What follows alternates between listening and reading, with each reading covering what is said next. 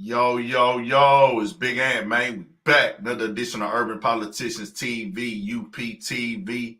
Make sure you stay on your pivot at all times, man. We had to come tap in real quick. Y'all know what's going down. We're going to go down there through the tonight, man. Shout out to the replay game. Everybody that's going to catch this on replay one time. People that's going to watch it on the playback. Shout out to everybody at work. Everybody on the road, everybody who be here every time I go live. Appreciate y'all. Make sure y'all hit that subscribe button. If you ain't subscribed, make sure you hit that like button on your way in.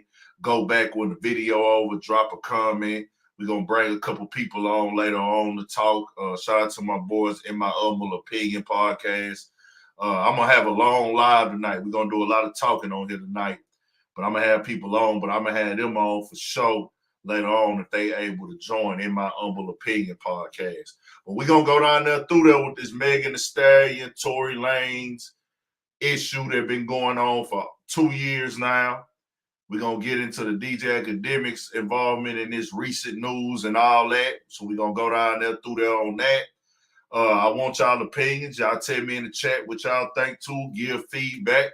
We all on the panel right now, politicking how we do. Like I always say, make sure you stay on your pivot at all times. And I'm going to say some things today that are very, very probably not popular with y'all. A lot of y'all might not agree with what I'm going to say today, but I really don't give a damn. I'm finna give y'all the real facts. I'm finna give y'all the real facts, bro. The real facts of how this works. Not the facts about what you think and what the popularity contest is. I'm just going to tell y'all how this really works.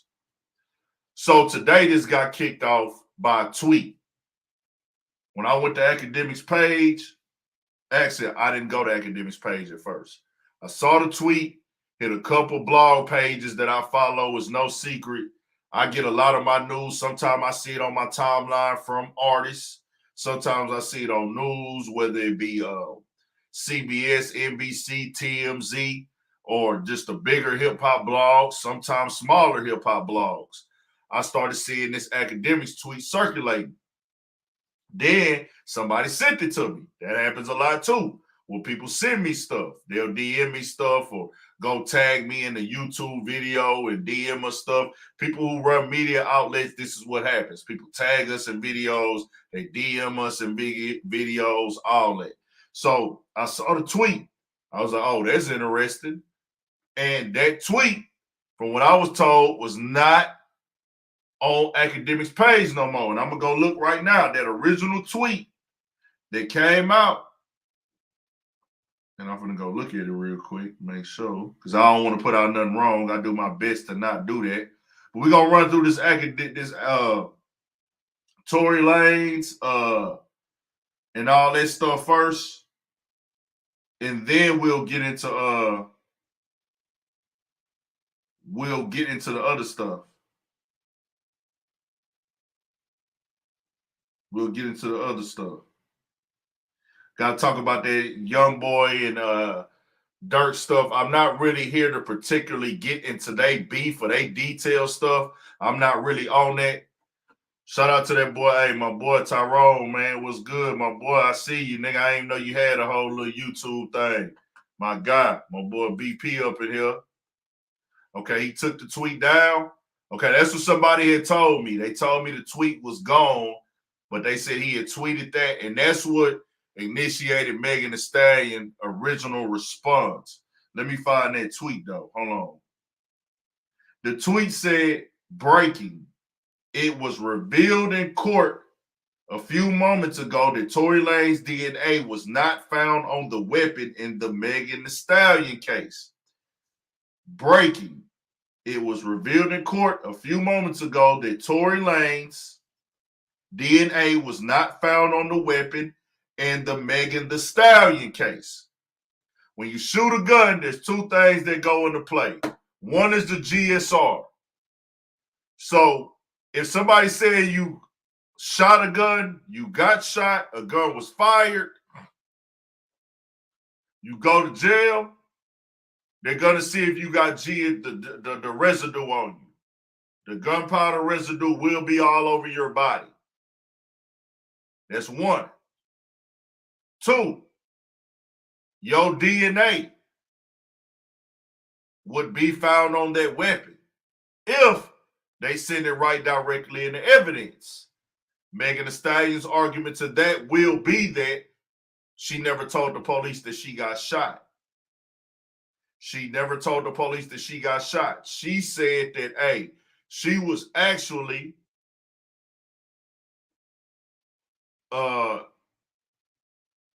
not shot because she said she wanted to protect them.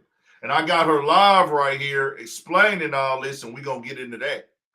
So the DNA could be whatever. Akademiks Twitter account says that. He went live today also. I don't know if he really addressed that or not. I don't know. I really didn't. When I see stuff like this at times, I always question everything I see, bro, because this is the internet era. Whether it be a tweet, whether it be a DM, I'm always playing it safe before jumping out there because of it's best. Jumping out there, a lot of times you come back, some shit be photoshopped. Niggas be lying on niggas. People be creating stories, all this other shit. They said Akademiks deleted the tweet. I don't know about that. That was the original tweet. So Megan's response was this. And I ain't finna go put it all on the screen. It says this, though. This is the response. I'm going to read it to y'all. I know some of y'all blogs on payroll, but please don't get sued trying to create a hate campaign. Be a real journalist and post facts. And to my haters, keep making yourself look stupid. I don't care. That was her first response. The second response is, and y'all can see this how she typed it all, and I'm going to just read it directly to y'all. This is what she typed. She says, y'all got breaking news 15 minutes before court started, and nobody has even been called in yet. Question mark, question mark. Y'all trying to win a social media campaign. This is my real life. Y'all trying to get retweets, spreading false narratives. At Akademiks, why are you lying? What did you gain? She said, what's even more fucked up is this shit is all public record and nobody even cares to read. Only thing that happened in court today was it got pushed back to April 5th. But y'all will get a lot trending. Imagine how I feel reliving this shit every day publicly. It hurts. I'm so tired. So Akademiks then responded on Twitter with these tweets. Let me go to his Twitter. I don't know how to bring up the Twitter shit on Twitter. Y'all know I'm not really just the most computer savvy nigga like that, but I'll go to Akademiks Twitter. It's still up there. Damn, it's crazy. That nigga Rory is trending right now on Twitter for some reason. Akademiks said,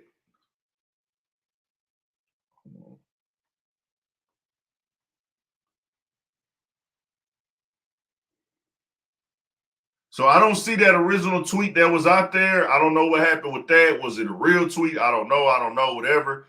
He responds and says, update. Tory Lanez trial, and I'm reading this so y'all don't think I'm lying and capping. I'm reading this directly off of Akademiks Twitter.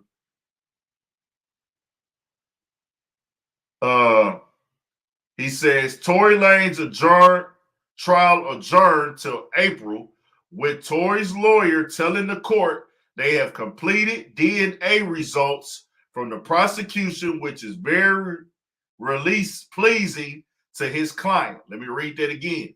Tory Lanez trial adjourned till April, with Tory lawyers telling the court they have completed DNA results from the prosecution, which is very pleasing to his client. I saw the doc myself. It literally says it was inconclusive in finding Tory DNA on the gun or magazine. Diddy says, now one of y'all finna tell me my eyes deceived me. I ain't Tasha K. Stop playing with me. Tasha K, that's reference to Tasha K, a blogger who is going through some things with Cardi B right now. She put some lies and misinformation out there on Cardi B, was asked to take it down multiple times. Cardi B team contacted her and told her that you're spreading lies. saying that Cardi B, if I'm re-speaking it correctly, had some STDs. And Cardi B and her team went into court and filed the lawsuit. Tasha K lost. She now has to come up with millions of dollars to pay Cardi B. They gonna get it somehow. They gonna get it. This is what happened when you don't do factual journalism and they ask you to take it down. This is defamation of character. So that's what happened with that. So he took the shot at her, and Akademiks be having like a little back and forth.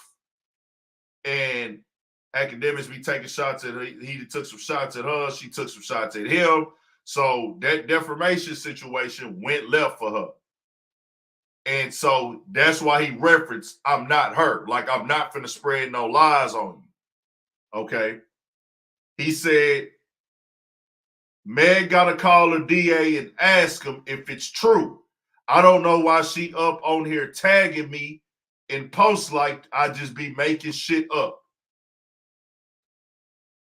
Then he says, hold on.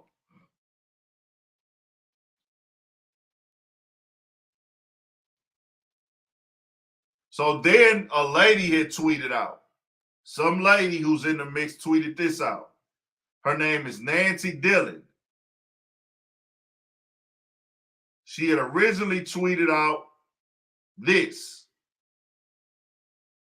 And Nancy Dillon is a senior reporter at Rolling Stone focused on courts. And she used to work with NY Daily News. Her name is Nancy Dillon.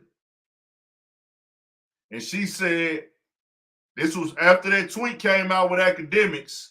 Nancy Dillon, who's a journalist in the mix, has access to things. She tweeted out, there was zero mention of DNA at the Tory Lanez hearing today.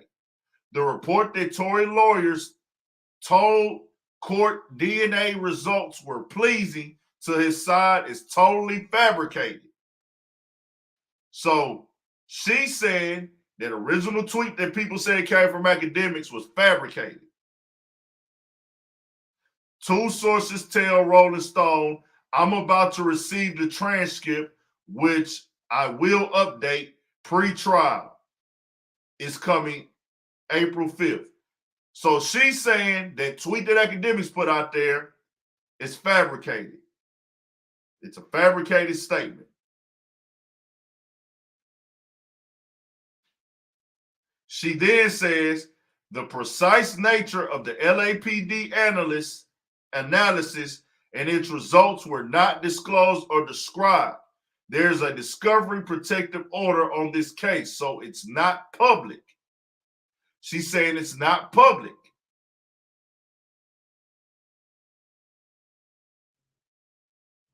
Then she says this, update.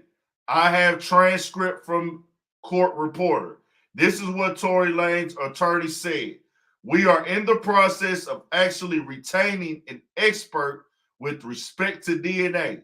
It is our hope that we will be able to review and confirm the LAPD's analysis, which from our standpoint was favorable. And then she says, the precise nature of the LAPD analysis and its results were not disclosed or described. There is a discovery protective order on this case, so it's not public. So I'm still like, hey, she said there were zero mentions. Now the court transcript is saying that there was a mention. So it seemed, I don't know, bro. Like all this on high class ass wording and slick shit, keep it straight to the point with me, bro. I like to keep shit simple. Bro. So the lawyer is saying that it's favorable, meaning it's in their favor, meaning that once after the LAPD analysis, and then once they get the expert analysis to look at it, they said it's in our favor, saying that his DNA will not be on this gun. That's what that means. So let's take it to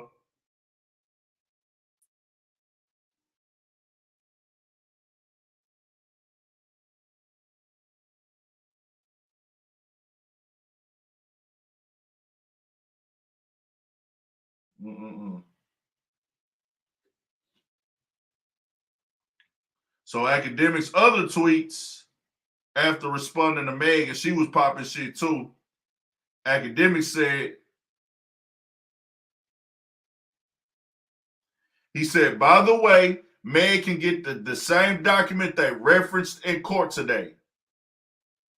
Hopefully, she's entitled to see what the DA will be using against Tory, being that she's the victim. It's part of discovery. Ask the DA what the completed DNA test said. Then come back and apologize to Big Act. Hey, I don't give a fuck about what you think, Stallion. You can play y'all PR games. No, he said, I don't give a fuck about what you got with Tory. Y'all can play y'all PR games. We know what you and Rock Nation is doing. I don't care. Just don't try to bring in my brand. Don't try to bring my brand in there. You literally a peon in the game. 1501 owns you, and you beg them every time to drop a song. You can't little nigga me never in life. You literally signed to a nigga managed by a firm and signed to another conglomerate. You don't own nothing you put out. You literally won on all your awards off of sympathy, off this you got shot storyline. Get your masters back then, holler. You so bothered over my tweeting out facts about Tory case, go ask the DA. DNA results were submitted in discovery.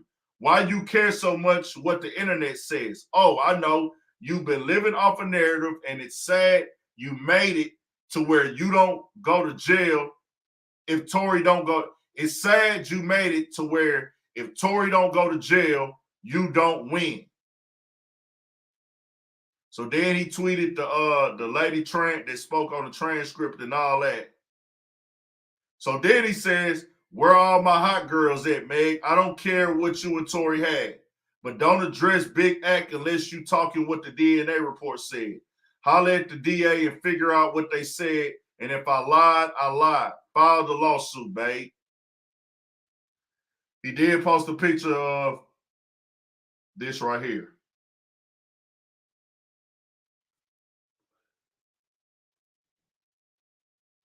This is what he posted after that. Y'all know what that means. Yeah, he going in because I don't know. So I'm gonna read all her responses to be fair. Tasha K ended up getting involved in it. Let me read all her stuff. Did she go to Twitter? I don't think she went to Twitter. She just was on Instagram. She probably deleted everything out of her story, which it doesn't matter at this point. You already posted it. The blogs will have it.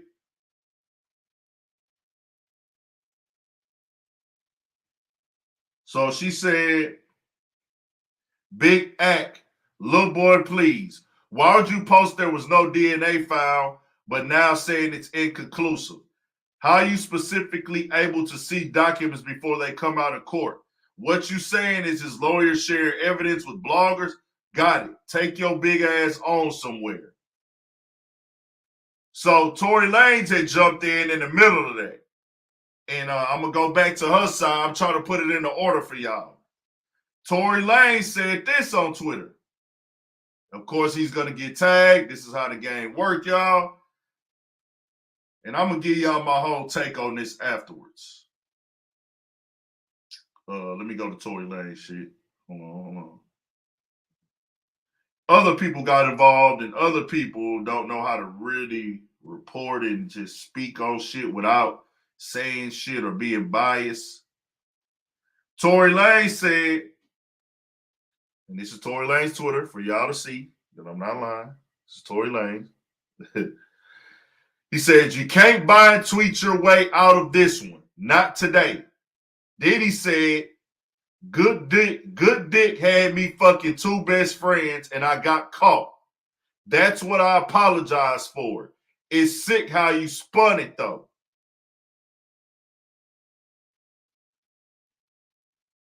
The guy Party jumps in. Okay, he later said Ack is telling no lies. So let me go back to, he said Ack is telling no lies. That's what he said. So Yeah. She said,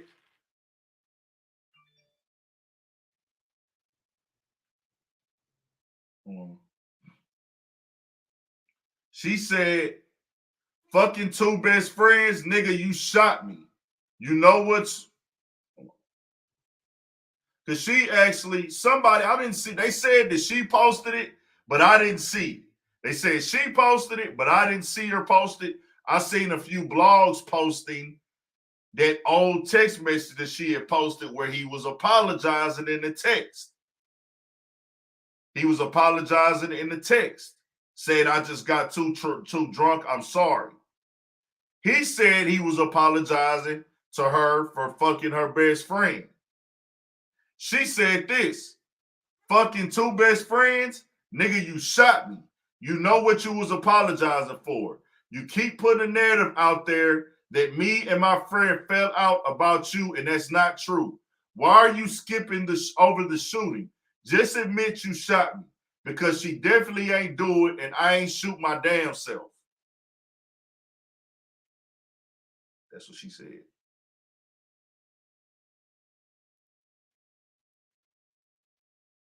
She said, you think it's okay to shoot me, then harass me online, make it like this was some weird cat fight. What in the actual fuck is wrong with you? So she then tweeted out, there was zero mention of DNA at Tory Lanez hearing today. So she left it at that earlier tweet, but the lady came back and said she had the transcripts from the jail, from the court, and it updated that it was mentioned.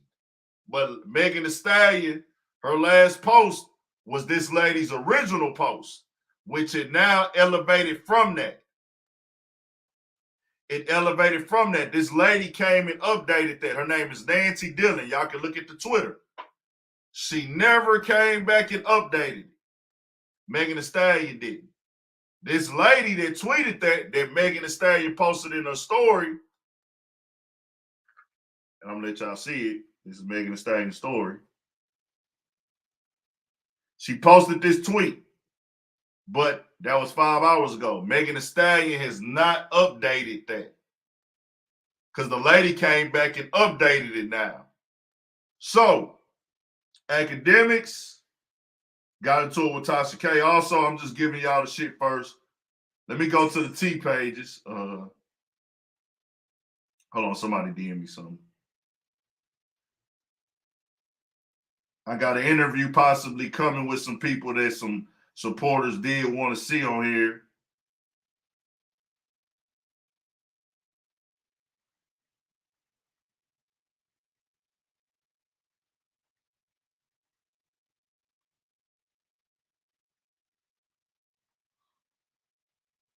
Hold on.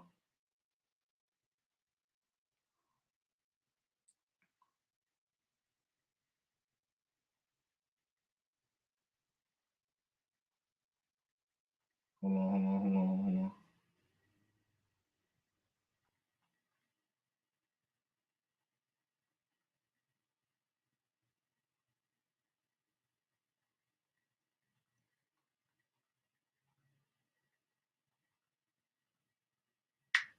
Okay, so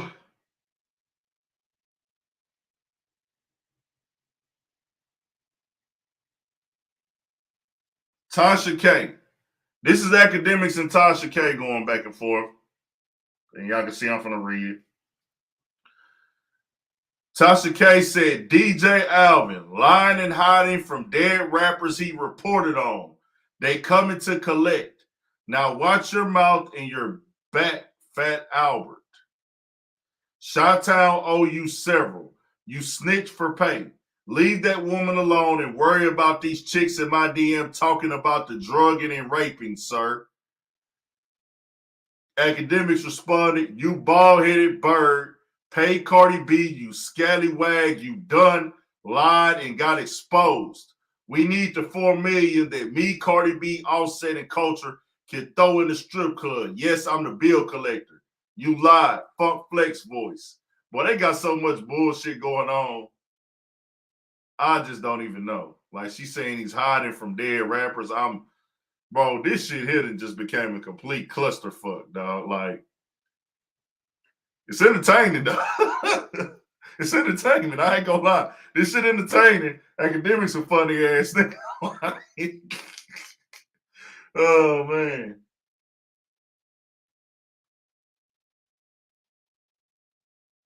She said he's hiding from the dead. I'm lost. He's hiding from the dead. I ain't gonna lie. She got some shit on her hands with that case. I saw her say that she didn't have it, the 4 million, which I got nowhere near goddamn 4 million. I ain't up. She way more popping than me. She got 1 million subscribers. She lit. She popping. She doing her stuff. But it's kind of like throwing out there that a nigga drugging and raping with no evidence. I wouldn't do that. It's like, just don't do that to people. Like, that's a tall order. Like, just being honest. I don't have no dog in this fight. I don't have no dog in this fight with any of them. So that's everything red.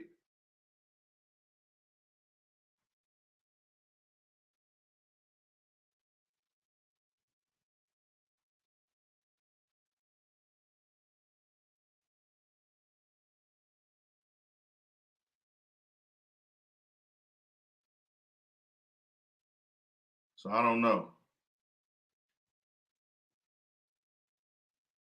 I really don't understand this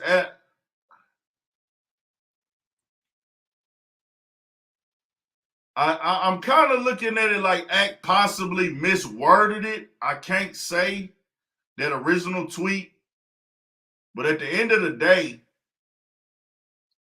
was it mentioned in court? It don't got to be public.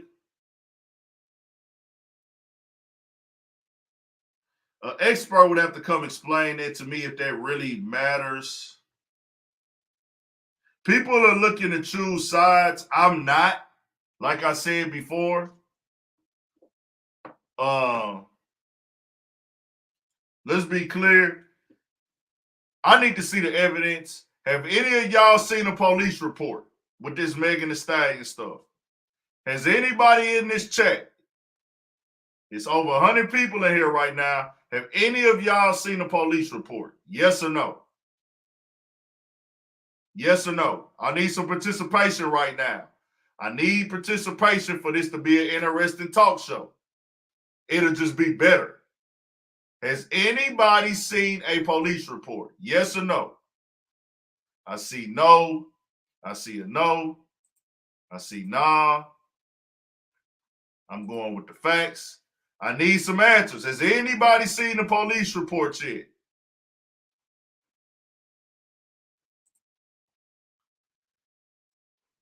You seen it? Where is it? Where can we find it? Because a lot of people have all this concept of what didn't or didn't happen on the scene with no police report. The Mosaic Sound, where is it at? Where can I find it? Why do you have it and I don't? Why would you come to Urban Politicians TV live chat to say you got it? Show it. So we don't have a police report, right?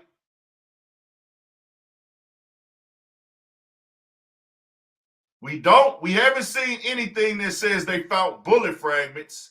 She told us they found bullet fragments out her own mouth. She said the doctor told her that she had bullet fragments in her foot. That's what she said. I didn't say that. I'm just going off of what she said.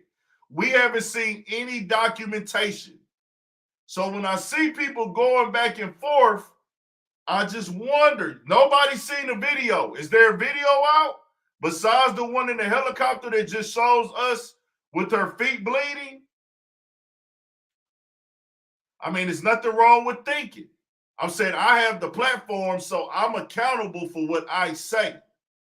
Understand that. I run a platform. I drop YouTube content every single day, damn near. Very rare you won't get some content out of me.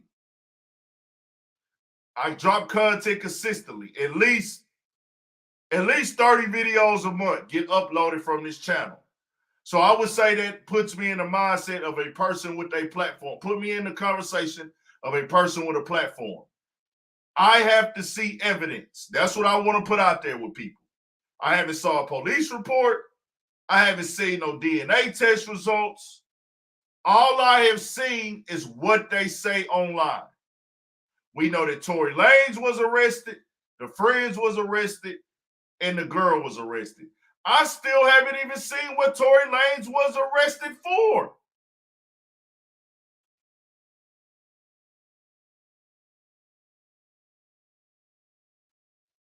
That's all I'm saying. I'm not picking no sides because I ain't seen nothing yet. Did anybody see the video of them getting shot yet? Have y'all seen that? I haven't seen it, my nigga. Just keeping it honest. I haven't seen it. Have y'all seen it? Where is it at? So, tell y'all something. This is what a lot of y'all not finna like right here. This is what's gonna piss y'all off. I don't know anything. That's why I've been staying in the middle from day one. I always say we gotta wait and see. It's been 2 years. The mistake that Megan Thee Stallion made. I just saw a tweet from Ebro. This nigga Ebro, don't take advice from Ebro. Is Ebro in position? Yes. Does Ebro have a very important space in this culture? Yes. Ebro is like the chief of Apple Music or some shit like that. Works at Hot 97. Is he impactful? Yes. Is he on? Yes. Don't listen to niggas like Ebro. Ebro went into Van Lathan's comment on Instagram, and I responded to it. Don't listen to niggas like Ebro.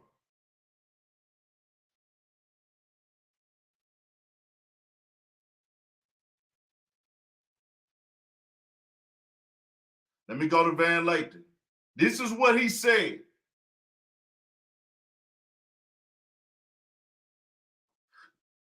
Van Lathan put up a tweet. This is the tweet that Van Lathan put. He said, there hasn't been a topic more emblematic. I can't really read it because I got it on here. Of the disclosure and distrust between some black women and men than Tory versus Meg. Basically, what he's saying is, and then in his caption, he said, I'm serious. People feel attacked, endangered, hoping their side wins. He basically said people are choosing sides and hoping their side wins because some people have went through personal things. Some people are putting their personal experiences into this.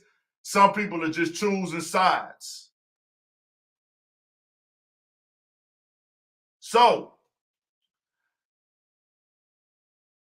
people are just hoping their side wins. So, Ebro put wait, what? With a question mark. Let me put this up. And I'm going to show y'all where I'm going with this. This girl, Dr. Imani, says, I'm still trying to understand how an unarmed woman getting shot and somehow deserved it and also to not be believed. But then again, we all laughed when Della Reese's toe got shot off in Harlem Nights, and I'd like to apologize for thinking that shit was funny back then. Jesus, we got work to do. Dr. Imani, that was a movie. Who the fuck is Dr. Imani? Okay, she might have went through she has a bald head to my understanding. I guess she might have went through cancer. Look here, I'm not trying to shit on you because you doing some good out here, but bad comparison, sweetheart. Just being honest, that was a movie. That was a script. We laughed because it was a movie. Like, no woman should be getting shot. No woman should be getting beat. That is not what we're saying here. We just don't know. That's all it is. There's nothing. Nobody said it was deserved. Nobody said she deserved to get shot. Where are y'all getting this terminology from? No woman deserves to get beat. No woman deserves to get shot. No woman deserves to get robbed, taken advantage of sexually. No woman deserves to be sold into prostitution. Nobody. We not pushing that narrative. And if you seeing that in the comments, that's childish, immature motherfuckers. That's it. So, old man Ebro said, wait, what? Van Lathan responded with which part? Meaning, what part are you saying what for, Ebro? Ebro responds, there's truth.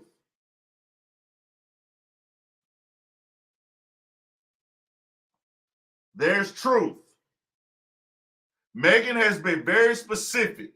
Tory has not. At this point, either Megan is lying or not. That's it.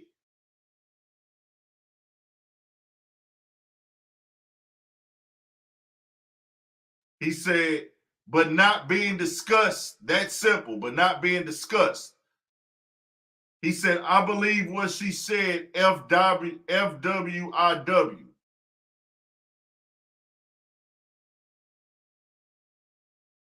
So let me tell Van Lathan and Ebro something. Let me tell the nigga something, fam.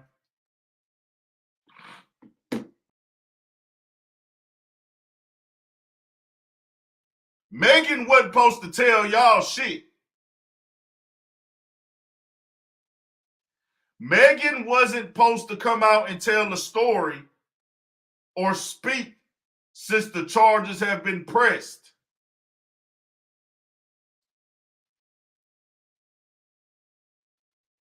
Since the charges have been charged, you're not supposed to be telling us your story, and neither should Tory.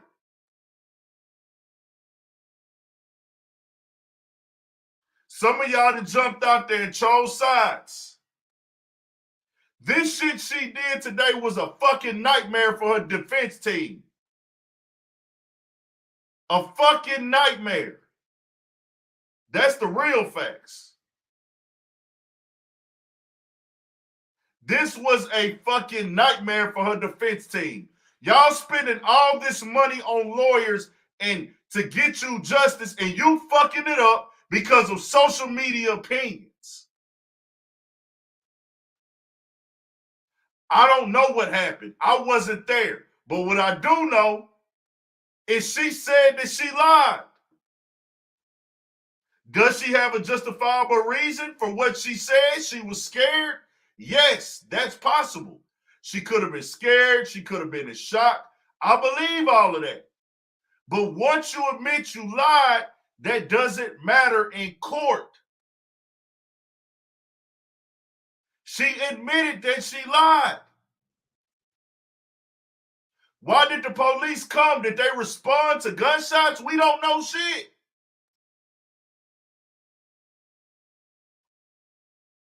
People are saying, why Tory ain't saying nothing? Because he's doing what his lawyers told him not to do. Do not speak on specific details of the case.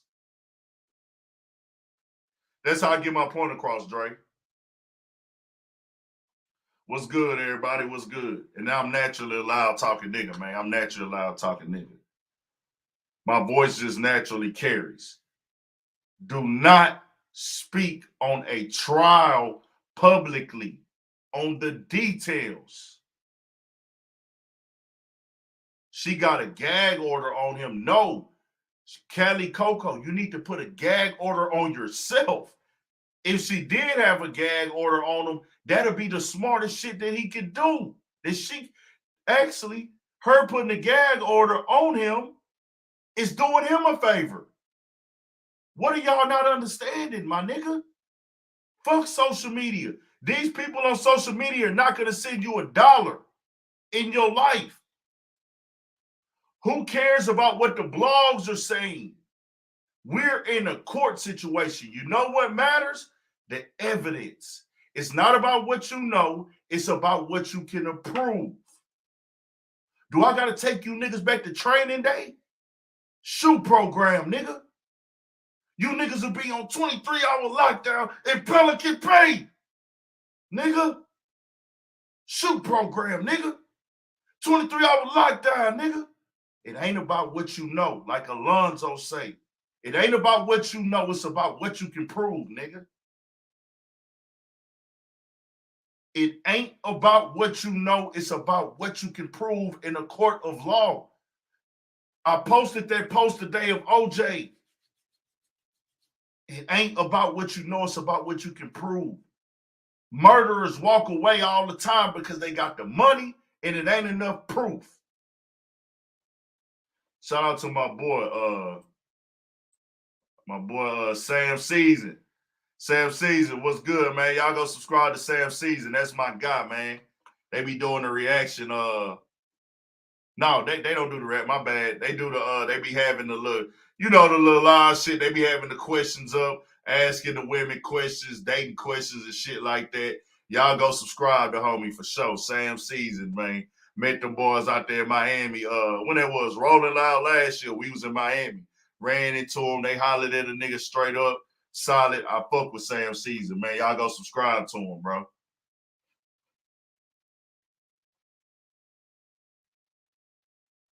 It's not about what you know. It's about what you can prove, bro. Understand that. It ain't about what you know. It's about what you can prove in court. I'm not here to cancel anybody. People think I'm talking about you showing biasness to Akademiks. My nigga, Akademiks don't know me. I don't know Akademiks. I don't know Megan Thee Stallion. I don't get nothing out of showing biasness. I speak correctly so I will have a credible platform. I plan on being a big nigga in this shit. Urban Politicians is a motherfucking lifestyle, nigga. I ain't no fucking, they can, you know what? I do blog, but I'm not a blogger. I'm not a blogger, I blog. Urban Politicians is a lifestyle. We do it all. We interview, we do commentary, we do podcasts, we do live streams, live broadcasts, we do vlogs. And guess what else I do? I pull up on niggas, give niggas advice, tell niggas where they need to spend their money at on their rap career, tell niggas what videographers doing what deals, what's the price, tell niggas what to spend their money at. This ain't just one thing, my nigga. We on all this shit. So I say all that. Like I said, I don't get nothing out of choosing sides in this shit. I don't get nothing for choosing a side. I'm not on nobody's side. I put out there what they said. I put the tweets out. Then more and more came up. Yeah, good word, Meta Man. Meta Man, good point. Good point. I like that. Consultation. I give you a consultation. And I do that shit off the love. I be doing that shit off the love. I don't even charge. Niggas charge for the little game I done gave niggas. I done really gave niggas a lot of game, nigga. Niggas charge for that shit that I be giving niggas for real. So, Megan Thee Stallion went live a couple months after this happened.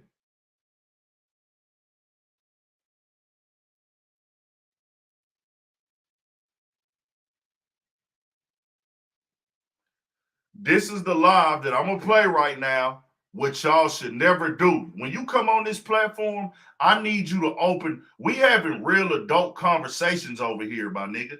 This ain't that let me crack jokes on who died ass shit and all that other shit that niggas be on. This a real grown man platform right here. Do we bullshit and have fun and joke and troll and all that shit too? Yes, you got to have entertainment. And I'm not serious 24 hours out the day. I have fun. I fuck off. We doing all the other bullshit too. But when it's time to talk about some real shit, It's time to have real conversations. And right now, this is one of them grown conversations. I'm giving y'all the game. Megan Thee Stallion made a mistake right here in the court of law. She spoke on an open case. An open case. She went live on her social media. She did it today. She did it today. Oh, let me also, before we move on, her boyfriend Party jumped in this shit too, and he had some words. He had some words.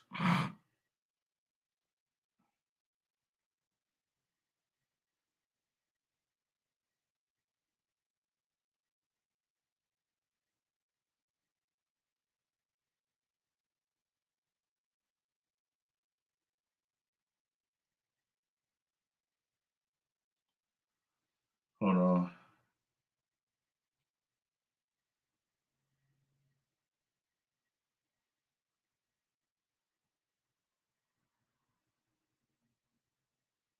Let me find what him and Party had to say to each other. One thing about these blogs, boy, they gonna be on top of all the shit. They be having teams and shit to keep up with all this shit. Hey, I need me one of them females too, bro, who like to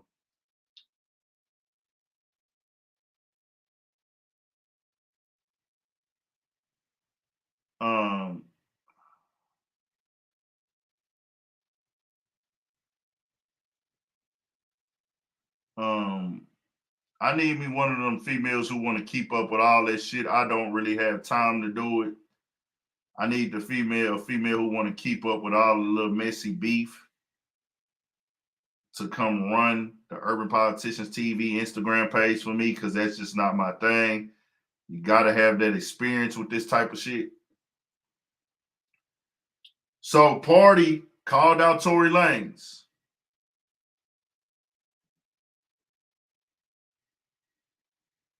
This is what he said, so y'all can see this is coming from his Twitter.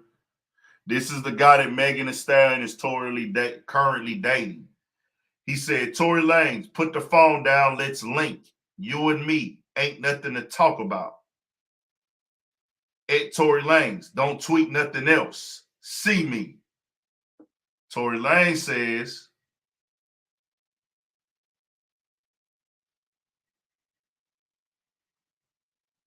what did he say? Hold on. He says, at Party, we've had this encounter. You did nothing. Put your phone down, big fella. Telling him, hey, whatever. Let me play this live from Megan Thee Stallion, and let's say what go on. I was breaking this down. Shout out to Joe Budden. I saw Joe Budden breakdown of it, but I was breaking this down before this. Even before any of this happened, we was breaking this down. We done had so many long conversations on this stream about that shit, on this talk show, bro. We done talked about this shit so much. But this is what Megan Thee Stallion went to live and said 2 years ago. We're going on 2 years ago. About it. Yes, this nigga Tory shot me. You shot me. And you got your publicists and your people going to these blogs lying and shit. Stop lying. Why lie? I don't understand.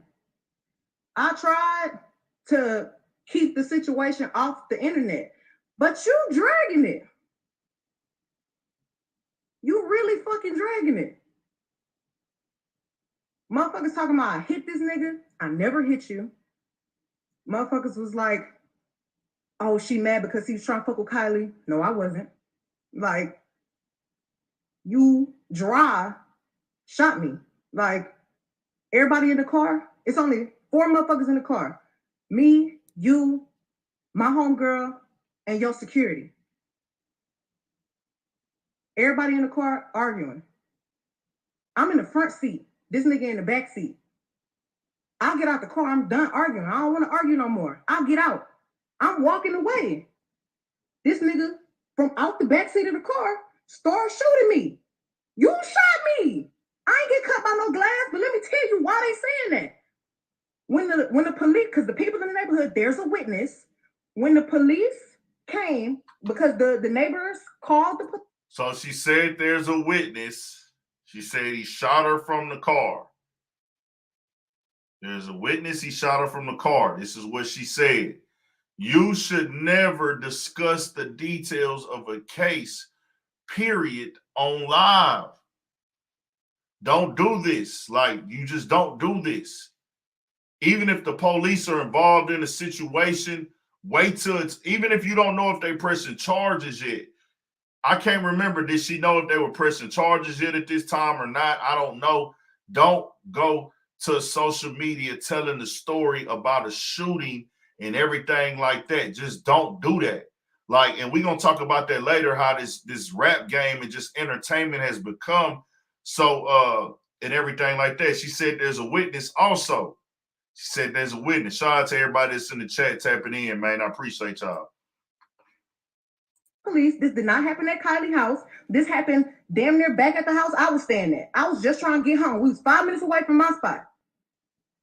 The police come. I'm scared. All this shit going on with the police is shooting motherfuckers for anything. The police was literally killing black people for no motherfucking reason. Soon as the police tell us all get out the motherfucking car, the police is really aggressive. You think I'm about to tell the police that we niggas, us black people, got a gun in the car? You want me to tell the laws that we got a gun in the car so they can shoot all of us up? Nigga, I'm scared. It's a fucking helicopter over us and some more shit. Very possible. Very possible that she was scared. It's very possible. Like, she could be scared. I'll be scared when I see police. I'll be honest. Helicopters, I'm spooked. Very possible. But do not go to the motherfucking internet and tell your story. You can't win, as you see right now. These people in the comment section, they don't care about you.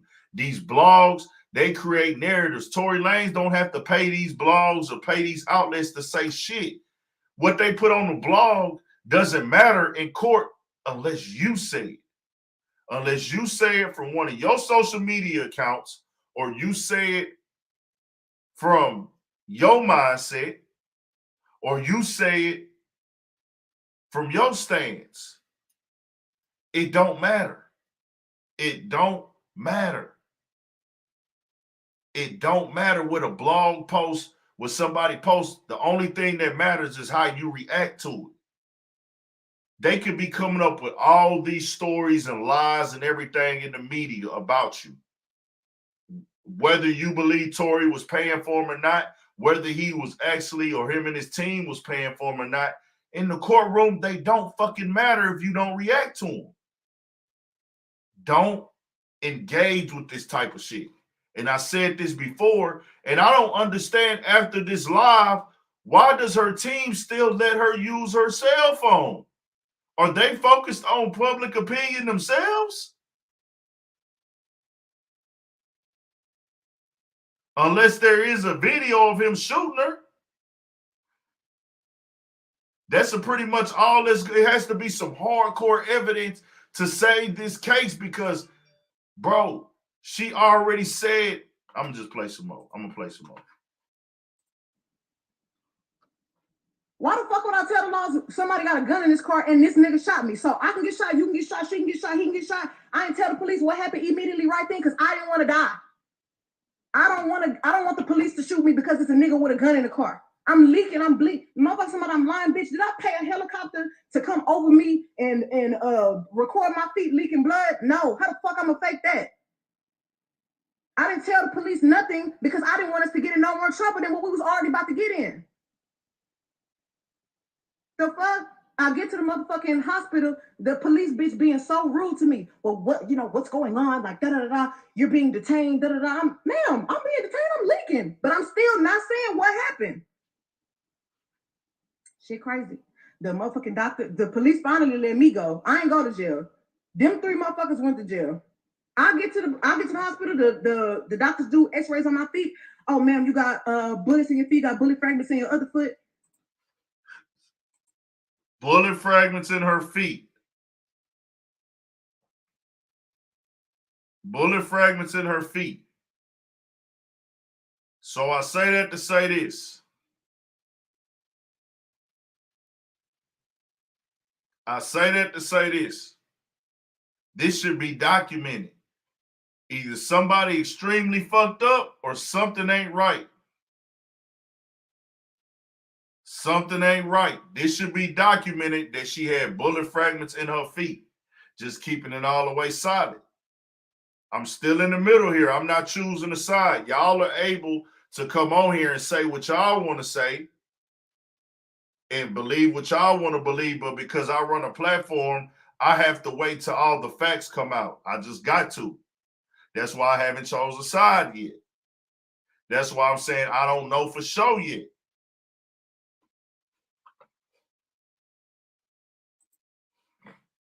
I'm thinking the doctors is the police, so I'm still trying not to tell them, like, nah, I didn't know I got, you know what I'm saying? I'm scared. Like, I've never been shot before.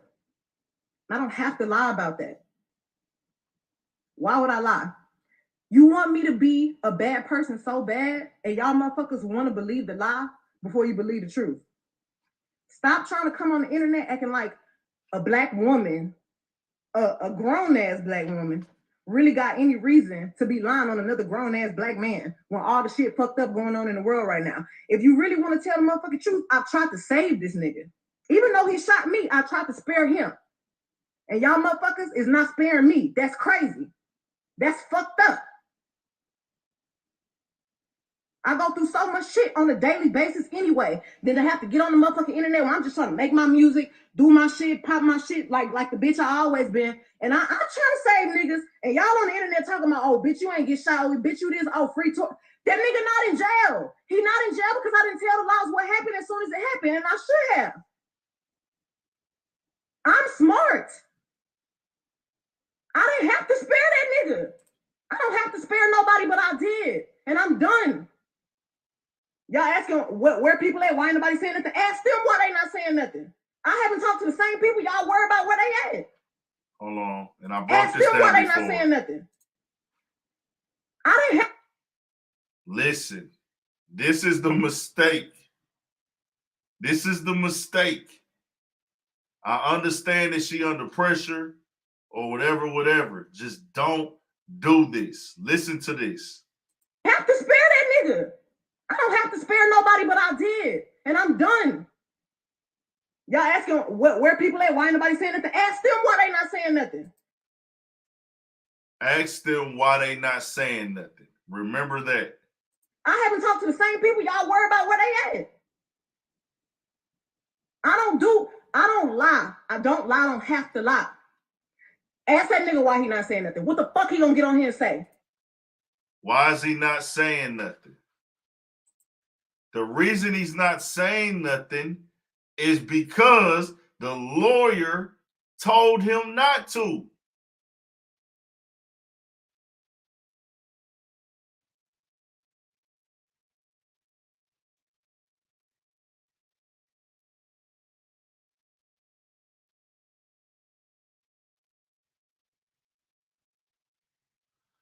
See, that's what we don't know. Did they arrest them? They found the gun. Did they know that the gun was fired? Did they test it for the gun residue? We just don't know. She is worried about what the blogs are saying, but the blogs understand these as fans, man. They don't give a fuck about you. They don't give a motherfucker about you. Nobody gives a fuck about you. You and your team and your loved ones, them the only people you need to be talking to. Keep your mouth closed, man. I'm trying to tell y'all this same exact shit. I hope y'all listening, man. Yeah, I shot her. Why? Tell her why you shot me. No reason. Stop fucking lying on me. Stop fucking acting like black women is the motherfucking problem. Stop acting like black women is aggressive when all they be doing is speaking the motherfucking facts and you motherfuckers can't handle it. Stop spreading lies. Stop getting on the internet acting like this shit's your motherfucking diary. Stop lying on people. Truth motherfucking is, bitch, you shot me. You scared to come tell everybody that you fucking shot me, and you got your whole fucking team on the internet lying, trying to cover your motherfucking ass. And I'm tired of it. Stop doing that shit. Stop dragging me, and y'all motherfuckers don't even know what really motherfucking happened. Y'all niggas wasn't there. Another reason, if we wasn't there, why are you worried about what they saying? This live right here should have been the last thing that she ever spoke on. Period. The shit she did today is just gonna make this shit seem more and more like, I just don't get it, bro. I don't understand it. Y'all motherfuckers be so quick. Oh, but beat you and dry snitch. Oh, da-da-da.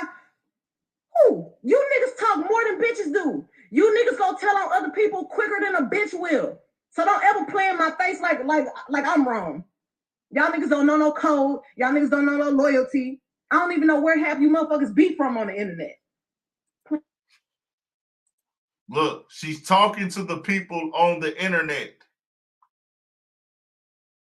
She said, I don't even know where half of y'all be from on the internet.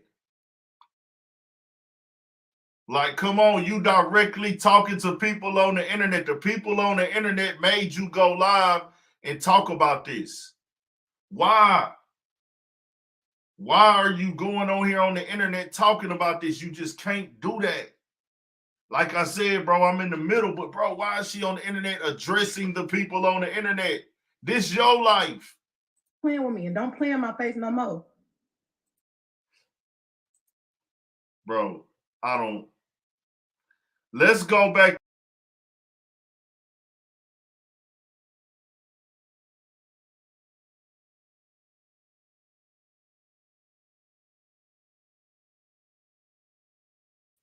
My bad, y'all. My bad. That's my fault. My bad. Let me go back to that thing. I'm gonna go to Tory Lanez live stream because he put up a response eventually. But Tory Lanez spoke very carefully. That's the difference. She got on there rambling, talking about this specific event. Don't ever do this, dog. Don't talk about the details. If you're talking about something, make sure you keeping it very loose. The internet don't give no fuck about you, man. They just don't care. And we'll go to some Akademiks response for a little bit and watch that. Here goes some of Tory Lanez response right here. Oh, I want to make sure ain't nothing copywritten on that shit. Fuck up the live. Let me find one that's not looking like it got a lot of shit on it. I don't want to find nothing that's Tory Lanez.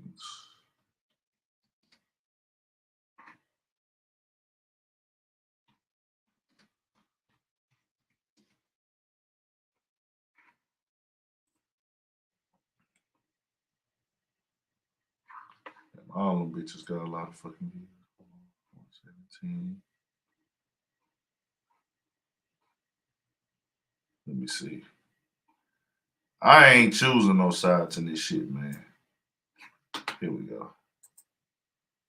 Disrespect her or throw her under the bus, but it comes to a certain standpoint where I just can't let my character be assassinated for things that are not even really true, like and for falsified narratives and information. Let's start this off. When the original report came out, and it was a TMZ report about this, that, and the third, and there was gunshots in Kylie Jenner's house, and Tory Lanez goes to jail. They gave y'all all the facts of the juice of Tory Lanez going to jail, and this, that, and the third, and Megan getting arrested, and da-da-da-da. 2 days after that, I get a call from Rock Nation that says, yo, we heard you're going to make a statement about what happened, and it'd be in your best interest if you don't make that statement. I'm like, oh, okay. I don't understand what the issue of me telling my fans, like, yo, look, it's not that serious of a deal. I went to jail for whatever it is. Like, I didn't get for that 2 days why that was an issue. 2 days later, TMZ report come out. TMZ reports and have the surveillance now. Now they see the video of the arrest. You see Megan, you see me, and you see it's all sprawled out on the ground in bathing suits and blah, blah, blah. And everything I'm saying is public record. You can go back and look at this shit. You can go back and see it. Like, you feel me? So they say, oh, okay, you know, you see her out of the car, she's getting out of the car, she's hopping. It looks bad, bro. And I'm not gonna lie, like, I felt bad watching it because it made her look bad, and it didn't make her look good. It didn't make any of us look good. And I didn't want that for her. I don't see that for anybody. So all of a sudden, when we get arrested, or when it looks like we all got arrested, the memes start. Now I want to really bring you guys in for a second so you can understand something. And I really just want you to take this in. Like, she is a person I spent enough time with her to observe and understand something about her, where it's like she's going through a lot. She goes through a lot. She deals with a lot on her day-to-day basis. And because of that, she's not used to, you know, and not even just because of that, but just because of the fact that she's been praised so much. We've always looked at her as like, yo, that's hip hop sweetheart. Like, she's nice, she's talented, whatever the case is, cool. And because of that, like, we've never seen a moment where the memes have come at her, where the memes are like, yo, nigga, let's laugh at your pain. Ah, ha, ha, ha, ha. She's never had to deal with that because she's always been praised. So everything that's been happening has been a reaction off of what's been going on. So it gets down to this point now where it's like, now the reports are starting to say, okay, well, everyone's pointing to different things. No one really knows what's happened, but nobody has ever said she got shot. Nobody has ever said she got shot. Not TMZ, not the police report at this point. Nothing is saying that she got shot. Soon as she sees herself on video with the bikini and things like that, and it looks bad, she then comes out and says, yo, the narrative of me getting cut by glass, it's not true. She doesn't point at nobody or anybody or say anything or anything like that. She just says the narrative that whatever came out of me being cut by glass is not true. I was shot in my feet with the intention to harm me and put harm and danger upon me, right? So, okay, cool. Like, all of a sudden, the affiliates of her circle start pointing like little subliminal fingers, like, count your days, and like, I won't be around, and you shooting at me, and like little funny things that they start doing. And I'm kind of like, damn, hold on, where are y'all about to take this? Because y'all told me not to make a statement, so I'm trying to figure out where y'all taking me to. I don't get it. So then at this point she goes live because people are not really understanding the story or whatever cases. She waits. She doesn't go on, you know, a time when it's just a regular time. For y'all who don't understand, it was one of those things where me and her knew what was going on, but y'all didn't know what was going on. She went live on my birthday.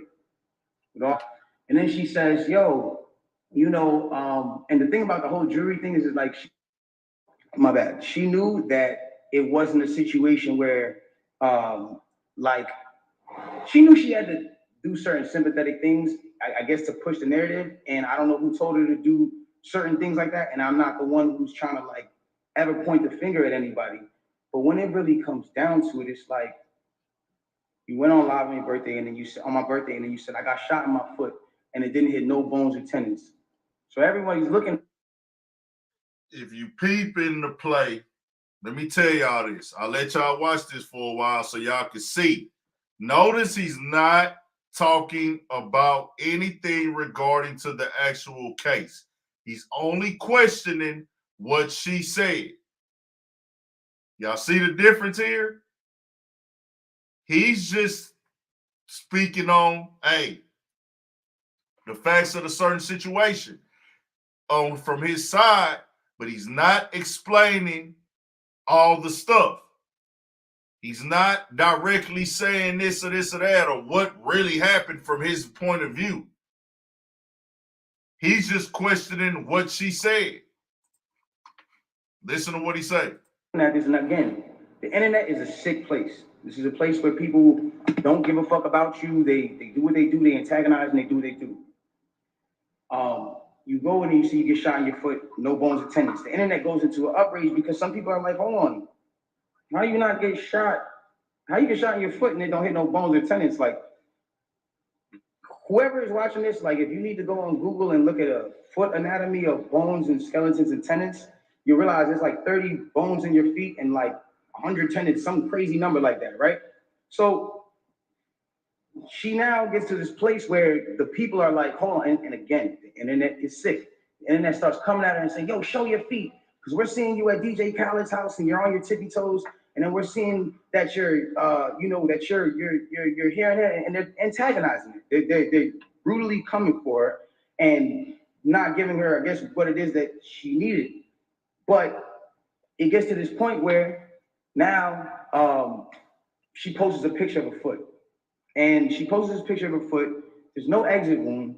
There's a lot of inconsistencies in the story. And she says under the post, you see, I got shot in the back of my foot because when I was walking away from the car, she says she puts this in capital letters. She says, I was walking away from the car and I got shot in the back of my foot. She doesn't ever show the other foot that she claims she got shot in. And I'm not trying to, again, I hate that this is coming off like I'm trying to come for her and whatever cases, but this is what I'm having to endure and watch when I'm knowing certain facts. So it gets to, it gets to this place where I'm just like, bro, like this is not me, and I don't deserve this. Like I don't deserve to have to go through this. Like I never have been somebody who's had domestic cases. I've never hit no woman. I've never had abusive cases with no woman. You can't pull those type of facts up on me. I don't have those. So it's like I just didn't understand why I'm going through this. So now it gets to this point where she posts this picture of her foot and everyone's seeing certain things and everyone's saying certain things about her foot, and some people think it's real, some people don't think it's real, and it gets to this place where some people are just not believing it. So she posted a picture. There's no bullet tray. Where are they taking out the bullets for the pan? Like this is what's going on. Like where are they taking out the bullets for the pan? I don't understand. Like where's the surgical? You're not in the surgical room, and like I said, man, he just questioning the stuff that she said. He not really telling niggas nothing. I'm like, anybody who knows, I mean, this is like, it clearly had to be the first day that you've taken this picture. So if this is the first day that you've taken this picture, it's like, where's all the evidence? Why are you not in the surgical room? First of all, you're not even allowed to take pictures in a surgical procedure. That is against the law. It doesn't matter if you're famous or not. So it gets to this point now where it's like, she says, I was shot from behind. Tyson Garcia crazy as shit, blah, blah, blah, this, that, and the third, and I was walking away. And she puts that, and then she deletes the post after. But that contradicts with the first post, because you said somebody came out to hit you with malicious harm and danger, to put you in harm and all this danger and all this stuff. How can you identify who's shooting at you if you're facing the other way? How can you even identify criminal or malicious intent? He basically, I'm telling y'all what Tory Lanez is doing, bro. Tory Lanez is saying basically what the cross-examination is going to say in court. She said that her back was turned. She said that she wasn't looking. All of these things hurt you in court. It ain't about what you know. It's about what you can prove. It's about making sure there is no doubt.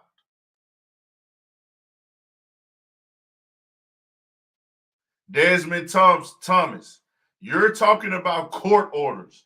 I don't know why, bro. Why are you talking about court orders, bro? You're talking about court orders. I'm talking about you shouldn't speak on it anyway. The people you talking to on the internet, don't talk about the details of the case. Keep it very vague. You could get on here and question what she said all day, but he's not giving his full statement of what happened from inside of the car. Do y'all get that? He's not giving his statement of what happened inside the car, what happened with the argument. He's not giving any detailed statements because you're not supposed to speak on details publicly if you're going to court. The shit is really simple. That's all I want y'all to talk about it.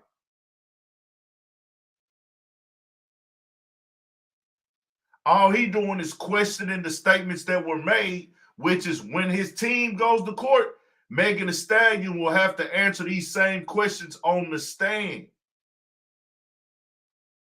Good point, Loud. He said, public opinions means more than a lot to these young stars. Facts. Public opinion. Public opinion. Facts, Dro for G. He poking holes in the story. He just poking holes in her story. He's not telling his story or his side, because guess what? Everything she said, the legal team has went and found all of that shit. They got people from the Johnny Cochran firm on this. This nigga got an all-star law team, bro. All-stars. It just is what it is. Now, like I said, bro, I'm not in that shit either way. I have no dog in this fight. I'm against putting my hands on women. I'm against beating women. I'm against all disrespectful shit to women. Dog. I got a mama. I got a little sister. I got grandmothers. I don't play them type of games. What's good, Tay Ward? What's good, man? Everybody that's coming in. I don't play them type of games, man.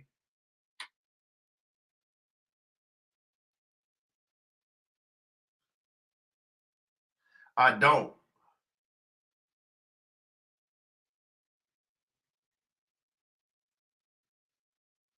I don't. I don't put hands on women. I don't do none of that shit. So that's just what that is with me. So do anybody want to call in and talk about this with understanding of what's going on, who been watching? I don't want nobody just to join because you want to join in for right quick because I got other shit to talk about. Does anybody want to add in real content who's been watching and know everything that's going on?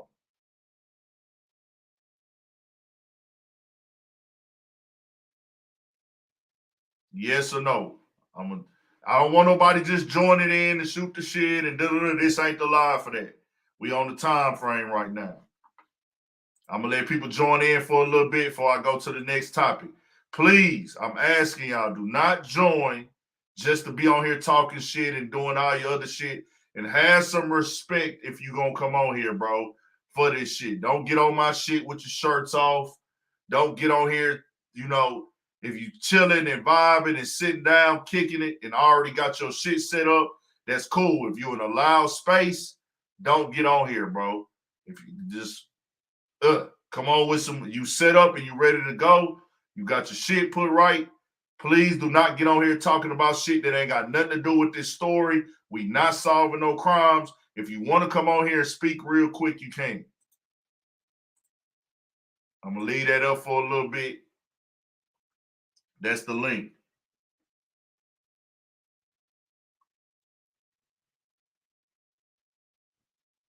I actually dropped a video on this too earlier, but it had a lot of motherfucking shit steady coming out.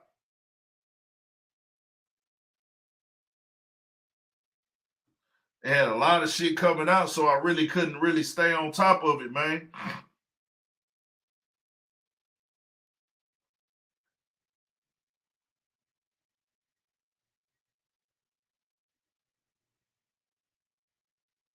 Okay, I guess nobody really gonna join in on that. That's cool. Let me go to this NBA YoungBoy and Lil Durk stuff, bro. And I'm not even gonna stay on this too long because there's something else I want to cover tonight. NBA YoungBoy and Lil Durk, and I'll come back and play some of what Akademiks was saying too, because I'm pretty sure people. Well, let's go see what Akademiks was saying first before I go into that NBA YoungBoy and Lil Durk stuff. Let's see what Akademiks had to say.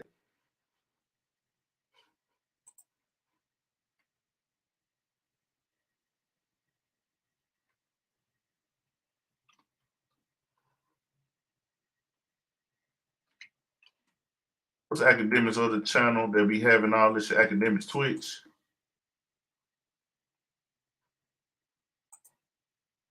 Always come in here trolling about, I think that nigga really wants Selena though, man. I don't know really just slap.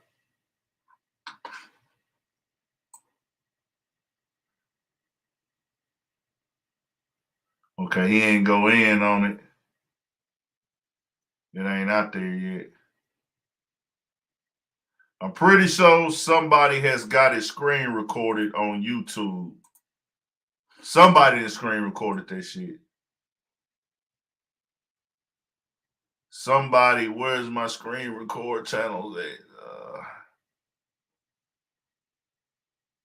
I need a screen. Okay, here you go. All Urban Central. I don't know if this may be true. Nah, not them. It's We Love Hip Hop. After all, it is Big Act. I don't know. It might be true. I don't know. I don't know. Apparently, after you're snaking your friend, by the way, what type of friend are you? I thought you had a girl code. Aki TV, put your face on camera real quick, gang. Shame, like, Aki TV. All right, I'm finna let you join, my boy. I'm gonna bring you on. All right, bet. What's good, G? Hey, what's poppin', bro? What's going down, man? I was just gonna say on the situation like with the live and shit. Tory, I don't think he really did himself no favors because, like, I understand he can't really like get into details and really like say what the fuck was going on in the car, but the fact that you gonna come out and not say that, like people that's listening, he not telling niggas what's going on in the car. Niggas is like, that's our immediate reaction. Like we thinking like, bro, don't talk about what she's talking about. Nigga, just come out and say that you didn't shoot her. And he's not doing, like, of course he can't do that because, you know what I mean, lawyers and shit. So at the end of the day, he should have just let his lawyer do that. You know what I mean? Yeah, I mean, yeah, you're not supposed to really speak at all, but he knows how to speak, and he wasn't speaking off emotion in that live like she was. I would advise of speaking on that type of shit at all, but it's like, I guess he looked at it like, I'm still an artist. I still want to give my fans something, but I'm not going to talk about what really happened. Because he didn't talk about what happened. All he did was talk about what she said. Facts. You see But what I'm saying? I feel like that's where he lost at, trying to win the public shit, because it's like I don't know, it's a lot, bro. You hear a lot, like the comments and the tweets and shit. That shit to get to. How does he lose? What did he where do you feel? Where did he lose? What did he lose? All right, so this what he lost. Actually, by coming out and like addressing the shit, you got niggas making reaction videos to his shit, like, oh yeah, like, you know what I mean? Like, oh, it sounds like he lying type shit. You know what I mean? Like, you know how niggas is. They'll say anything like, well, okay.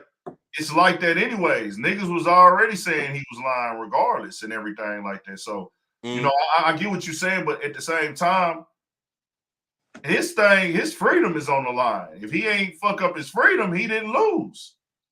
The people that's making that decision to say you lying or doing reactions or whatever, they matter not anyways in the courtroom. As long as you don't fuck yourself off in the courtroom, you won. This ain't even about, this is bigger than public perception for him. His freedom is on the line. Nah, yeah, real shit. Nah, like, fact. fuck what the internet think. Fuck what a YouTuber think. Fuck what Big Ain't think. That nigga got his freedom. His livelihood is on the line. So, like I said, I wouldn't speak. But you think he fixing any of that though on live? He not really fixing nothing when it comes to his freedom on live. That's like that public opinion shit. You know what I mean? Well, no, some people would rather him speak, and he probably seen it getting out of control with the narratives online because everybody on their phones all day. Let's keep it real. Facts. So he probably looking at it like, hey, bro, hey, man, I'm seeing everything, and he gonna get tagged in the shit. He gonna have 1,000 tags. Facts. He gonna have 1,000 tags, man. Facts. And he's kind of looking at it like, hey, you know what I'm saying? Hey, and with her, I feel like she fucked herself over by going to the internet. I feel like everybody lose by bringing shit to the internet. I feel like she lost going to the internet because she gave a story for this nigga to depict and, like, you know what I mean, basically like turn into a DA and shit, like, you know what I mean, like all that shit. See, this is where you wrong at. You talking about him. What he say? I'm saying he her. don't. No, hold on. What he say, it don't matter.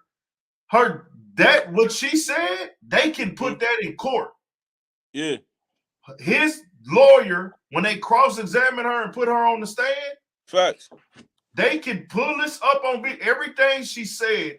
A good lawyer is going to play all of that in court and ask her to explain that. Nah, facts. That's why I said I feel like she lost by going to the internet too, because she gave niggas a story to depict. She came out and said that she was walking away from the car.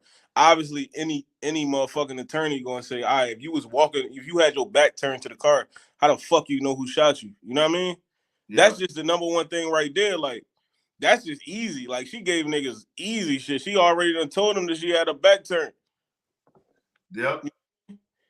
So and that's what I'm putting out there. Like, even if Tory Lanez depicted whoever depicted, it's a thing where whatever Tory got to say about her, or she got to say about Tory, this is what I want people to understand. This ain't about what everybody else think. This ain't about what niggas think on YouTube. This ain't about what niggas think on Instagram. This ain't about what niggas think on World Star. You know what I'm saying? Facts. This is about what we think in the courtroom. That's my whole argument for the night. Facts. Fuck the internet. Nah, real shit. Because like I said earlier, it turned into a court case. Like I said earlier, all this other shit that people be caring about, when it's a legal matter, your freedom is on the line. Nah, real shit. It ain't about what you know, it's about what you can prove, and it's about the other side proving doubt. If they raise any bit of doubt in the case, they can't convict you. Oh yeah, we all know that shit. Reasonable doubt, like the way Tory Lanez. My only thing is, look, I think it's going in his favor right now. Like, it's kind of swinging to it, like, you know what I mean. But it's most definitely in his favor. But at the end of the day, though, it's like the Biggie, it's like Biggie song. Like, if nobody shit, like, who the fuck did it? Like, if it wasn't him, it's like, who the fuck shot her, bro? Like, if it's not her friend, I don't think her friend pulled the trick. Like, I don't know, like, that shit iffy, because it's like, I want to believe Tory because all the shit now adding up, but it's like, all right, then who the fuck did it? It wasn't the security.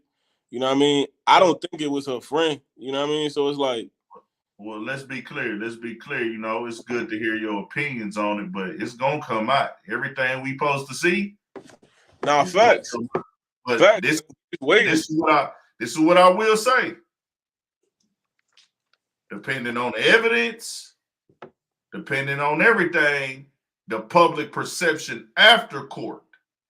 Now, there's gonna be some people, because people now have this obsession with stars and celebrities, whereas it's only two ways. If you disregard what I'm saying, I'm painting a scenario now. Yeah. I'm painting a scenario. This has nothing to do with the. I want that to be very clear before I say this. Now, let's say Megan Thee Stallion lied, right? Let's say she made this up, didn't shoot her, and it comes out undeniably she lied. Let's just say that. I'm not saying that's what it is. I'm just giving an example. Sure. There are going to be fans who are still not going to care. They're still going to say, hey, man, I don't care what they say, he shot her. That's how confused people are nowadays. Now, vice versa, because I don't want to be real shit. There's going to be some people, let's say if Tory Lanez did shoot her and they see all the evidence he shot her. They see the evidence he pulled the trigger and shot her. There's going to be some people who would be like, I don't give a damn if he shot her or not. He didn't shoot her. No, I don't care. He didn't shoot her. Then there's going to be people that are going to say he shot her, but I don't give a fuck. What you mean on like Tory's side, like his fans? Yeah, it's going to be. It's going to be two types of people. It's going to be. I get what you're saying. I heard his fans. I know it's going to be that because, you know, when the shit first broke, like I didn't even know he had that many core fans, but it was like fans like of his that was like, I don't give a fuck.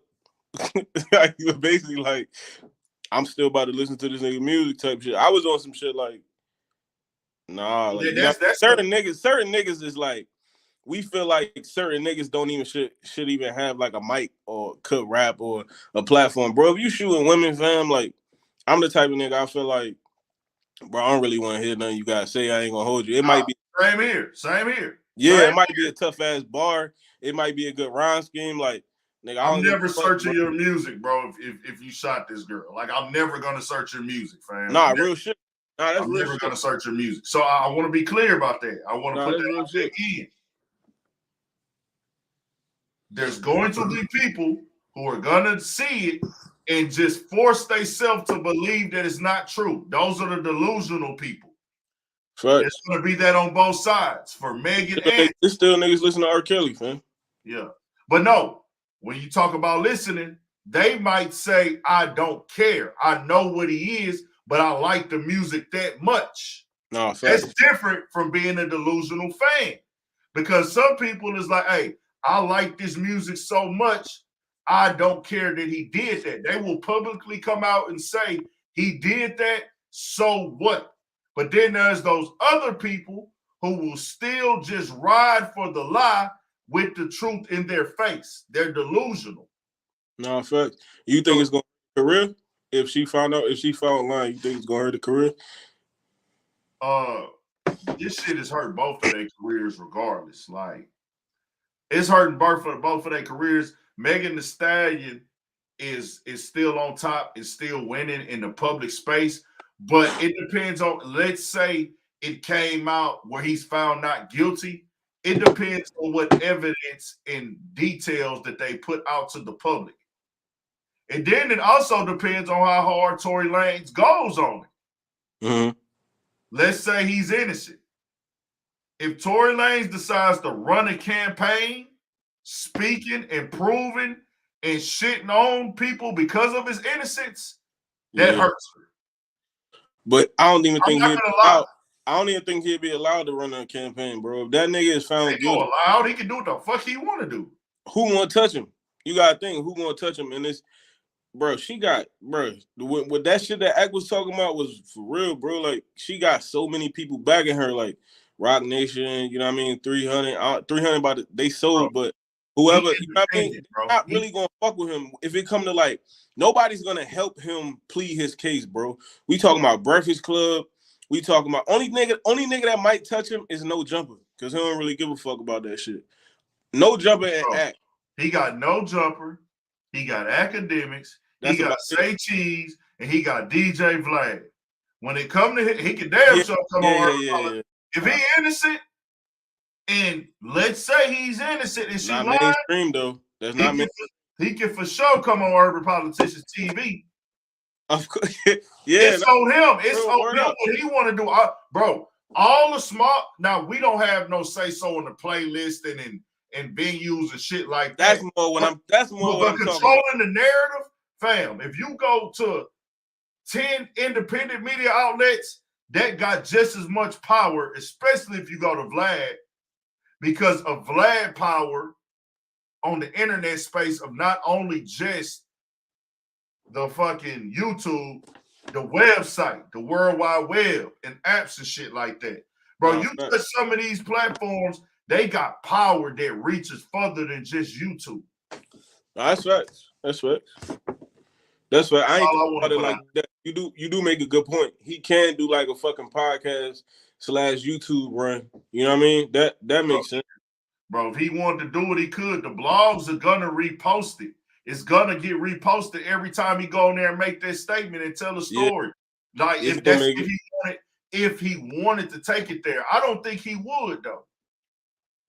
I don't think he would take it there. I think he does 1, maybe 2 interviews. Probably go to Funk Flex and spit a freestyle. You know what I'm saying? No, I'm just saying because that shit big. Like, he'll probably go up there. He fuck with Funk Flex. They got a relationship and shit. Go up there, spit a freestyle. You know what I'm saying? Go to No Jumper. You know what I'm saying? Little shit like that. Might go tap in with. I would fuck with the streets, bro. The streets, because when you touch the street platforms and the platforms that's not under these umbrellas, it's more organic, bro. But he been denying that shit so much that if it came out to be true, I can't even like what's gonna be his story. Like I still ain't do it type shit. Like I know they said I did it, but I didn't do it type shit. Like, you know what I mean? You gonna see the evidence, bro. All the evidence is gonna be public, bro. We finna see this shit break down in court day by day. They the whole world is on the gun. They saying his shit gun. But if you remember, they didn't grab him. I don't know why nobody ain't pointing this out. They didn't grab him immediately. Like, you know what I mean? Like they probably didn't even have a gun that same night type shit. Like, cause they didn't no arrest was made that same night. So it's like just because his evidence wasn't on no gun, bro. Because they didn't. I don't even think nigga got arrested until like fucking wasn't it like 2 weeks later or some shit? Yeah. You remember that? Cause she ain't say Yeah. nothing at first. Yeah. You say what? I said, do you remember like when they grabbed him? He got grabbed like 2 weeks later or some shit. Cause she didn't even say nothing at first. Like, Yeah. so I don't understand like what they saying, like no evidence on the gun, but they didn't arrest him that night. He didn't get arrested. They probably didn't even had a gun until like weeks later. So you know what I mean? Niggas got time to clean. Well, Like, I don't know about that shit. remember I think if they, bro, what if they pull them over for? And that, bro, that's what I'm saying. We didn't see none of this. We don't have no. That's why I say we don't have no police reports. They charged him with gun possession, if I'm not mistaken. that same night? Bro, I don't know. Oh, That's okay. what I'm saying. All this shit is not made very clear, bro. We just gotta wait and see, bro. Yeah, You know what I'm saying? They keeping all that's this the only shit thing real I was. blurry. This shit real fuzzy. Yeah, no, it is. It is, especially in the beginning. Like in the beginning, niggas, it was crazy. More shit is starting to leak out now, so it's like it's becoming a little bit more clear. But I remember like when it first happened, it was crazy because nobody didn't even know who shot her, and then she finally, that's what forced her to finally come out and say the nigga shot her, because it was like what everybody wanted info. You know what I mean? And I still don't understand how that video never came out. Like TMZ ain't put the bag up or something. Like that shit should have been like, you know what I mean? Certain shit be dropping all the time. I don't understand how like that's not out yet. Like I know the LAPD probably holding that shit, but man, Yeah. it is what it is though, bro. I'm glad I came and tapped in. I fuck with you, bro. I be watching this shit. Where you from, Philly? Nah. I'm from Jersey. Jersey, okay. Nah, I'm from Newark. No, okay, that's what's up, man. Shout out to Newark, man. I fuck Yeah, with nah, we fuck with you up here, dog. I got hip to your shit probably like last year when the Joe Budden shit was going on and shit, bro. Hey, bro, I hate to say it, like, it's crazy because I already had some subscribers before that. Like I was already following, I already had a bunch of content, but that shit did bring a whole new audience, bro. Yeah. I like, nah, for real, because I fuck with your style. I like how like you don't really be putting too much of your opinion on shit. Like you cover it and that like, hey, it is what it is. Like that's what you always like. It is what it is type shit. Like Yeah, you don't really. I gotta put my opinion on there. You know, I don't want to just A be little news bit. You reporter. do it a little bit, but you're not biased though. You know what I mean? Yeah, I don't want to be biased. Nah. Yeah, you're not biased. You're not biased with the shit. I like that. Yeah, you know, I gotta just keep it my real like shit, like, and I'm trying to look at it from both sides. So speaking of, since you came through Joe Budden shit, how you feel about all that shit, bro? Bro, Being a nigga from Jersey. I got you. Exactly.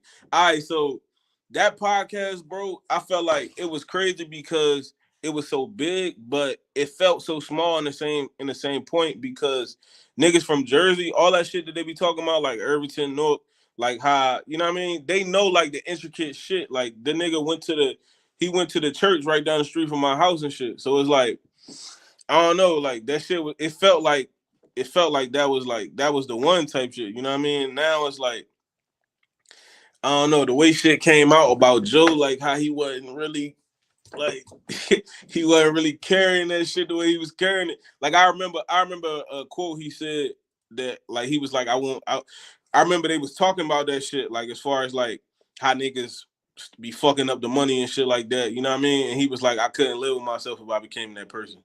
I remember him saying that. This is before they broke up.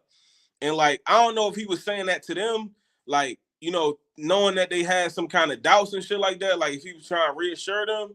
But the fact that all this shit came out and it came out that he was being a nigga like that, I don't know. I try not to get in between no nigga business because you know what I mean. But like, as far as the information that we got from it, it's not looking good from his side. You know what I mean? How he was like, how you hide numbers and shit. Like, bro, if you my nigga, we making money together. Like, if you was a nigga in the street and y'all making money together, either way, you would work anything. Y'all making money together, like that's like, I don't know. That's supposed to be celebrated. If I'm making money with my niggas, I'm not trying to snake. I'm not trying to find a way to like, you know what I mean, do them dirty or nothing. Like, as far as him saying, I feel like the most damning thing was that when Rory said they worked out a percentage and he was like, oh, if the pot is this, I'm not get. Oh, y'all can't get that. You know what I mean? That was like, that's crazy. Like, like I'm not giving y'all that type. Did you watch Maul latest podcast he appeared on? Yeah, I seen that shit. I ain't like Maul Energy. I ain't gonna hold you. I ain't like it because on you know what I'm talking about, huh? Yeah, I'm talking about the joint he did on he did with what's his name? The rapper nigga. Smoke Dizza. Smoke Dizza, yeah, the joint it was Smoke Dizza. Yeah. I ain't really like his energy. Only I would say I ain't like his energy because he said like he'll shake the room and shit. I'm like, all right, cool out, Maul. Like, you know what I mean? Like, he said I'll shake the room before I shake his hand. Yeah, he said I shake the room before I shake his hand. I would say I ain't like that part just because it's like, all right, so they on a platform or they on the stage and we like in the crowd watching type shit. I don't never like no nigga like this about to beef with his man. That's like the Super Gremlin shit. You know what I mean? The Kodak Black song. I love the song. No, he basically saying like, I don't think Maul meant like, because Maul said there is no beef. Yeah, but he said I don't have no beef. I'm not looking for him. I'm not trying to go there. I think he was just saying like, I'm not fucking with that nigga. Like, it's no beef though. Like he said, it's no beef.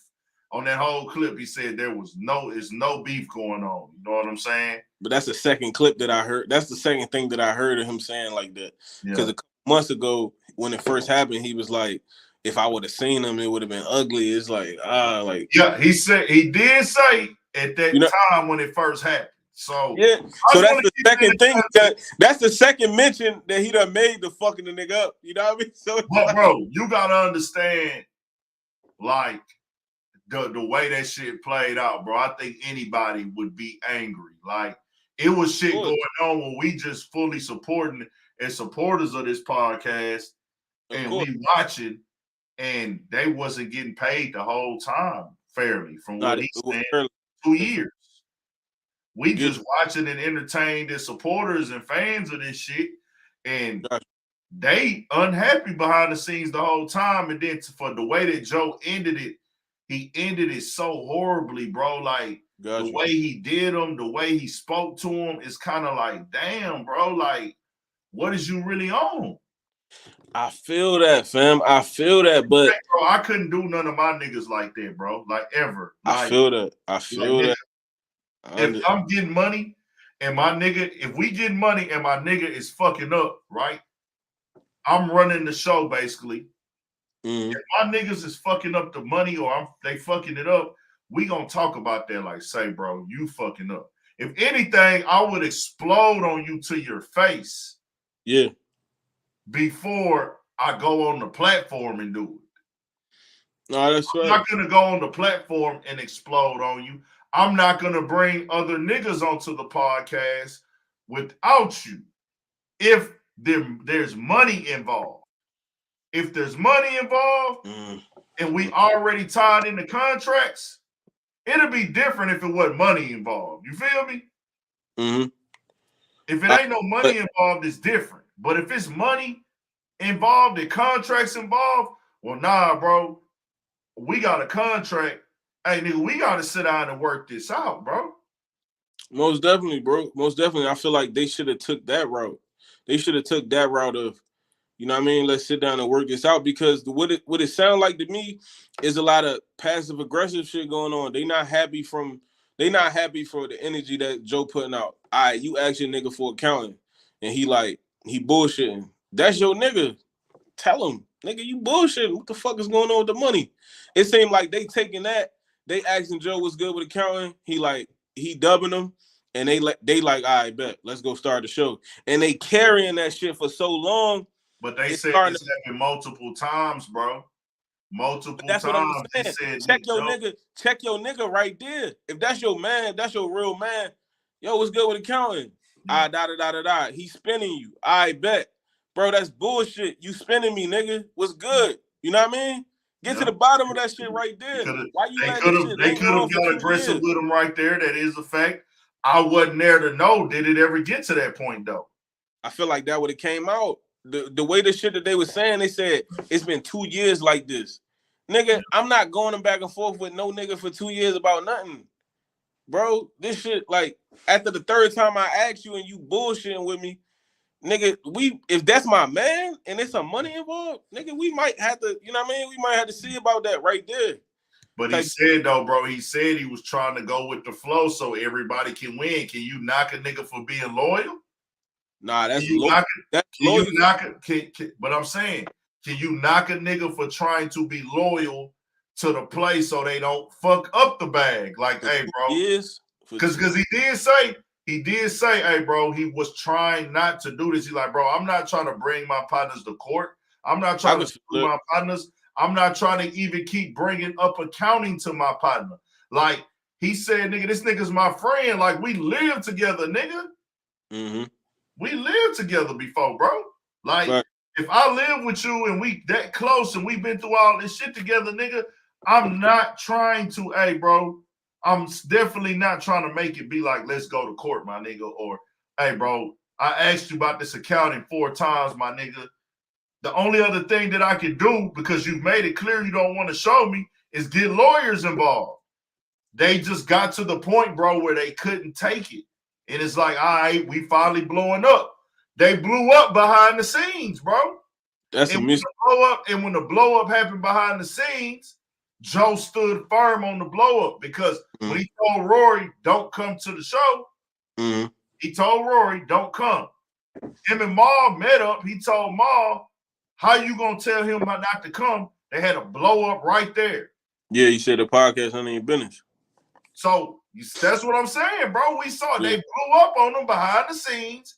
There was a blow up. Joe said the podcast is none of your business. At that point in time, you already let it be known what it is, bro. Facts. I mean, I could see that, but on Joe's side, right? This just Joe's side. This is what he came and said. I know you heard it when he came and said he was like, I feel like it was a little bit of a cop out when he was like, I failed type shit. You know what I mean? Because Joe is a smart nigga. So what you gonna say to a nigga that tell you he failed? Like, he know there's no comeback to that because you already admitting failure.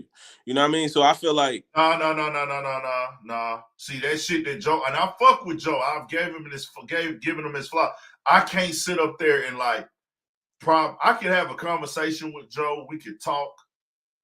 But all that old talking in circle shit, I don't do that. Like, that shit is a pet peeve of mine. the nigga trying to spin you, right? Yeah, no, that shit, I want to fight when niggas do that. And I'm not even that type of person. I just feel like you looked at me and said, this is a stupid ass nigga. And I'm going to say, instead of talking about the real shit, I'm going to try to spin him like he a hoe I'm pimping. Yeah. I don't like that. Like, I'm too wise. Like, I read through bullshit like that. That was the tax tone shit. When he went on the tax tone shit and he kicked him out. Yeah. Because he like, nigga, you trying to play me. That shit is like, it's like you basically trying to act like you smarter than a nigga, bro. Yeah, nah, real shit. Real shit. Niggas don't.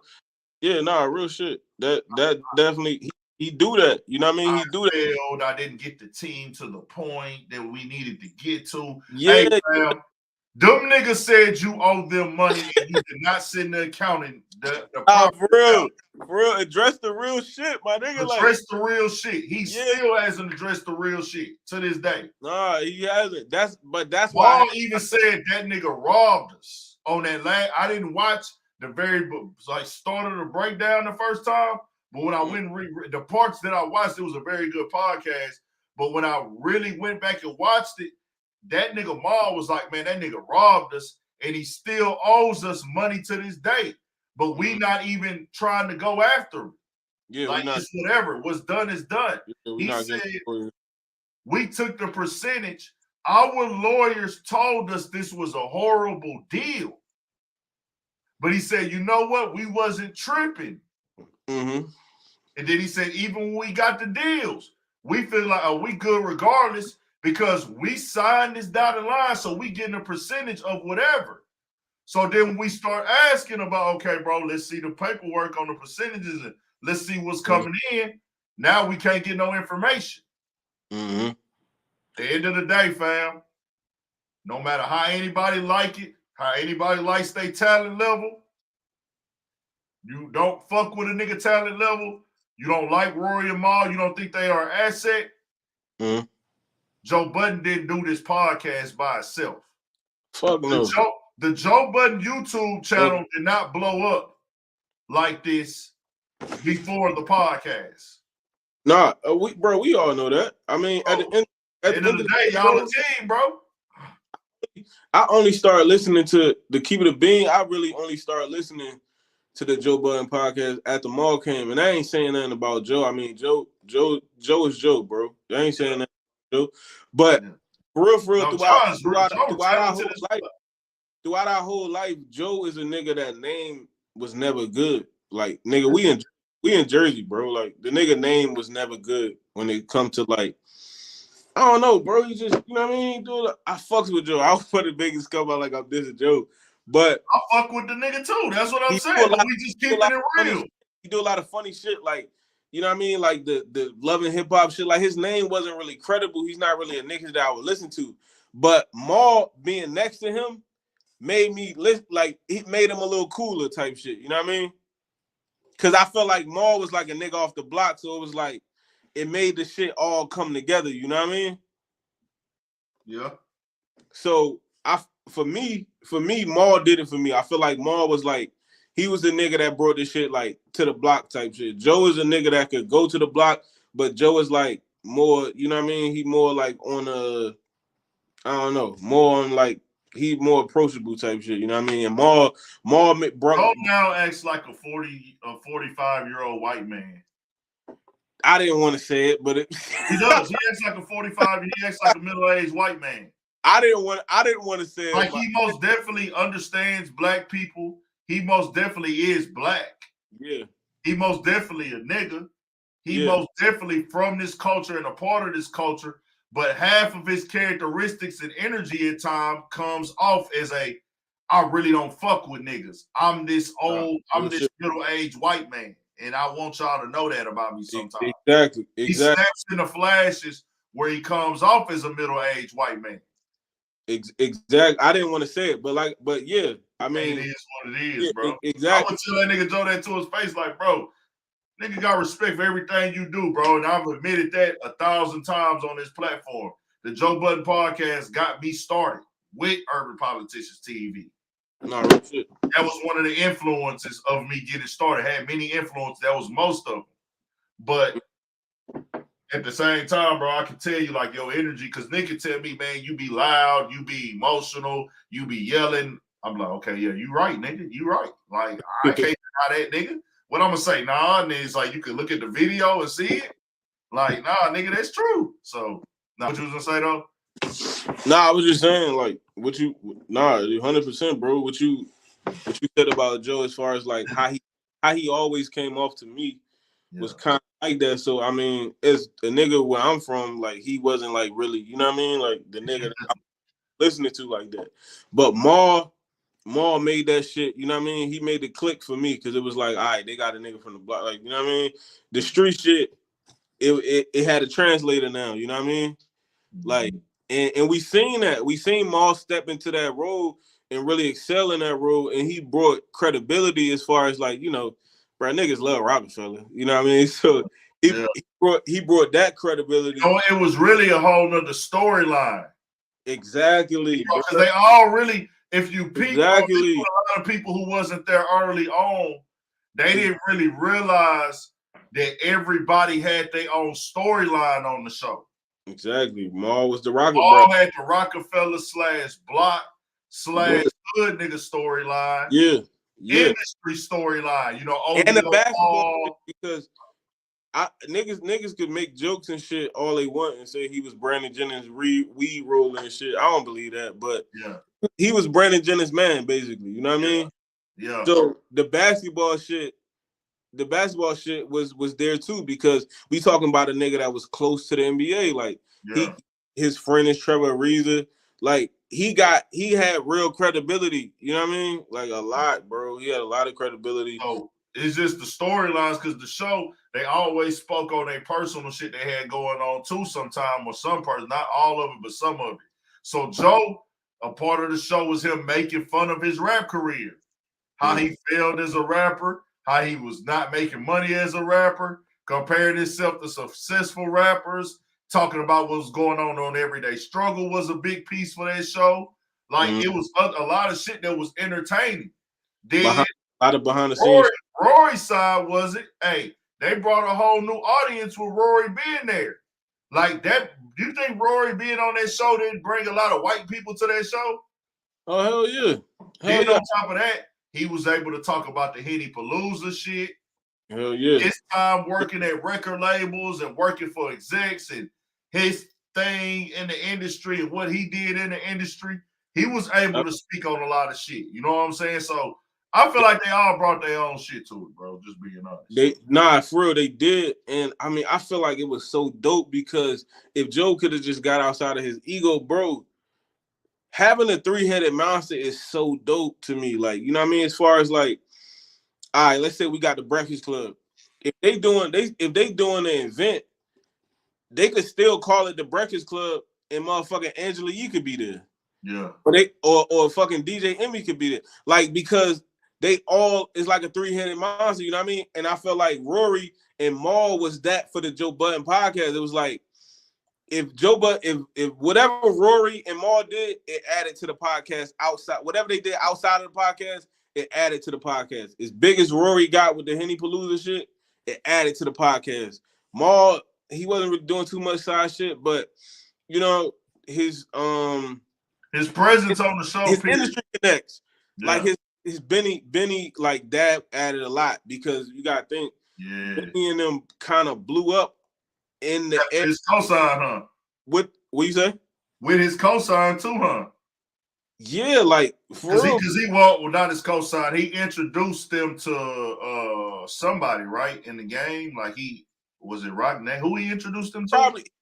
He probably introduced them to I think probably was like hip hop or something. Like his brother hip hop and Big. Yeah. So and he ran with that shit. You know what I mean? Because he had Def Jam now, so it probably had something to do with it. Because when Rockefeller was going on, they was fucking with Def Jam. You know what I mean? So I was there for the win. I wanted to see the overall win, but I mean, it's a part of life, bro. These things go wrong, but there's no way I'm getting the shit on, bro. I'm thinking that it like this, bro. Nigga, if I'm clearing $100K a month, bro, and they might have got more. I don't know how much they was making. That's a lot of fucking. Don't need the money, but these big YouTube channels, bro, they be getting 100,000 a month easy, bro. That's a lot of fucking bread to talk, my nigga. But I'm saying a lot of these YouTube channels, you see these big ones that get a lot of views and got a lot of shit going on. Mm-hmm. And it ain't even about the subscribers. It's about the views and the attention. Nah, for real. But these bigger ones, these established podcasts and things like that, bro, they clearing 100K a month easy. I have no problem making sure all of my niggas is getting what they deserve and what they signed up for. I don't want my niggas to ever feel cheated if the money is there.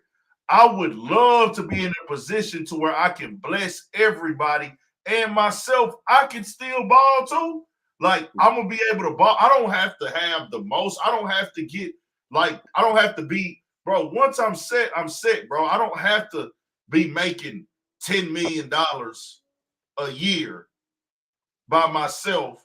And then I keep y'all at a certain amount a year to make me feel good. Now we can widen that gap a little bit. You know what I'm saying? What you just said right there? Yeah. That's the nigga Joe is. What? He want to be the nigga that make the most in the room. Yeah. And I mean, he can make the most. And like they was cool with him making the most. And they the niggas, they was cool with him making the most. They said they was cool with that. Why not split it to, why not? They added and as much as to the show as he was, bro. They keep it a bean. Like, niggas is not pulling up just to listen to Joe. Like, Joe is cool, but we see that Joe was the star. But that's the thing about chemistry. Joe was the star of the show. Joe is the Beyonce. Joe is the Bobby Brown. Joe is the motherfucking Quavo. You know what I'm saying? Well, Offset ended up turning up. You know what I'm saying? And they all became stars now. But you know what I'm saying? Like, and when you start out the group, you know who the star is eventually, who's the original star of a group. So Joe being the star, okay, you get the bigger piece of the pie. We get that. I get it. You already had the platform as the YouTube channel. I get that. But I'm never gonna let you walk out and feel like I'm cheating. I don't want that. Yeah, facts. Like, fam, if the money start coming in, we getting 100,000 views a video, I get a big check. Hey, bro, I want to sit down and let's get this understood. Hey, nigga, I made 100,000 last month. Fam, I had this going on, whatever. I pay both of y'all 20,000 a month of that shit. Y'all cool with that? I'm cool with that. You know what I'm saying? Because we still gotta go pay. We still gotta go pay the cameraman. We still gotta pay or whatever is fair. Because the cameraman gotta get paid. The rent gotta get the space we leasing out get paid. How much gotta get paid. The engineer gotta get paid. Who knows how fucking much he charging him to mix that whole social media team gotta get paid. You know what I'm saying? Everybody gotta get paid. I feel it. Like, you know what I'm saying? So it's all love. Like, Parks is already his personal engineer anyway. So yeah, I'm already hip. I'm hip. Yeah, you already know. I'm just like saying for the audience. You know what I'm saying? Oh, okay. Parks is his personal engineer already anyways. But it's just like, hey, bro, we can bust this shit down, and I'm gonna make sure y'all niggas is gonna be lit, and we all gonna be happy, bro. Nigga ain't gotta ask me. Nigga ain't gotta ask me about nothing and But I think two niggas was upset because nigga was making his own business moves without letting them niggas know. And I was just about to go there. What you was gonna say? I was just about to go there because the what's the shit that he do? The subscription Patreon. Without them, he made that move without them knowing. They found out on air. That's that's foul as shit, my nigga. Yeah. Like, bro, that's crazy to not let your niggas know what your next move is. That's nuts. You know what I mean? That's bring the team in and sit down and let them know, bro. This is what we on right now. But yeah, bro, I'm gonna go to these next little topics before I tap out, man. I appreciate you tapping in too, bro. You already know, bro. Shout out to the Joe Budden podcast. Shout out to Rory and Maul, man. We keep it solid over here. I'm gonna ask you this: you seen all the content I dropped on Joe and Rory and Maul? Do you think they ever saw any of that shit? Oh hell yeah! Joe said that he was in a he said that he was in a bed, like going through like tens of fucking YouTube videos when that shit was going on, like looking at reaction videos and shit. Of course, bro. They watched all that shit, especially Joe. He definitely seen. You did the best though. I ain't gonna hold you. Out of everybody that was covering this shit, yeah, tell that you was an active listener. You know what I mean? You knew your shit. You wasn't. That was the thing, because I was a real fan, and I think that's why, like, Joe would not. I feel like Joe wouldn't be mad watching me talk, because I actually made videos congratulating them niggas when they made moves. Yeah. So it's kind of like he knew, like, okay, bro, this nigga really be watching our shit. He giving us the views. He tapped in. He promoting our shit. Bro, I have told so many people to motherfucking watch the Joe Budden podcast. It's ridiculous, bro. Like, I used to tell people all the time, watch this Joe Budden podcast. Watch this Joe Budden podcast. But I'm going to play a little bit of this act shit, bro. I don't know if you want to stay on here for this. And then I'm going to go into this and Dirk shit. I don't know if you want to stay on here for that. Shit, I'm about to run upstairs and shit. I gotta do something, but I'm gonna keep watching the show. If the link is still up, you know what I mean. I'll have back on. Bet. All right, bro. Be easy. All right, bet. So I'm pretty sure this is from Akademiks Twitch earlier, and this is Akademiks going off, and we gonna run through these last couple things. April for fucking with little Fizz after she was with Omarion. What's the code on if your girl got a nigga, she likes him, but she gets out of the way for 2 weeks and you already round his dick? I don't know. Listen, I was big act. I don't know.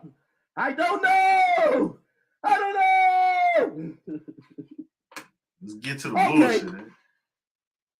Well, let's keep the story going. Meg, I need you to I know you're watching. You got to get updated on. I want to refresh your shit. I'm gonna refresh your shit. Here we go. I'm gonna refresh your shit. Here we go.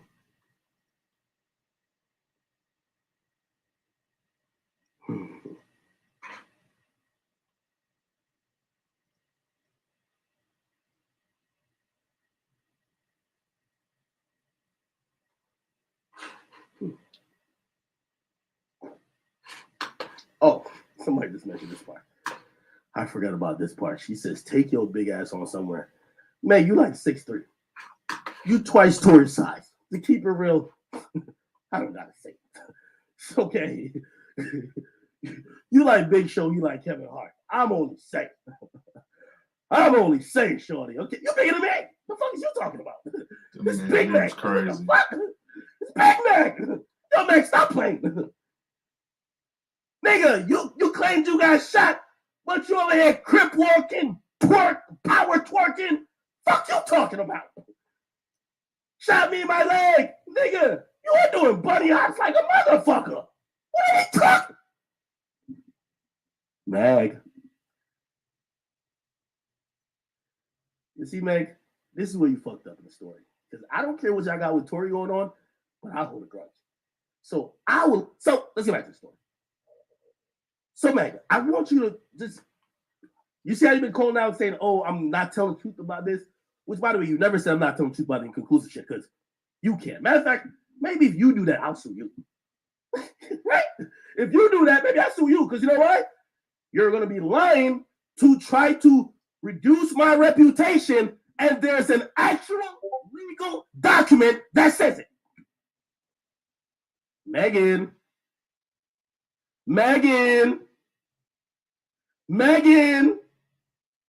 this is what you wanted. Okay. Let's go. So, this is a story. Gonna watch a little bit more of this and we're gonna move on. I'm gonna just throw out a caveat. I don't know. Allegedly, once upon a time, who knows? Somebody clarify. Meg, any comments? So, from what the story goes, let me get it right. So you snaked your girl, you start fucking Tory. How much did you spend in private jets to fly to Tory? Time and time. Your friend didn't know. She was homesick. Thank God she was on a ventilator. Chelsea, glad you recovered. This nigga asshole, boy. Matter of fact, I think I have about like 6 or 7 of your Instagram pictures saved where you're at Tory's crib or where he was staying. Yeah, he was dicking down for a while. I think. I don't think I could ever do this part of the game. People making comments. Don't ask me how I know. The details. Y'all never heard details. Megan, you got the right one. I like it. Okay? Perfect. I've been waiting for this. Okay? Well, really, I don't have no problem with you. But like, you just want to like get at me type shit. Oh, fucking 2 best friends. Look. She didn't deny. Fucking 2 best friends. Nigga, you shot me. You knew what you were apologizing for. You keep putting a narrative out that me and my friend fell out about you, and that's not true. While you were skipping over the shooting, just admit you shot me. Just Yo, Meg, you seem pathetic. Just admit you shot me, even though you have an open case. Just admit it. Honey, Stewart, where are my hot girls at? Stewart! Meg, you're fucking down bad. You know why Tory tweeted that? To make you look like a bird. That's why you can't little nigga me. It's big act to you because niggas can't play with my reputation. She's trying to make sure no one you put, like, she's trying to claim her nigga. Oh, word, y'all all fucking with him? She comes over, you be like, baby, okay? She start rubbing your chest. She start hugging you a little way. And you looking like, bitch, get away from me. There's hoes looking at me like I'm a... Move! Chat. I don't know if this is true. But Meg, you could speak on it since you're in a very talkative. You feel like he about to swim move you and get to Cotty, even though Cotty's not in the crew. So you know what started happening? This is alleged. I have no idea if this happened. Okay. You're like, bitch, get away from Music, the look at Tory. This nigga Tory came from under the water like a scuba diver. This nigga hell. Split the chicks like, hey ladies, I'm here. Tory, don't get my phone back. She not mad at Tory. She just want Tory to get the fuck out of the shit with her and the nigga, or her and Kylie. Because she know what that nigga doing. That nigga being a little extra because new pussy is on the scene. Allegedly, I don't know. The way that this shit got put across the media, someone has to lose. You get what I mean? Like, someone has to lose. Like, for example, you had streaming services. You had people blackball Tory. So it's like, Meg has to win. Or else they're going to be like, we look crazy. In reality, they should have just waited for all of this to come out in court. And don't make your mind up. Just have an opinion about one evidence at a time. And then if Tory's found innocent. All right, this some real shit he's saying. This some real shit Akademiks saying right here. Wait till everything comes out. And he correct, bro. Because if you jump out there, we've seen it. And I'm not trying to shit on Megan Thee Stallion or no woman. I don't know why women be taking it that way when we go that level. Like it's this or that, or we don't give a fuck about women. It's just we've seen things play out, and don't nobody want to be wrong when we haven't seen all the evidence. That's all it is with me. And that's what Akademiks is basically saying right now. And I got to agree with that nigga on that shit 100%. Could be innocent, like say he's found innocent. Just say, hey, just like how they don't have enough proof to put him in jail, we don't have enough proof to take him off a playlist or whatever the case is. That's being fair. But now we get into this thing where, like, yo, I'm gonna keep it real with you. Tory he's defending his freedom. And I know Party's riding for his girl, but like they're acting like Tory's doing some unthinkable shit. Bruh, he's trying to give a little bit of context because he can't really talk about it of what's going on, but everybody's picked sides so much.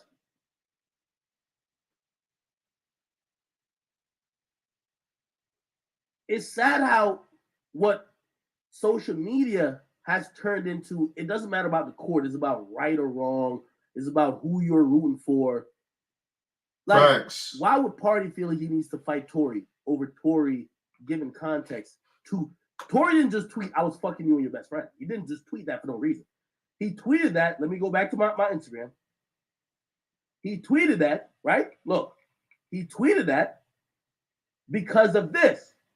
So Meg posted and deleted, and I'm keeping it fair too with that. Look, she posted and deleted. Look, I'm gonna scroll down. You can see Tory. Oh, okay, so she did post that 7 today. minutes. Phone died out. And then, okay, 8:59, I guess LA time. Meg, I know you're probably never gonna talk to me again, but I genuinely want you to know I'm sorry from the bottom of my heart, and I was just too drunk. Nonetheless, shit should have never happened, and I can't change what did. I just feel horrible. Meg's caption was, lie your way out of this. If you ain't do shit, what are you apologizing for? The lawyers got your phone records in mind. And by the way, Meg, I left that out of my tweet. I was going to tweet that out. In the next couple of weeks, and by the way, for all y'all little extra little blogs, Ak is lying. Well, why y'all know these information I do? Why the case is getting postponed and why Tory's lawyers elected for it to be postponed. They're going to have a detective go through phone records, okay? Because think about it. This is probably going to be very important because the DNA don't prove shit. So now they're going to say, well, Tory admitted it. He admitted it talking to me. He admitted it. Look, he texted me this. So you got to put a detective on it to really figure out what that shit's about. That's what's going to happen until the next trial. No, the next hearing. It's in April. You see why this is so disgusting? Because nobody wants the whole truth. And the whole truth don't make nobody look good. If I read this text message, it don't make Tory look good. If I seen just the DNA shit, don't make Meg look good. But then when you put it with all the evidence, you know what it tells me? Press a break, pause on you jumping to either side. And everybody in this industry just jumped to a side already. Look, she says, the lawyers got your phone records in mind. Yes, this detective going to go through them. All your texts, they got you recorded on the jail phone talking to Kelsey, apologizing, begging us not to talk. Okay. Hey, and by the way, Meg, this is the thing when you think that I ain't no fucking pawn, and you ever fucking call me and try to disrespect me like a pawn, I have a lot of violation for your dumbass career because you ain't did shit, but you're gifted shit. You ain't that talented. You literally just somebody who try to ride off. Don't ever try to fucking play me like that, ever. You're not no big artist like that, nigga. First of all, I don't even let Drake talk to me like that, nigga. Nobody in this fucking industry, I let violate me in no type of way like you. Nigga, you ain't done shit. That's why I said don't take it personal, because this ain't me riding for Tory. I don't let none of you pussy ass rappers. I'm not talking about that in terms of females, male, anybody, executives. Don't play with a nigga who made it from the mud. You're signing with Rock Nation, who's writing statements for you. You're signing with Rock Nation, who when you got shot, you ran to them, told them a story, and they spun up a victim cycle. Don't try to play with a nigga like me who not in the matrix with y'all. So while you getting that Tory, call Tory a bitch, call him gay, call him a little dick nigga, you can say whatever you want about Tory. But when you see me put something out, and if you know it to be factual, put some fucking respect on my fucking name. And I'm gonna hold that for you and any other fucking rapper, male, female, alike. So you can't get out your fucking contract with a nigga who you're saying you're working like a slave for. You the little girl in the shit. You a pawn. Fuck is you talking about? You can't put out music till that nigga sign off on it. Fuck is you talking about, man? You a peon in this shit. Fuck is you talking about? What you think you some big dog who got you up, Jay? Who? You a peon. You can't get out your record contract. You can't drop music. You got a sympathy award, a bunch of them. Now you trying to think you could, nigga, stop it. Your fucking whole career is hinging on this shit falling your way. Why? Your music ain't hot enough, nigga. This nigga Act be tripping, man. He be too turned up, man. Act be tripping. It's like the thing with Act and the thing with Akademiks is like he gonna tell you the raw, harsh truth. There are times I don't agree with what Akademiks say or his opinions. Of course, we can all go through everybody content we watch. Akademiks could go through mine. He could go through Joe Budden's. He could go through Vlad. Anybody can go through anybody content and find something that they have an opinion about or don't like or don't agree with. That's just being a viewer or being a consumer of any type of content, whether it be music, podcast, YouTube, reaction video. The only thing with Akademiks is that at times what he says comes off as disrespect. And we, in our culture of people, and I learned to look past it with me when I started doing media and YouTube. I want to be clear with y'all. The difference between me, yeah, he not lying at all. The nigga is not lying at all. The only difference between me and niggas like Akademiks and other niggas that do media, I'm big on not saying or giving energy to somebody that I wouldn't say in their face or in the room with them there.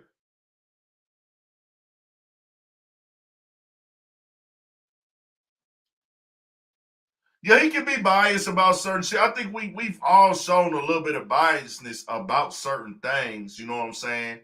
But he talking the real shit right now because I'll be honest, bro, like Megan Thee Stallion has fans. She most definitely, I feel like Megan Thee Stallion can rap, but the music making ability got lost to me as she got more into the mainstream. I feel like at first that shit was really hitting. Like the girl been doing her thing. She been grinding, been rapping. But once she started getting into that mainstream shit, it's like that machine just took over the career. Megan Thee Stallion can't rap her ass off. So like I say, this is the difference between me and a lot of platforms, right? And a lot of media personalities, a lot of content creators. I'm a nigga that stands firm on, hey, I'm going to say it in a way that I would say it if you were in the room with me. Because I'm big on like not having a nigga be able to say to me, like when he see me, hey man, what's that shit you was talking? And I got to change my tone.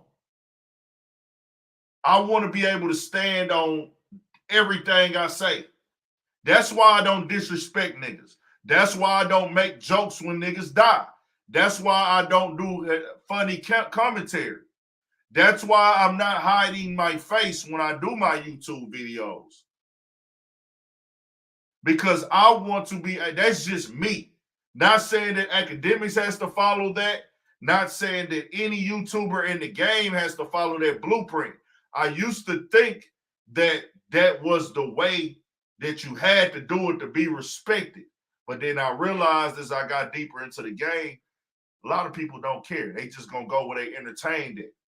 So I made that mistake even coming in. I would look at Akademiks like, this nigga's not good for the game. Because I'm looking at it where I come from, the way I was raised. You got to understand, I am hip-hop culture. I'm really hip-hop culture. Born and raised in it. I'm from Houston, Texas.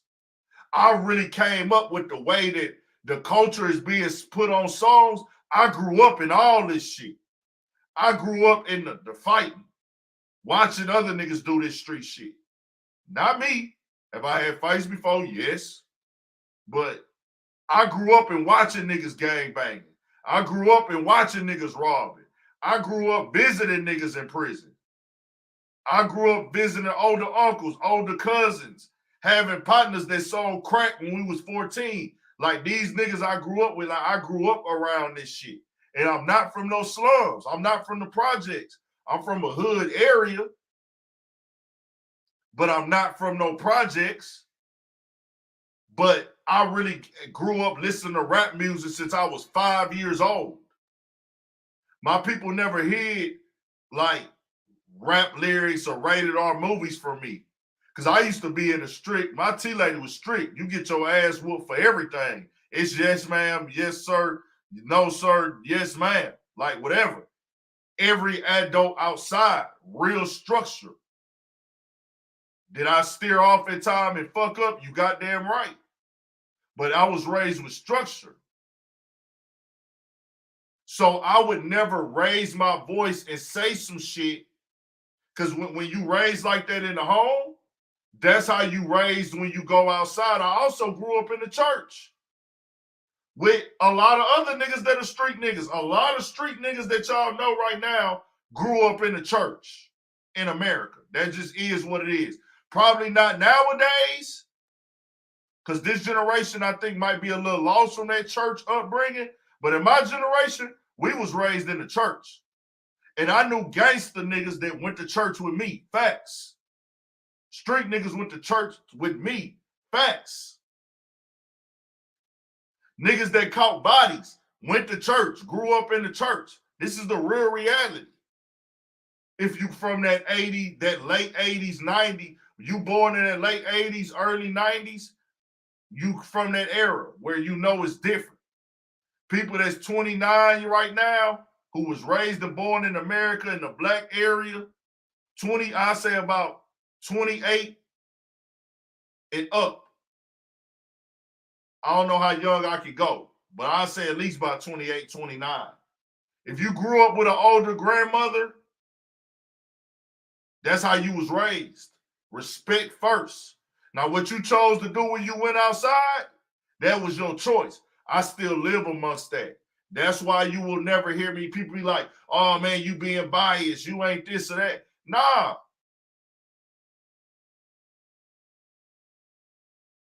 I don't know if they not really being in the church. I don't know. I don't know that about now because I don't really deal with a lot of people from that age and talk to them. And I don't have kids to know, are people really raising their kids to go to church? But I was raised in the church, nigga. Facts. I don't know, but I'm just saying, all of that transpired into the level of respect I have when I walk outside. I don't feel the need to I don't have the feel the need to disrespect other people. I don't feel, you know what I'm saying? I don't disrespect people. Now I will lose my temper at times. I'm human. If somebody disrespects me or I feel like they playing with me, it's never malice though. So that's why I don't get on here calling females B's and H's just because of da-da-da-da or just going crazy. I have to really feel a way about it, and I'm prepared to stand on that. Whether when I say stand on it, meaning, hey, I said that and I meant it, and I'm standing on what I said, or it's gonna be, hey, I was wrong. Hey, I'm gonna apologize to you like a man in your face, and I will have the apology the same way I did that offense as a grown man. That's my definition of standing on something. Ain't nobody perfect out here. We all make mistakes, man. You know what I'm saying? But that's just the difference in the cultural side of things, to where it don't be like I'm trying to follow this street code and this street rules, or why I don't put certain shit on my platform, why I don't report, why I'm this and that. It's not the fact of me being scared. It just goes against the way that I was raised. The way that I was raised, I can't go out here and instigate a rap beef or make fun of somebody dying or getting robbed, or think it's a joke, or just use it simply to get clicks. That's why when I report on stuff and I speak on stuff, I have to do it in a respectful manner, because I want it to be known like, hey, fam, the way I talk about this shit, I'm gonna say this shit the same way I would say it if you was sitting right here, my nigga. And you might not like that, but you gotta understand this is a part of the game. I chose this part of the game, so I take what come with this shit. But it is what it is. But nah, Ak is most definitely doing his thing and running it up for show. But what he's saying is true right now. But I think a lot of people don't like the energy he gives off, the yelling, the aggressiveness. Because in our culture, when you talk like that, you got to be able to talk like that in person. Akademiks don't live by that. But that ain't street culture. Let's be clear. Yelling and going off and da-da-da-da, that's not a street rule. That's a black human rule. Whatever you say, you got to be, whatever energy you give off, you got to be able to stand on that, internet or in person. That ain't no street shit. They try to act like you got to be like, because you're not a street nigga, you get to be disrespectful, or you get to, hey, I'm not a street nigga, so I don't have to follow this rule or that rule. Nah, that's not how that works. Respect is everything. Because I'm going to be clear with y'all before I move on. Akademiks, he passionate about his shit. That's why he talking that shit. Y'all have seen me do this shit too. Why I be spazzing out on here? Because I'm passionate about it. He put his all in this shit. He put his all in this shit the way he at. He made this shit his life. I know what he talking about. That nigga say he done lost friends, lost contact, lost a lot of shit to get to this level. I'm the same way. It's niggas that, hey, I don't talk to as much no more. I don't get to hang out no more like I used to, because I be committed to this. Niggas know you got to make sacrifices in this shit, no matter what you're doing. Basketball, football, rapping. Man, you going to have to make some sacrifices, and some people ain't going to understand that, and they ain't going to be able to, they ain't going to be able to talk to you in your daily life because they not a part of it, because they don't have relation to this. You'll be able to relate and talk to people who own what you own. You know what I'm saying? Hold on, y'all. Hold on real quick. What's good, boy? Yeah. Bro, check me out real quick. Sure. So now they asked Pusha T about the rap beef, bro. About the rap beef that he was having and shit like that. And I was like, about Drake. It's like bygones is bygones or whatever. Oh yeah, that's hard. Like, okay, it's like whatever. I'm like, Take him out. I don't really talk about him and Kanye talking they beef. like squashing their beef. He was like, yeah, that's good. They squash their beef, but they still, Pusha T kind of like can be a little arrogant and then speak sometimes. He was just kind of like, the way he kind of said it was. Hold on, real quick, y'all. Nah, that hoe hard, bro. That nigga a fool. Bro, he got this shit lined up, everything, audio from up the road and shit. Yeah. Yeah, that's the audio that you hear. He got that bitch moving, panning and all that, nigga. Yeah, that's hard. What I was gonna say, we gotta I'm gonna hit you, bro. I'm gonna hit you after this live. Bet. All right, y'all. Everybody that's tapped into the podcast, we got different angles. We got different looks. We working on getting the camera shit together on the podcast right now, bro. We got home. We doing it. He working on it. The shit look live as fuck, bro. Like, the way he got that bitch set up, that bitch look live as hell. I ain't gonna lie to y'all. Like, y'all gonna fuck with it. It's changing angles, camera views, all that shit. That shit hard, the way he did it, for sure. We gonna figure this shit out, bro. It's coming.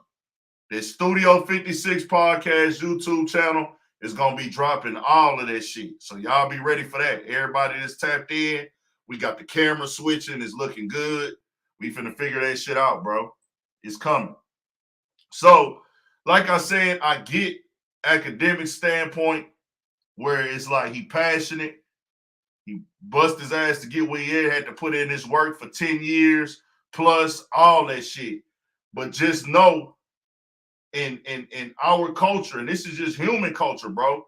And what I was gonna say is a white man at the grocery store that's not street, a white man, a Mexican man, an Arabic man, for sure not no Asian. They're not gonna let you raise your voice and yell at them the way that Ak be yelling in his shit. And even me, the way I be yelling and talking shit, the way I be popping shit about shit, nobody from any culture is gonna let you talk to them like that. If you go to a grocery store right now and there's a 50-year-old white man and y'all in line and you start raising your voice at him like that, that nigga gonna say, fuck you, motherfucker, like, da-da-da-da, straight up. Am I right or wrong? That's just how the game go. Well, it's a human thing where you have to show respect to people to get respect. So people are always gonna be like, why are you talking like that behind your Twitch? Because I just seen people, I'm only talking about this because I seen people like speaking on his energy and the way he talk and, he feeling himself. So I just wanted people to like really just look at it from all angles and all perspective. Like, you know what I'm saying? But he felt like his platform was offended, so he popping his shit however he got to pop it. Let's go. I'm going to play a little bit more, then we're going to move on. Then we're going to end this motherfucker. If your music was hot enough, even if you made a mistake, even if Tory don't get found guilty, even if he didn't do it, because who knows? Not every time somebody do it, they get found convicted. You wouldn't be riding on this shit so much. But you need to be a fucking victim. Meg, you're a fucking pawn in the game. Don't you ever in your fucking life think that what you think you know with your career, you say you never got paid by your do be off the head, Sam Season. You want me to look up the certification for your song with Beyonce? So who did that? The fuck is you talking about? You're a pawn-ass artist. Get your contracts together and don't try to get that nigga who made it from the fucking mud. Stupid ass chick talking about, the fuck is you talking about, Lil Ak? Lil Ak is completely fucking independent. You think a nigga could tell me not to put out nothing? And if I didn't like something, I walk away from it. Spotify, we're in a joint partnership. If I don't like it, I walk away. Yeah, he ain't lying. You're a slave to the nigga you claim you can't stand because you signed a slave deal. I don't think she signed a slave deal. You're shamed by your sexual escapades just because you just have a high sex drive. I don't care. I don't mind. Bro, this nigga sick. I don't think the Carl Crawford deal is a slave deal, though, bro. She says she hasn't been paid. I'm pretty sure, bro, like, Carl Crawford will work this deal out with her. Like, he would have. But now I'm pretty sure he has, like, a level of animosity. Should I try to get a Carl Crawford interview, bro? Another one? Y'all know I had one before. Should I try to get a Carl Crawford interview?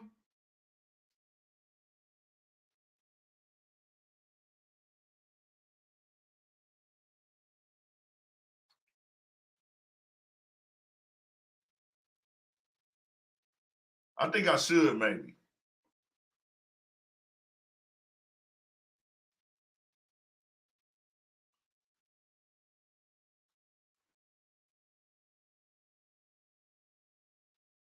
I really need to interview the whole lineup over there too, bro. Like, he got a few artists over there that I just fuck with. I mean, that I just know, like my boy. I need to get one in with my boy.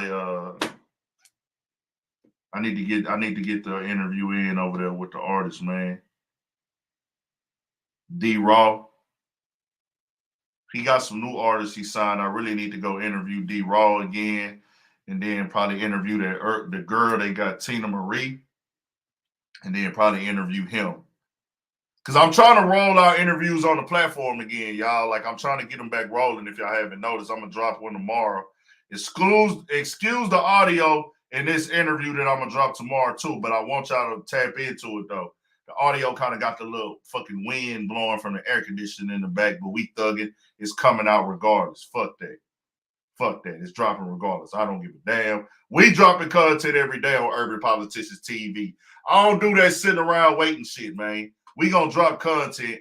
I'm proving that for the last 4 years, nigga. April gonna make 4 years for me, y'all, on this strict YouTube grind. Urban Politicians TV, we hit 4 years in last September.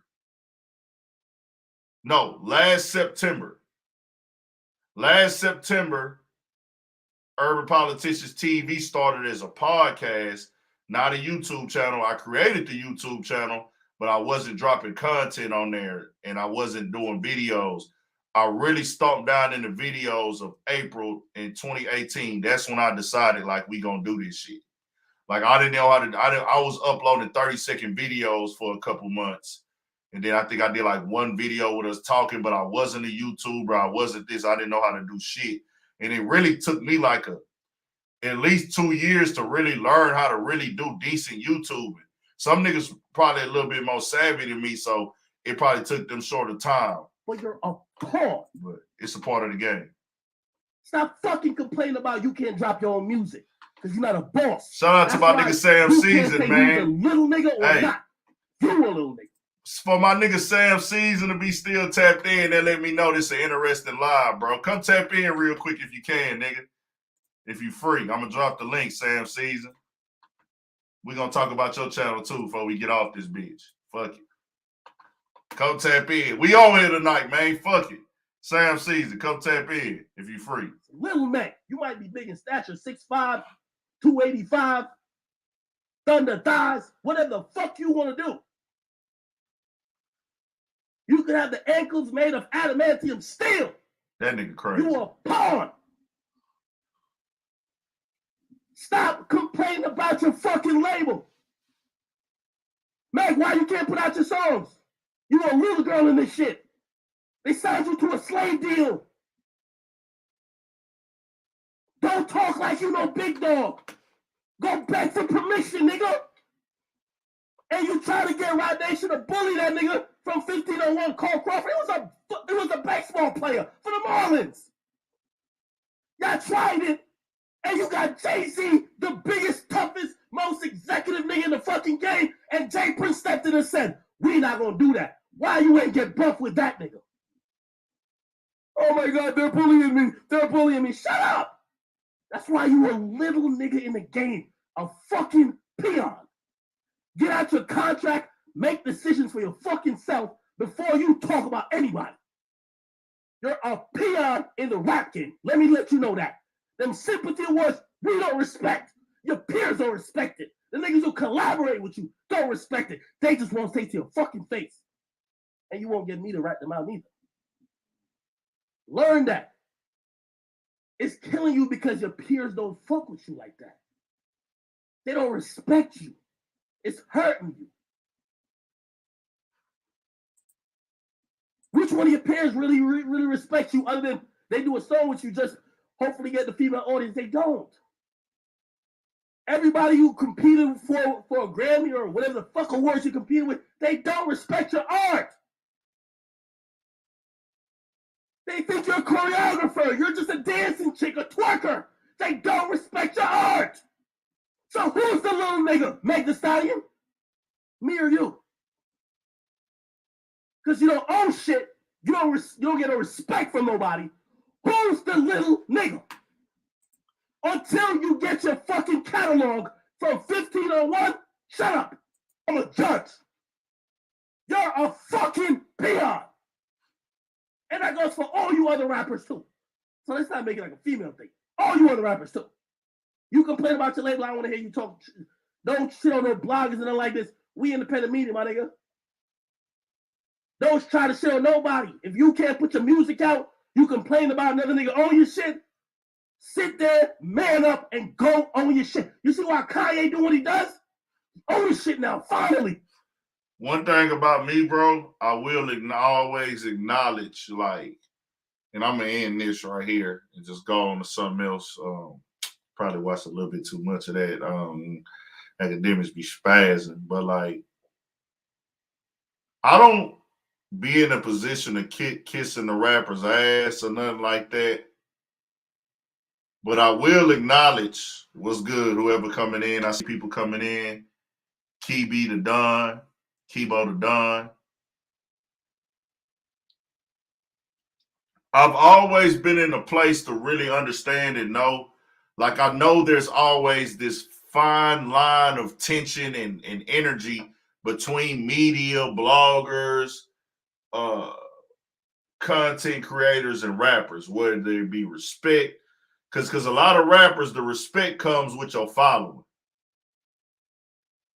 Like, the respect come with your following. Like, that's just what it is, bro. Like, in this game, they don't really respect who real, who's solid, what your morals like, your energy, your personality. Is really, that plays a plus with some artists. But rappers are not going to fuck with you just because you a real nigga. That's like a plus. People in the industry, they're not going to fuck with you because you're a real nigga. There is no reward for being a real nigga in this game. Because everybody has different limitations and definitions of what real is. Let's not even say real because it sounds cliche when you say you're real. Just say you solid. Like, you a solid person. Nobody is going to fuck with you just because you're solid. Just because you held it down in a situation. You got to be able to offer them something too. That's just the way the business works. And most of the time, what rappers fuck with people off of is numbers, exposure. Can you help me get in the game? Or can you boost my sales? Can I get your audience? People will sit down and deal with somebody they don't even relate to at all if the audience is big enough. That's just what it is. The biggest rappers. It doesn't matter. And not even that the rappers want to do it, they labels will do it. They labels will put them with people who got followings in the game because of that reason. No disrespect to homie, but look at what's the little homie with the Twitch name? Fuck. The biggest nigga, man. Fuck. Aiden Ross. Labels will put their artists with Aiden Ross. Or they will look at Aiden Ross following, or say if Aiden Ross reach out, they might be like, man, who this nigga is, bro? He got a bunch of followers. Ask they homies, man, you know this nigga? Oh, yeah, nigga, that's the nigga with the Twitch. Or they'll look him up. Hey, we gonna go on there because he got the following. Not because they relate to him. You mean to tell me rappers is cool with niggas telling them such jokes? And that's not a knock. Do your thing, Aiden Ross. You keep getting money, young nigga. Keep turning up and going up. I'm just saying our culture, they would never take that from a nigga like me or a nigga like Akademiks. But they'll go on Aiden Ross because he really like just a fan of hip hop. He not really in hip hop. He not black. But they know I don't really agree with that type of shit. But because the following is so big, I'm gonna go over there and fuck with it. That's just how this game works, man. So it's always, I ain't never saying trade in your morals, bro. I ain't never saying trade in your morals. I ain't saying never don't be solid and keep it play and keep it G. Do you, but just know that's not good. You gotta work your ass off. You gotta grind. You gotta make sacrifices. Some of these rappers been rapping for 10 years before they got popping, bro. That's a fact. Some of these rappers is hitting 28, 29.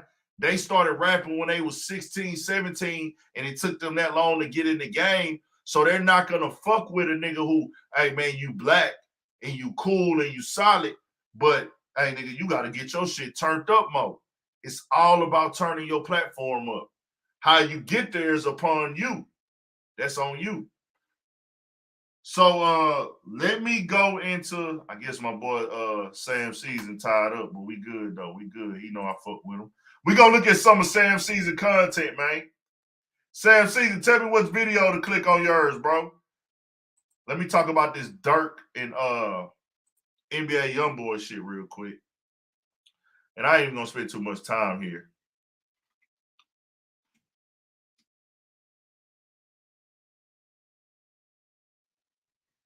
I ain't gonna spend too much time here. So everybody got them on the thumbnail. I'm really just using this video for the thumbnail. I'm not gonna play this video.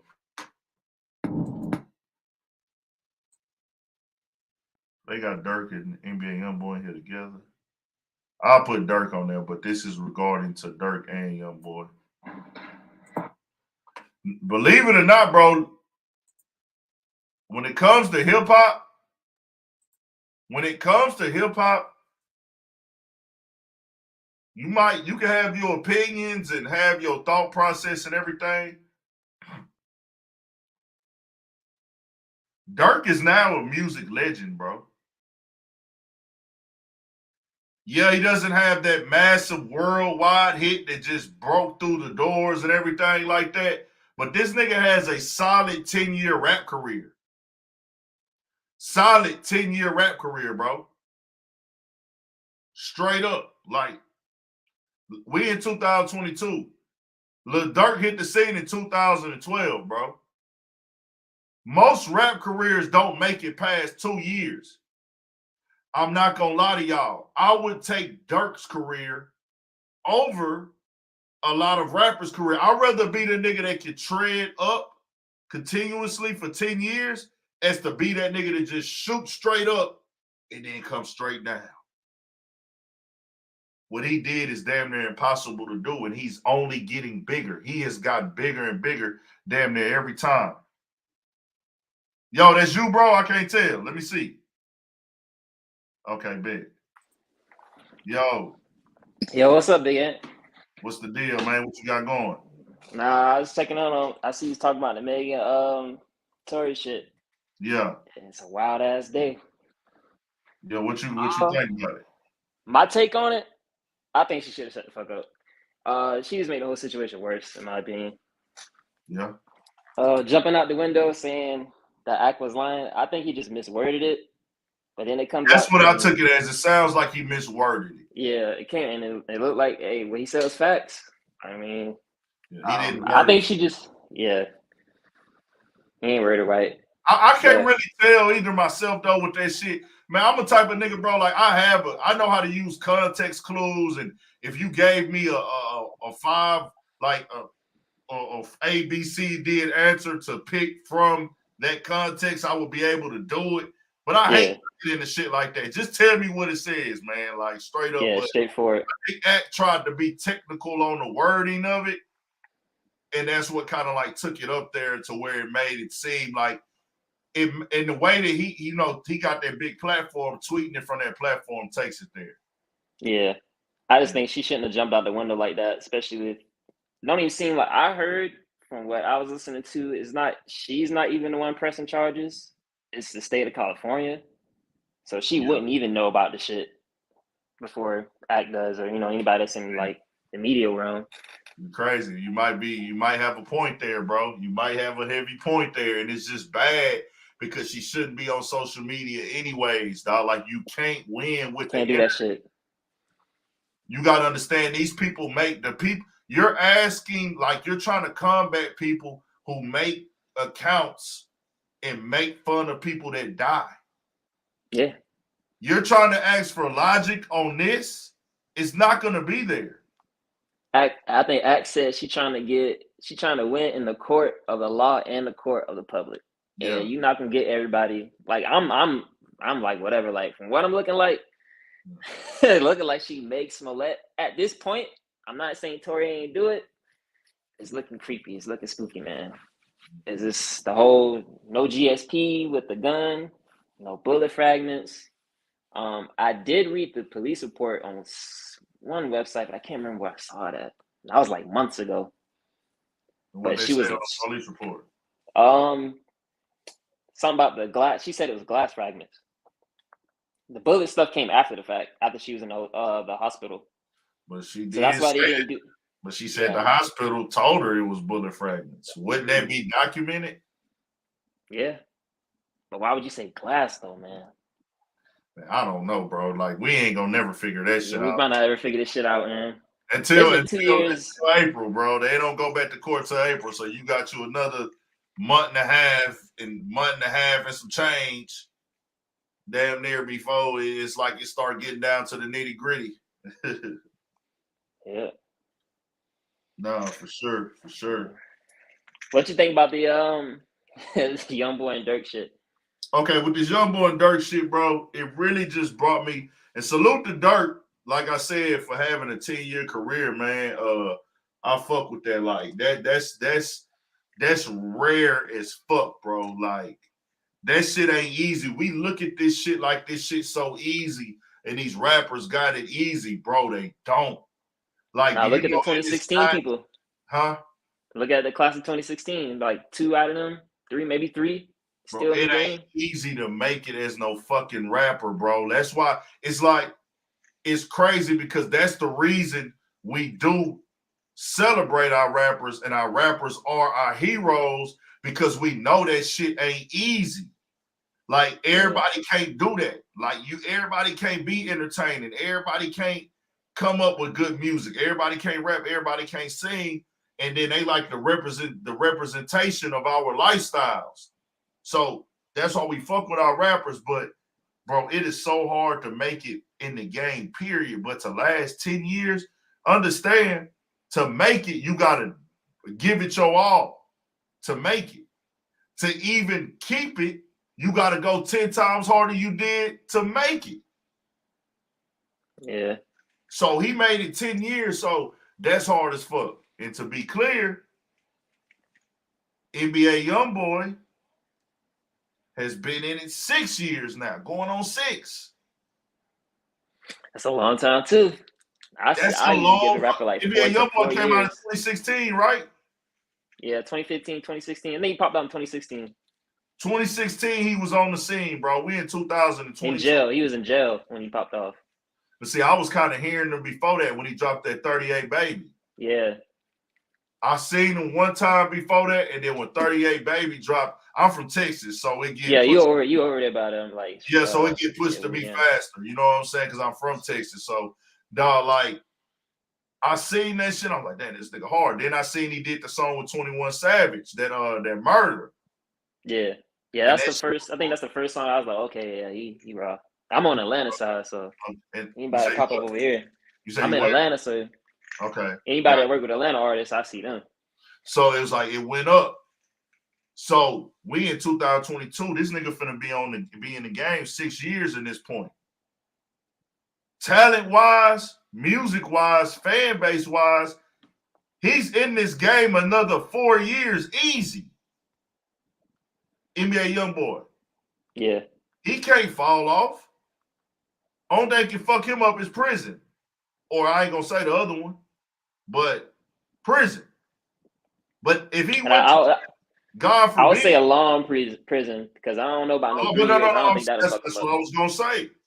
If he go to jail for some years, that ain't gonna do nothing but boost him up even more. Yeah. A few years in there, that nigga gonna come back and be 10 times bigger. And I say all that to say this, bro. This the only, and I'm not even getting into the details of their beef and all that. You got other YouTubers that cover that. I didn't drop no videos on this. I am so glad it's other shit going on that I can make a video about to where I don't have to speak on their beef for real. I'm talking about the whole rap game. As rap became a blood fucking sport, bro. A big part of rap. We have 2 of the top 10 rappers. Lil Durk and NBA YoungBoy are undeniably top 10 rappers. They're dissing each other. One of them is dissing dead relatives. These are chants for blood, bro. The music they making are taste for blood. We want blood. Whether they trying to live in it or not, somebody has lost their life. 2 of our top 10 rappers, think about this. When Biggie and Pac died, it was beef, right? But it wasn't between them 2 while they died on Pac's side. Pac died over some Compton business. He beat up like another blood or something, right? Nah, he died by some Crips. Oh, yeah.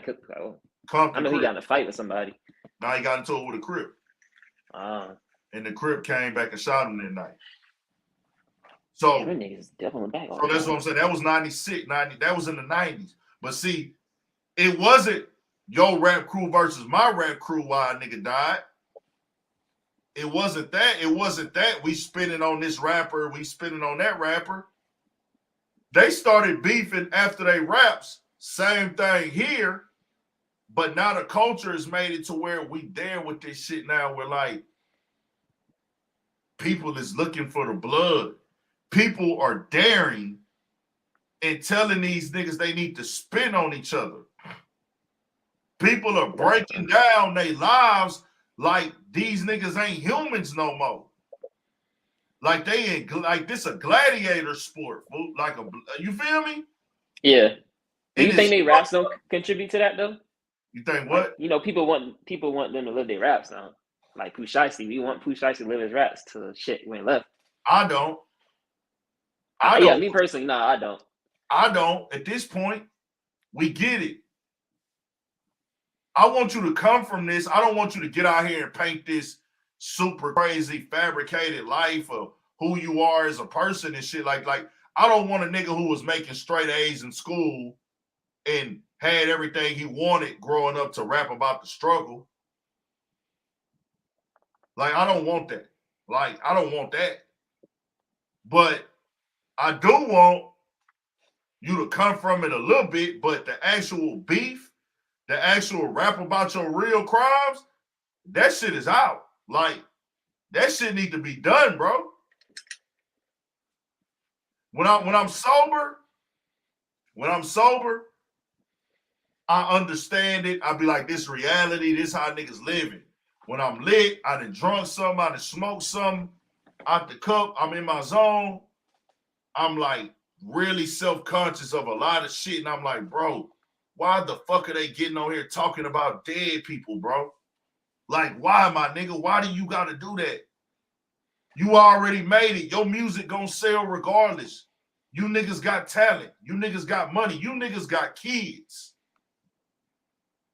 Y'all willing to leave y'all kids out here, bro?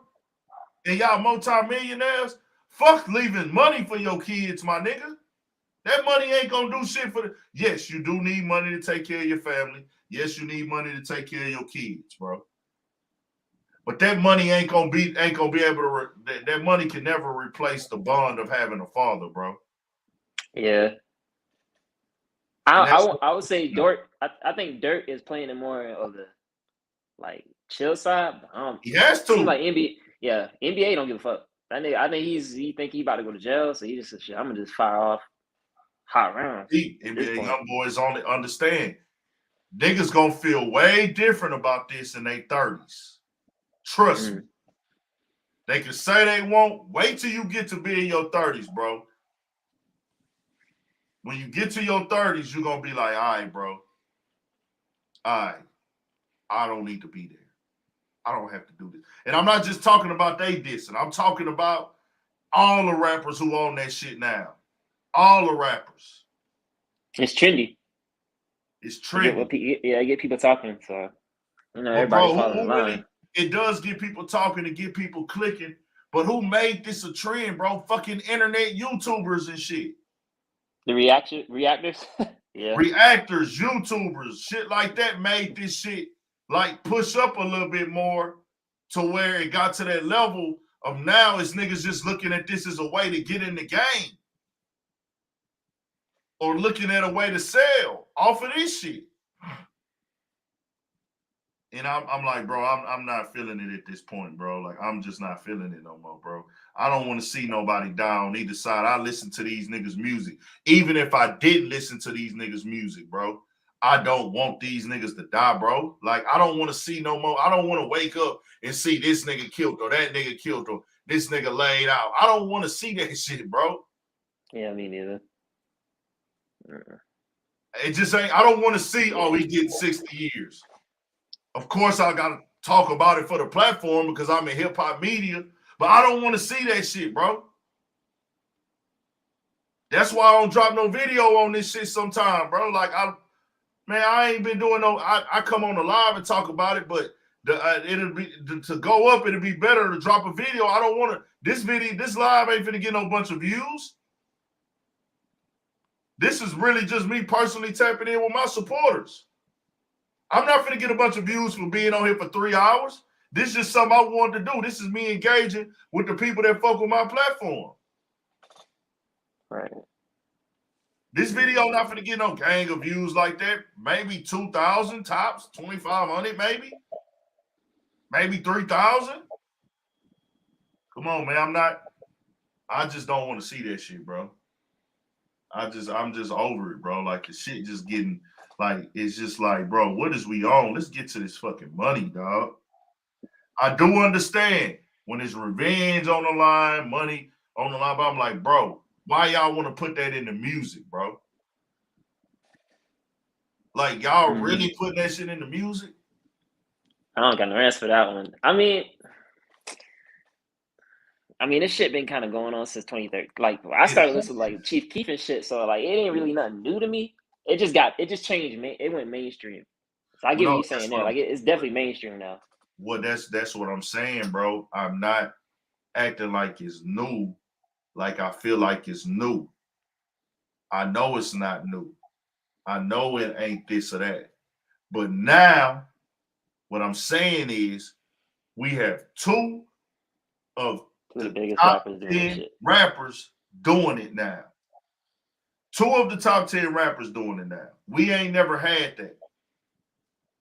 When I say top 10, I'm talking about relevancy, streams, consistency, all that. Can't nobody tell me Lil Durk in top 10. Lil Durk and NBA YoungBoy is not in top 10, bro. You can't tell me that. If you say Lil Durk and NBA YoungBoy ain't in the top 10 of rap artists, I don't give it. We're not talking about who you think the most lyrical, who you think do this and do that. I don't give a fuck about none of that. We talking about relevancy, impact, fan base, consistency, and shit like that. Lil Durk and NBA YoungBoy is top 10, nigga. Kodak Black is top 10. Whenever Rod Wave drop, he's top 10. Lil Baby, top 10. Yeah, Lil Baby top 10. I just remember Megan Thee Stallion said Kodak had fell off. When she said like a week later, when she said that nigga dropped Super Gremlin. Bro, when she said he fell off, I was like, she hasn't been listening or paying attention. That nigga was dropping a video like every 2 weeks and they was all doing 1 million like the first day. Yeah. He just didn't have a mainstream hit at that time. But that nigga was nowhere near falling off. But you know what Kodak started to get? I see a lot more people starting to recognize Kodak lyrical ability. Like a lot more people are starting. I heard Maul acknowledge it on the podcast. Like, damn, that nigga actually is not like, he was like, bro, this nigga Kodak. Maul was like, Kodak is great. Yeah, I've been peeped that since like I've been saying that since not the album before he went to prison. The one with the what's the big hit on that song? On that one. Metro on the beat did it. Who? Metro had did the beat. What's the damn name of that song? It's like the last big single he had before he got locked up for crossing the border.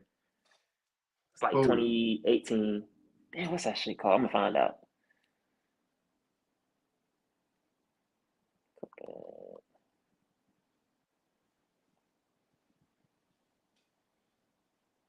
I don't know who you Tunnel saying? Tunnel Vision. Oh yeah, nah, that shit was hard. But nah, see, that's the thing. You gotta listen to them B-side tracks with Kodak. Oh yeah, on that album. Yeah, on that album. That man lyrical. That's why I was like, okay, this nigga different. Nah, that nigga different. A lot of people don't know how different that nigga Kodak is, bro. On no lyrical shit. Even his SoundCloud shit from 2015, that nigga was like, okay, he got hella double entendres. Like, yeah, he been that guy. Yeah. Because people can't understand him. So I'm in the South, so like we understand what this nigga's like. We get a lot of people just like they get turned off on like how you talk in real life, and I'm like, nah, if we really sit down and listen to what he's saying, like he's spitting. They just got to get over that his accent. Nah, for sure. For shit, so. And like that nigga be spitting. Undeniable. Top 10. Yeah. I just wanted to put that out there, bro. Like that's all it was on with that subject. I wasn't trying to go too deep into that shit. Yeah. But that's all it is. is. It ain't over though. It's gonna keep going. Hey But man, I don't think, in my niggas opinion, ain't shit gonna happen no more. And then it's like too, bro. Niggas try to but it's already blood on this situation. And I feel like the game now, the energy, what fucks it up even more, bro. The thing that fucks it up the most, bro, is the fact they kind of like try to influence the rap game and the culture to kind of move how they move. And like it feels that way. The energy around it. The fans make it that way. Which side? Huh? Which side are you talking about? Are you just in general? I'm just saying in general, when two rappers are just going at it, it's kind of like the game is getting so to a point where it's like we want the game as far as other rappers, producers, engineers. You got to pick a side now. They was doing that with Meek Mill and Drake too. Yeah, and I was like, nah, nigga, I'm not picking no side. I don't give a fuck what nobody say, bro. Like the thing is, I feel what y'all got going on, and if it's blood on that situation, it's blood on that situation, bro. Right? Mm-hmm. Hey, do y'all stuff. If you feel like you can't fuck with a nigga because he don't want to pick a side, then hey, nigga just gotta stay not fuck with niggas because it's like this, bro. If my people get killed, if I get fucked off, and I fuck up my life or my career, is you gonna take care of me for the rest of my life? Are you gonna take care of my kids for the rest of their life? And I'm saying that to the niggas who try to make it to where a nigga gotta pick sides. Like, that's just me. That's how I feel about it. That's why I'm like, I'm off that shit, bro. Like, a nigga be trying to, like, move and not, like, be eggshells around. I'm like, nah, bro. I'm on that. Like, whatever how I feel, bro, I put that shit out there, bro. Fuck that shit. Like, nigga not picking no sides in that shit. Y'all do what y'all do. I fuck with both of y'all niggas' music. Both of you. I'm tapped in, nigga. I wish y'all niggas the best. I want to see you niggas be successful. I don't give it. And that's for whoever beefing. I get nothing for the rappers failing. It doesn't make me go up if a rapper fail. You know what I'm saying? Right.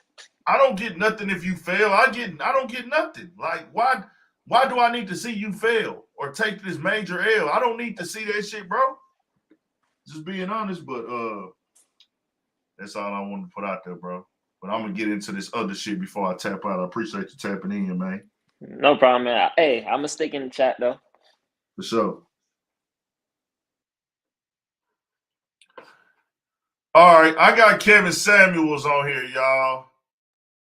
And the reason why, before we tap out, this is for the ladies, and I ain't finna make no video about this shit. This ain't no platform like that. We talk about that shit when we talk about that shit when it's necessary. Me and BP did a video speaking on Kevin Samuels.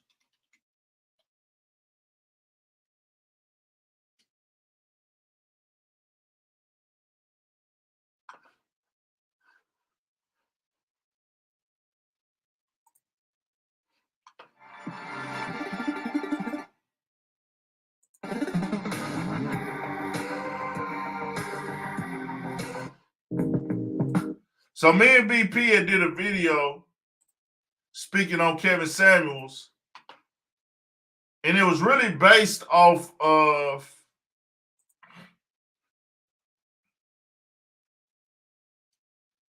the context of him saying that women. Actually, let me play that. Let me play that video. It's on my channel. I'm tripping. This is what the context of this video was, bro. Let me go to it. Let me go to my channel and find that motherfucker.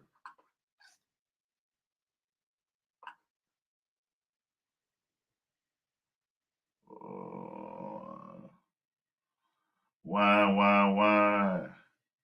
Oh, damn. Mozzie was on No Jumper today? It's hard. I got to watch that. I know I fuck with mozzarella, the mozzarella fella, man. Fella.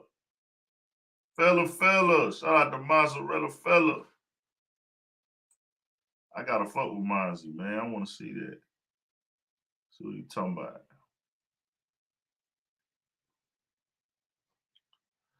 Let me find my video, me and BP video that we had did. 5 videos. Fuck, what the fuck is that video?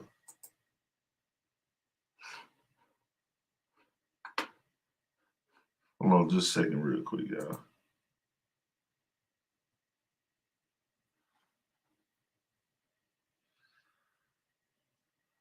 Here you go.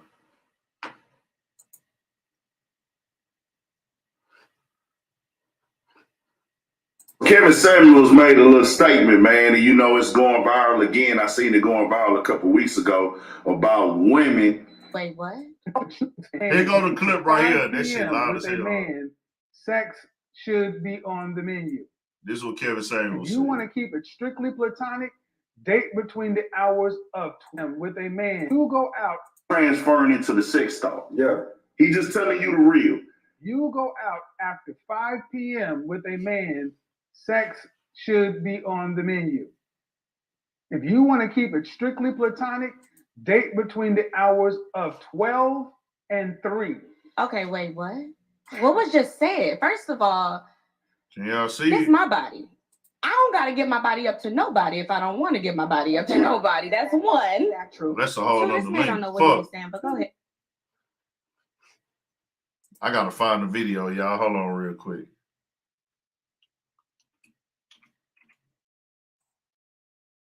I got to find it on this other screen. My bad. Hopefully it's right here. Here you go. All right. 75 vitamins, minerals, and whole food sourced ingredients. Let's get it. 1 scoop, 1 glass. Going viral again. So he never said energy of a man. What would the sex talk? Yeah. He just telling you the real. You go out after 5 p.m. with a man, sex should be on the menu. If you want to keep it strictly platonic, date between the hours of 12 and 3. Okay, wait, what?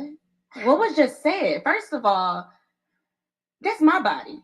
I don't got to get my body up to nobody if I don't want to get my body up to nobody. That's one. That's true. 2, this man don't know what he be saying, but go ahead. What y'all He just want to be relevant. He said go out between 12 to 3 so you can only go to lunch. I can't say I agree Child. with that. No. I just want to know if his wife agrees with all these rules. Oh, he's not married. Oh, I was getting ready to say, so when did he get married? Oh, he's not even married. So everybody's following the advice of the man who's not married, but telling non-married women why they're never going to be married, and he don't got a wife to back up everything that he's trying to say. That's where I'm just kind of confused. Read. It's giving backwards. Right. Lunchtime is professional. Yeah. If we go to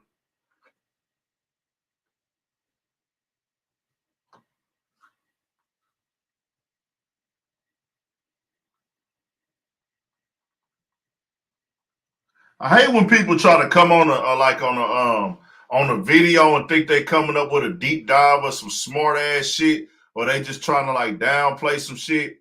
Talking about, well, how is this news? How is this news? Like, dumbass, they went to court today. Like, you talking about other people deep dives and people explaining this type of shit. It's like, what the fuck do y'all be talking about, bro? Like, people just be saying shit.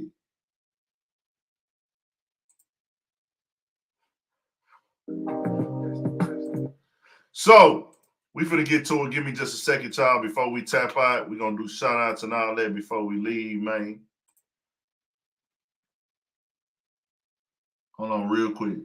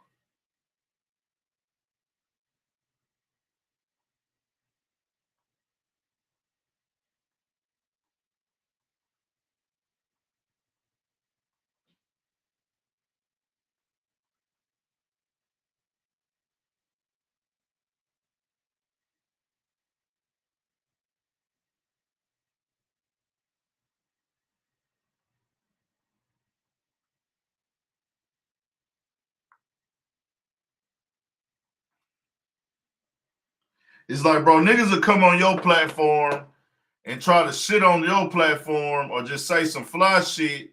And I'll be checking that shit to make niggas feel stupid. Like, nigga, you not even saying shit, bro. Like, what is you doing? Like, god damn, shut the fuck up. But okay, so I dropped this video, as y'all saw right there with Kevin Samuel saying that women, if you go on a date after 5 p.m., sex should be on the menu. If you don't want to engage in sexual activities, date between the hours 12 and 3. He's not saying that you have to have sex if you go on a date after 5. They trying to create this narrative. They trying to make it that, but that is not the case. That's not what he said. That ain't what he said at all. That ain't what he said. He pushing the narrative. The narrative he pushing is the real narrative. He telling you how men think. For my people out there, for my ladies. Any lady is welcome to come on here. Any lady, any woman. I want a woman to come on and speak on this. You don't have to. He's never said you had to have sex. He never said you couldn't date at night.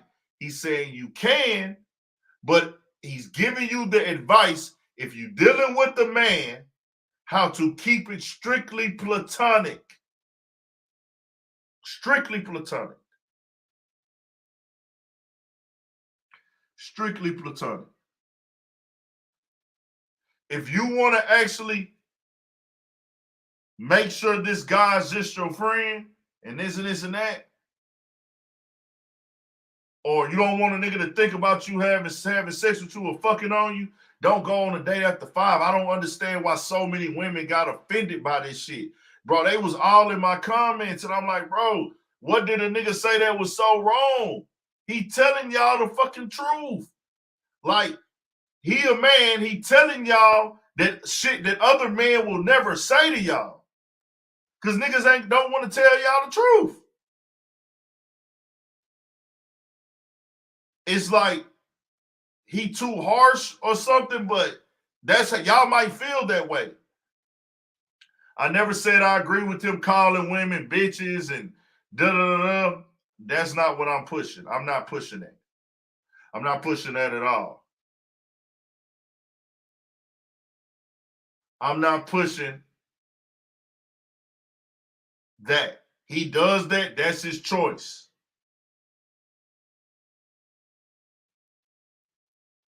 Yeah, Quan Boy saying he really giving y'all the game. To be honest with you, if you a grown-ass woman, you shouldn't be going on dates with niggas that you're not really interested in anyways. You go out as a group. You go out as a group. A party. Bro, you right, Quan Boy. Really giving a cheat code, man. Go out as a group. Go out as a team. Go out 3, 4, 5 people. You don't really go out on a date with with a person that you're not really trying to engage in activity with. It just don't make sense in 2022. And then women start, well, what's wrong with dating that white? What if I gotta work? You could still date it at nighttime. You could date at 5, but he just letting you know if the option is there for you to date in the daytime if you want to keep it platonic. I would suggest don't go on dates with niggas at all unless you want to go there with them. Then women felt the way about me saying, hey, I said that I would take a girl on 3 dates. If I ain't hit after 3 dates, I'm not taking her out no more. Fam, I'm not taking women out on dates unless I want to fuck them. Straight up. I don't care. Because I buy you a drink at a bar, I'll buy a female a drink at the bar. I'll go to a restaurant if we're at the bar eating and it's a cool female. I have no problem buying you a drink. I don't have a problem taking a woman out to eat and not get no pussy. It's cool. You don't have to fuck with me. But I'm not going to continue to take a woman out who don't want to fuck with me. That's time. It ain't even about the money. It's about the time. What is a man investing his energy in for? We are humans. Sexual attraction is attraction.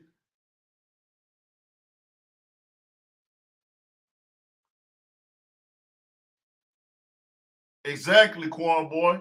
These women are not wanting to understand that for some reason. And they want to argue me down like I said something wrong. Fam, if you're not sexually attracted to a nigga, you're not attracted to the nigga. Simple and plain. So what is the point of me to keep taking you out on dates if you haven't fucked me? Do you know how many people are married today and been together for 10 years or whatever years and they fucked on the first day? A lot. A fucking lot.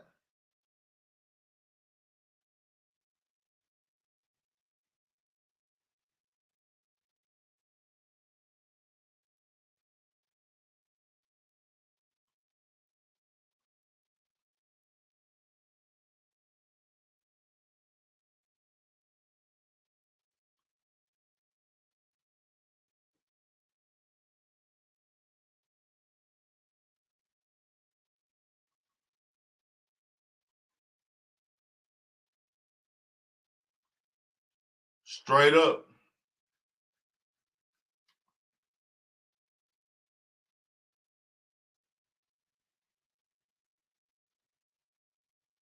Are there any women that want to come in and talk about this, dog? He's not saying women. You do not have to have sex with nobody because they took you out. But let's not play dumb because y'all want to create this fucking false reality that y'all actually respect niggas who keep taking y'all out on dates and they not trying to fuck. So let's be clear.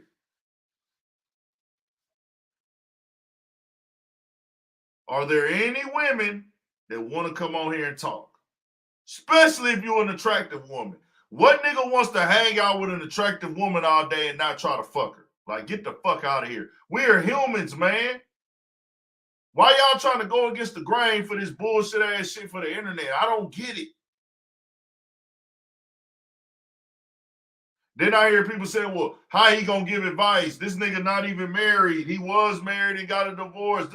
Who gives a flying fuck?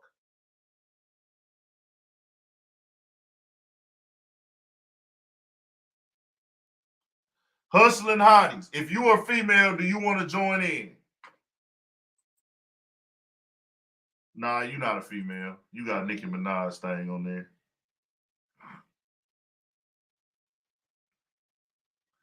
Damn, dog called me a bum. I would have let you join in, but you know, it's the end of the live, man. We still winning over here, though. We still winning. Gonna keep working. You gonna keep typing. We gonna keep working. You gonna keep typing. All right, Hustling Hotties, do you want to put your face on camera? Hustling Hotties?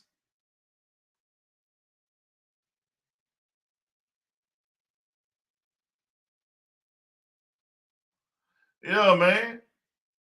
We talking the real shit, bro. Like, my nigga, I live in a fucking real world. Okay. Hustling Hotties, if you're going to put your face on camera and you are a female, come on. I'm going to drop the link. All right, I am Seth. I hope you working. You know, a lot of niggas be wanting to, a lot of niggas be talking about this and this with their music, man. They ain't really investing in what it takes to make it as a successful rapper, bro. It costs, first of all, you got to have your money together. I suggest you find a way to get you some funding. Find you a way to get you some funding. I put the link on there, Hustling Hotties. You're not getting on unless you put your face on, though. I got to see your face behind the scenes. Yeah, Player Polo, it kind of seemed like that what these females really get mad at is that they feel like the nigga giving too much game. They mad at nigga getting too much game.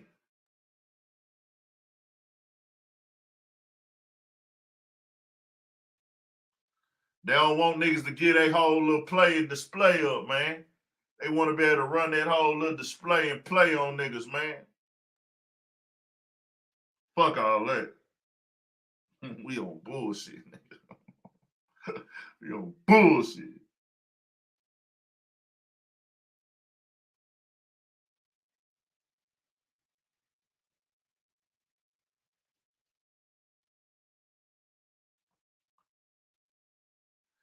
Hustling Hotties, we waiting on you, goddamn. Okay, I guess you don't want to come on then. All right.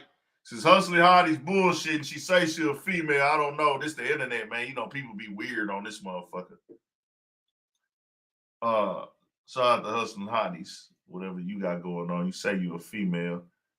You just threw out that very disrespectful comment about Kevin Samuels up there. You got to show your face to me behind the scenes. I ain't got to put you on the live, but I got to see it backstage. If you're not a woman backstage, the link is here, Shantae Douglas. You got to put your face on here.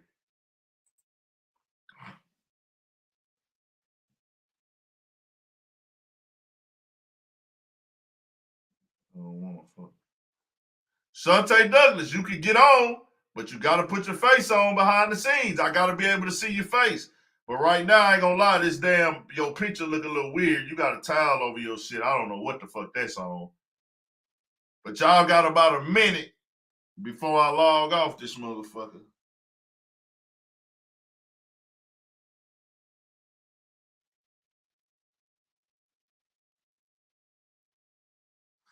Hey, Magic, man, you know, Okay, I'm finna add you. All right, you can cut your camera off if you want to, Shantae. You want to leave it on? It's up to you. I ain't tripping. Okay, I'm going to leave it on then. You say you want to leave it on? Straight. Bet, here we go. Tonight. What's the deal? So the reason why, because I'm watching your live, and the reason why I subscribe to you is because I appreciate your perspective. I appreciate your honesty, and you're very transparent, and you seem like you're real as fuck. So I respect that. But as a woman, right, when it comes to someone, it's okay to understand that, yes, men are going to want sex after 5 p.m. if that's the deal. But I think it's unfair as a woman, and of course life isn't fair, but I don't think it's acceptable as a woman to just be willing to give up your body because a man wants that. Like, I think there has to be perspective. There has to be like some ground in the middle there that says, sure, yeah, a man would like to have sex with you, but after 3 dates, I think that that's a little unreasonable because you might not even like her as a person after 3 dates, after 4 dates, after you start having sex with her, and she might not like you. So therefore, you're constantly transferring and giving people your energy when you don't have to. That's not necessary. I think that that's something that needs to be put into perspective. That yes, of course. Hold on. What'd you say again? Hold on. Replay that one more time for me. I said that you shouldn't be so willing, and this goes for men and women, or whatever you identify as. People shouldn't be so willing to give up their body, give up their energy, give up their space, because somebody wants it. If you're not ready to do that. That doesn't make any sense. It's on you. Like, I don't want to have sex with a female who don't want to have sex with me. Yeah, but I think some people, different people, need more time, and especially depending on how old you are or whatever situation you got going on, people have went through a numerous amount of things to where they realize, oh, okay, especially as a woman, we're like, we don't want to just be regarded as something to have sex with. We consist of more than that. Yeah. We're much more, and you're more than whatever you have to offer somebody. You're more than that. You got to value, we have to value each other and value each other's energy and our intellectuality and everything about the person before it's just physical. Not saying there's anything wrong with that. Let's keep it real. There's nothing wrong with that. Going and having a good time, but that does not apply to everybody. So we have to be really cautious of the things that we say and the ways in which we think, because they're not always realistic. Yeah.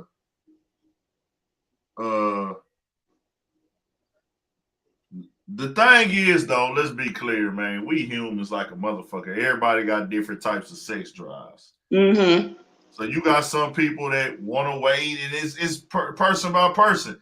Some people like, hey, man, they go on a date or they meet each other and they know what it is on the first night. In both cases, like, the energy is like, yeah. But I'm saying I'm not gonna tell them if they consented. That's on them. Yes, of course. That's another story, though. But it comes off as very triggering to a lot of people, a lot of women, that they should be expected to give something up if they go out after 5 p.m. Like, when, as a woman, that sounds crazy. That sounds nuts. Let's rephrase that. You're not expected to do nothing.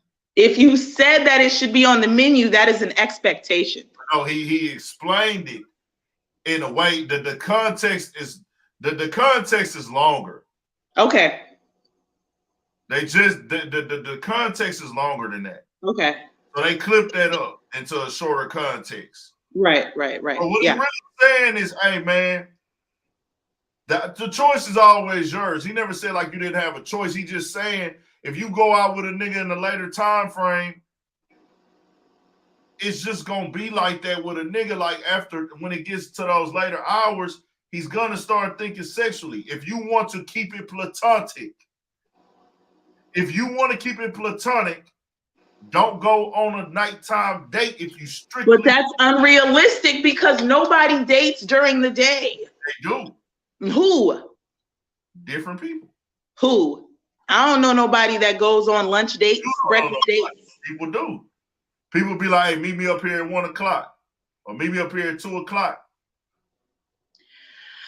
I just think that most people lean into most people don't live their life like that because it. Hold on. Let's be clear. Yeah. Let's be all the way honest. Let's see how grown people are.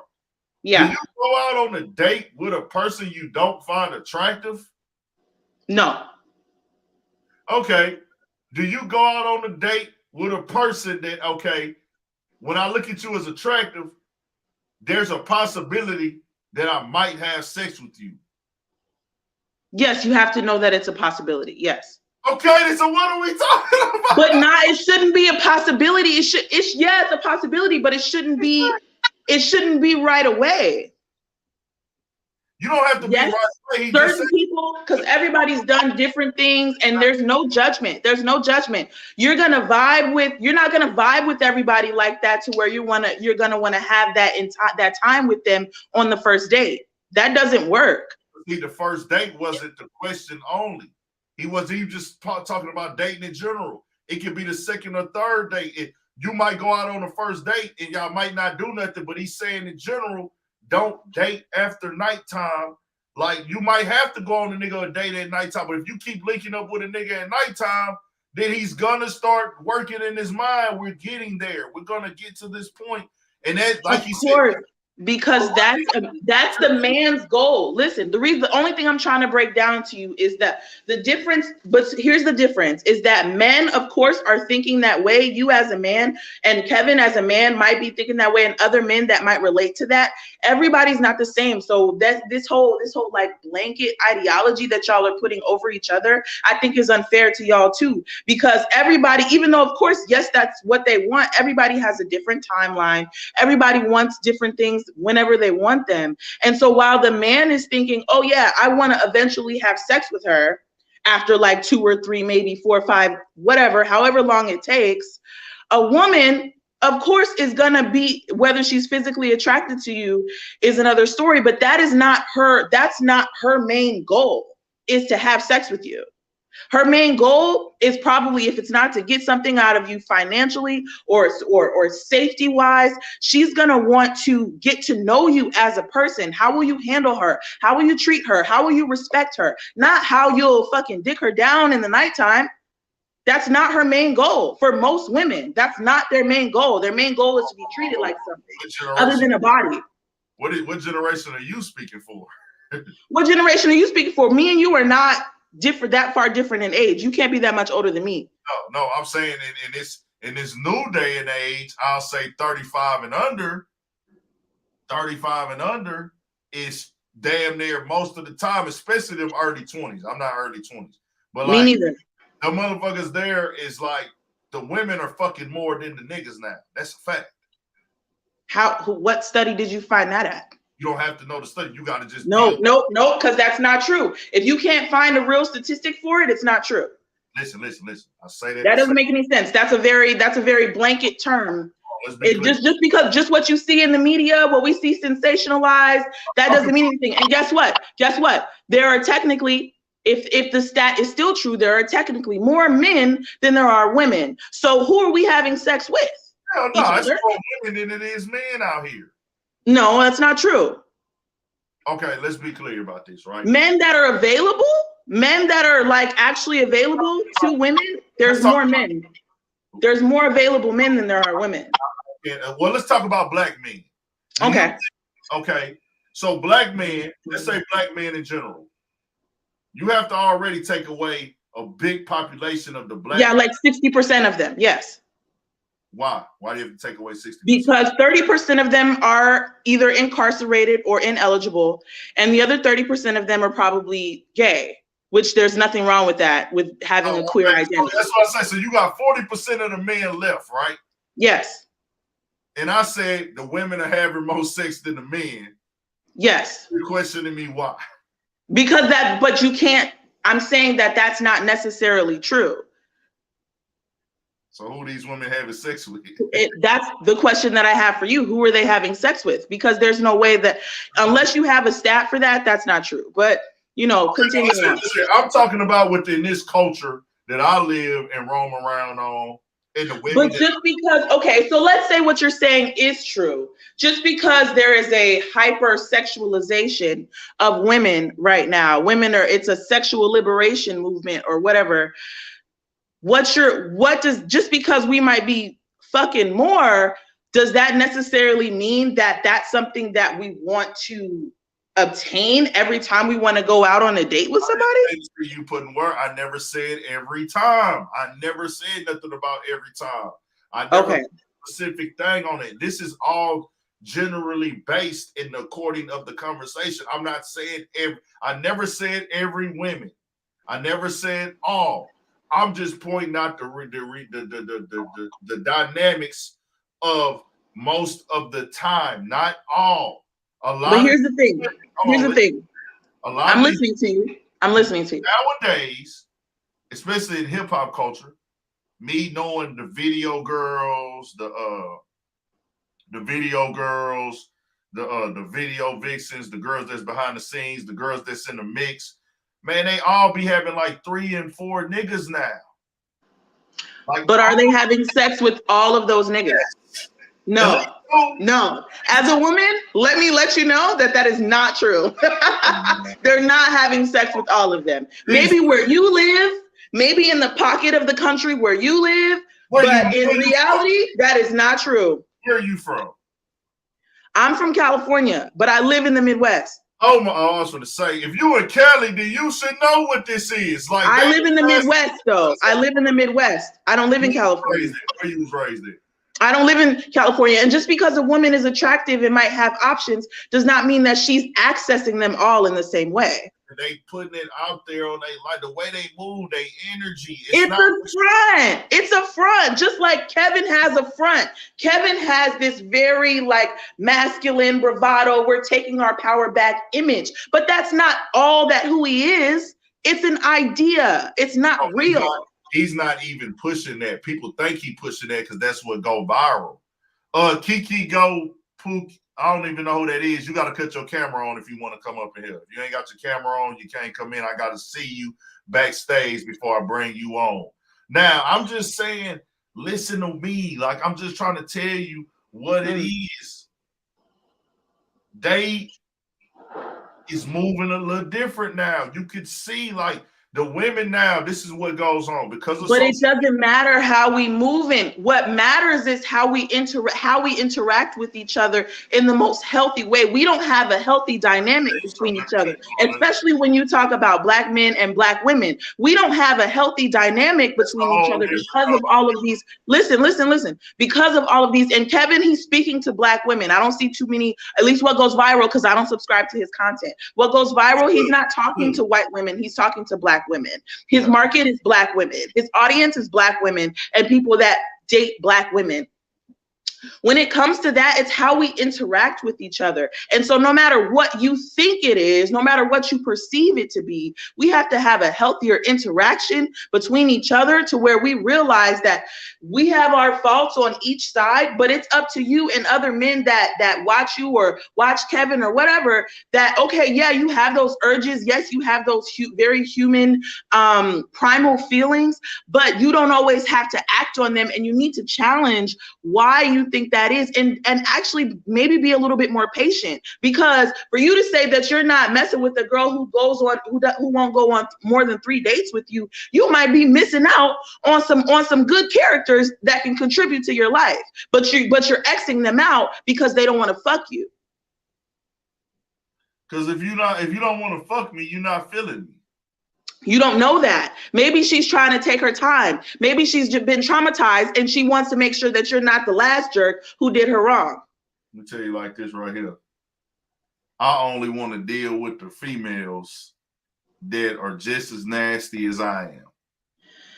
But that shouldn't be expected out of everyone. So I get what you're saying. I get what you're saying, but that just because this is me personally. If you're not a sexual person and you don't want to fuck me, I mean, if you don't want to sleep with me, then it's like, hey man, you're not really feeling me to me, and there's nothing wrong with that. It's not. But that's not. But I'm letting you know that that's not accurate. That is a false way for me to believe, because you're falling into. I don't understand why you have that mentality, but that's hurting you and not helping you. I don't have to fuck you on the first night. That's just. I didn't say that's not what you said. I don't. You said your cap is 3 dates. And we don't know. It's just the way that, and then it also goes with my schedule. Like, how's my schedule moving? We might date on this month. We might hit some on Tuesday, do some cool little vibes. Then Friday, we might go shoot pool or some shit. And then that next week or the week after that, we go on another date. If I haven't fucked you by then it's like, okay, you not really vibing. You didn't have a good time. That's not enough time. For a woman, depending whatever place that she might be in, I can definitely tell you that sometimes, not every time, but sometimes that's not enough time for us to really establish a vibe. Nor is it enough time for me to really, because what's to say, we go on 3 more dates and then like, you get tired and you want to move on to the next piece. That's not good for us. I'm trying to tell you how niggas think. You trying to tell me what you got going on. But as a woman, I'm trying to let you know that the way that thought process is flawed, and as a woman, it comes off a little like discarding. Like that's why we don't have a healthy dynamic. That's all I'm trying to break down. Yeah, some of these women be wanting to fuck more than niggas. So what? I'm just saying, like, you putting it all in like it's some type of like manual to this shit. It's not a manual for It's not a manual, but because we have people telling y'all what is going on inside of men's head.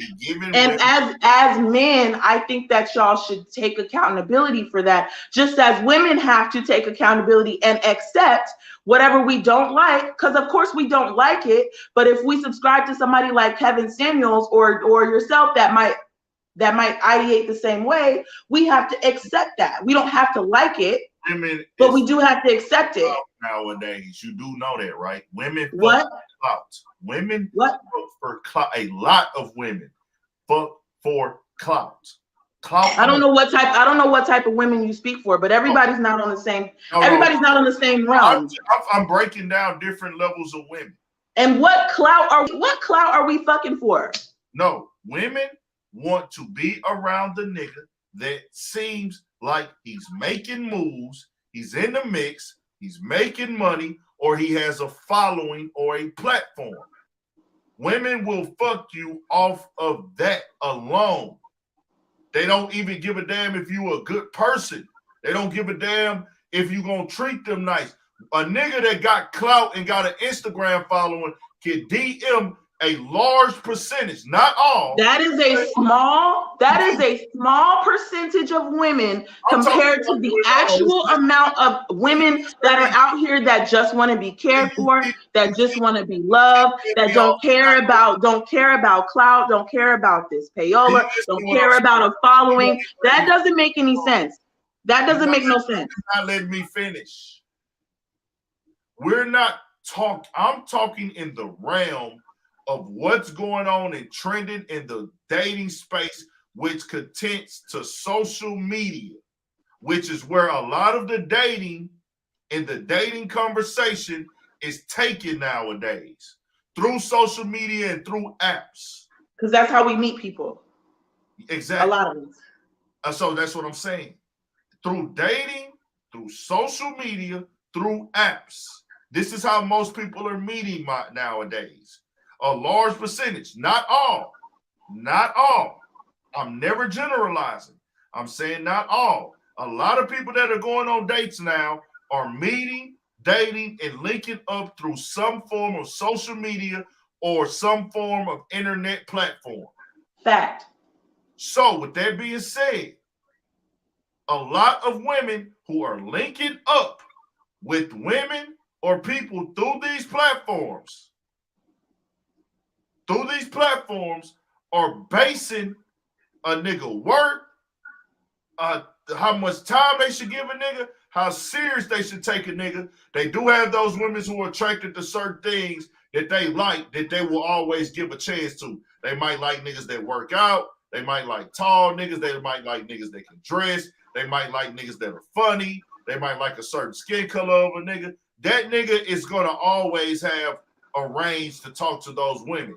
But women nowadays who are in this dating space, they have options. So the ones that have options, most of the times, they're going to go with their best option. If it seems safe and it seems worth the risk. Meaning, hey, if a nigga's in that DM and he said, let me fly you out, after talking for a week or two, hey man, it's my birthday weekend, or hey, I got this going on this weekend. You want to come out? Well, I'll fly you and your homegirls out. Da-da-da-da. Or hey, I'm gonna be out here for my show. You want to come? Da-da-da, da-da-da.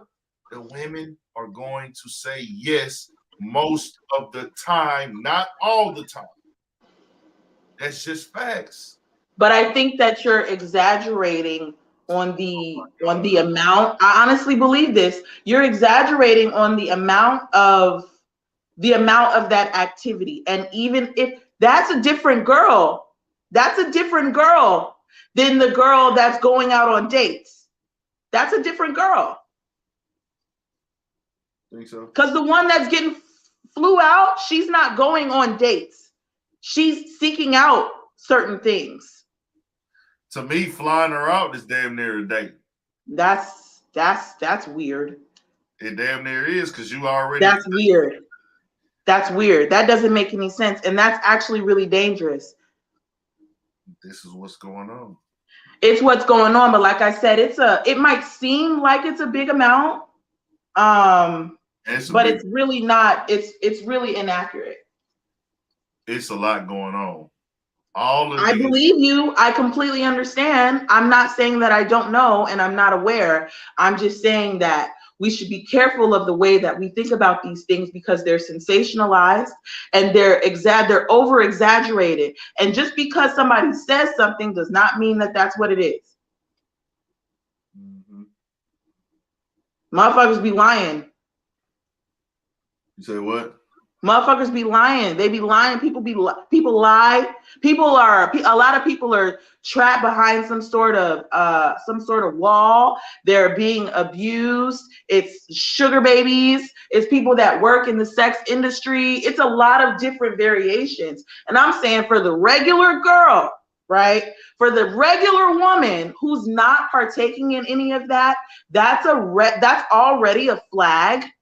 That was just like, okay, well, if somebody tells me that I can't date after 5 p.m., that means I can't date at all. Yeah. That's what that's saying to me. He never said you can't. He just said that what to expect or what's gonna. He just telling you what a nigga gonna be, what's gonna be on a nigga mind. That's all he's saying. He never said you can't. You gotta use. I agree with that. I understand that. I'm not disputing that. The main thing is, when it comes to, as a woman, right, as a single woman, we're going to be like, well, damn, because that shrinks down the percentage of men that will even date you at 1 o'clock in the afternoon. That doesn't make any sense. That means if you might have 10 that are willing to pursue you, that shrinks down to like 2. And those 2 or 3 might not even be who you want. Yeah, he's nice enough to take you out in the daytime and show you a good time that doesn't include sex. But what if he's not even who you want? Then what? Yeah. I don't know, man. You got to get out here and do your stuff. It's a mission. But I appreciate you for letting me speak on your platform. Kiki, take your camera on some. You said take it up? No, I'm talking about Kiki. Oh, okay. Kiki, all right. back your camera or something. I can't see you. Okay, you ain't gonna get on here then. You watching, but you ain't gonna get on here unless you back your camera or something. Everybody got their own perspective on this shit. We'll never get on the same path and the same understanding and everything. But we do need to be able to have some type of understanding. I mean, it's personal, because I mean, what works for you and work for your partner that you sleeping with and the person you dealing with might not work for the next group of people. Everybody got different things, and it's no type of understanding. You know what I'm saying? It's like, what works for me, it's all about finding the person that is on what you own. You might not be a highly person who's sexually oriented or da da da da, or you might not like this or like that, but somebody might meet somebody. It's like so many people who are married and been together for 10 years who fucked on the first night. But do they have a healthy relationship? Yeah, they do. They have a lot of healthy relationships who fucked on the first night. Okay, Yeah. but that's them. That shouldn't be the blanket. And the reason why what Kevin said can be triggering to people and can be viewed as just crazy and outlandish is because that really shouldn't be the blanket standard for all of y'all. We think more of y'all for that to be the thing. So you gonna stay with a nigga that can't fuck you right? No, 9 times out of 10, no. But that shouldn't be the only factor in a healthy relationship. Hey, that's the biggest factor. No, it's not. That's the no, biggest it's not. factor. The biggest factor is money. The biggest factor is money. That's first, but it gotta be you ain't staying with no nigga that ain't got no money. You will stay with a nigga that can fuck you right with no money, as opposed to staying with a nigga who ain't got no money and can't fuck you how you want to be fucked. Straight up. But as we get older as women, we realize that none of that stuff really matters. Man, that's a very blanket ideology that doesn't really exist. You ain't staying with no nigga who can't fuck you right. Whatever your get down is and the things you like and what you looking for, you not staying with a nigga forever that can't do that right for you. I think it depends on the person when it comes to that. That wasn't what he said though. That had nothing to do with what he said. We're just talking in general now. Okay. Well, yeah, I think it depends. Honestly, I think it depends on the situation. Because if he checks all the other boxes, then we can work on that other thing. Okay. There's always another alternative. There's always other ways to be satisfied if you actually love that person. Because if that's what sends you off, then you didn't take enough time to really value that person anyway. I mean, you talking in this world of like, I don't know, like it's different. Like, I don't know, like. I think because we have to be more than surface with each other. And we have to think of all of the other possibilities. Think about how many times we get ruined because of like certain things that really didn't even matter. What do you mean? Certain things? Like people have relationships with people that they actually cared about, but there are certain factors that didn't even matter, and they took it upon themselves to let go of that relationship. Okay. Like sex, once we get old and that shit starts to fucking shrivel up, that's not gonna be the main factor that's keeping y'all together. Okay. There has to be something way more than that. And so that's why we find it to be a little unfair, a little unnecessary, that it's just like, okay, yeah, sure, it can be that, but that doesn't last forever. Your attractiveness, your sex drive, your ability to perform on either side does not last until you are 40, 50, 60 years old. We got to have more than that. Motherfuckers fucking past 40. Some people get cancers around the ages of 40, 50, 55 years old. That ruin the way that they can function in the bedroom. Some people, women, they go through certain conditions after having children, after having menopause, to where their sex drive is not the same as it used to be. And so you saying you just gonna discard your partner because your life in the bedroom's not the same? I mean, if I'm still a horny ass nigga, like I'm still like, you know what I'm saying? We got to work something out. I think that we have to be careful with that, and we have to be realistic about it. on both sides, whether we like the truth or not, because we are intermingling with each other. And at the end of the day, we're meant to be together. We're meant to sustain life together in some way, shape, or form. We might not have to be right next to each other all day, but we do have to be together. And so if that is your one and only factor of success in a relationship, that's not going to get us nowhere. I didn't say that was the one and only factor, because I do need more than that.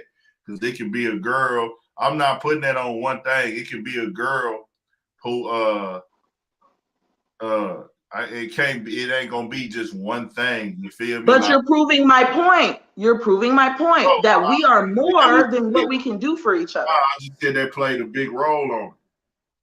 Because right but now, it shouldn't. Yes, it's a big role, but if you're not you put too much stake in that. This is fuck. But if you ain't nasty, you can be all the things that a nigga need. But if you're not gonna let me do the nasty things that I want to do to a woman, it's not gonna work. Straight up.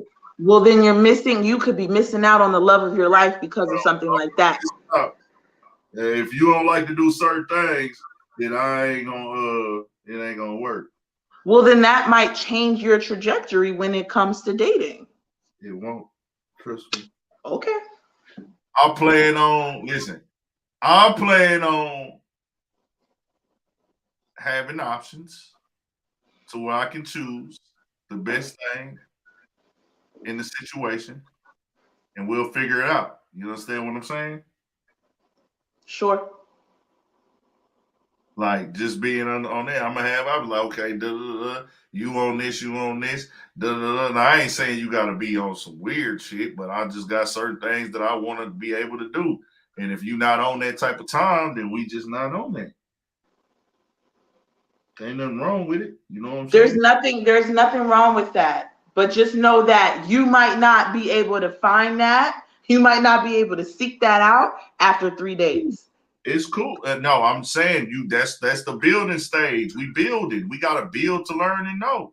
You won't know that after 3 days all the time. Keep the camera off. You won't know that after 3 days. You won't be able to always get that after 3 days. We'll figure it out. We'll figure it out later on. Okay. After later on, we'll figure out it. If it don't work, shit, we still got our life to live. You go on your way, I go on my way. You know what I'm saying? But yeah, I'm about to tap out, y'all. I do appreciate you tuning in, Shante Douglas. How long you been tapped into the channel? Almost a year, maybe. Okay, that's what's up. What brought you here?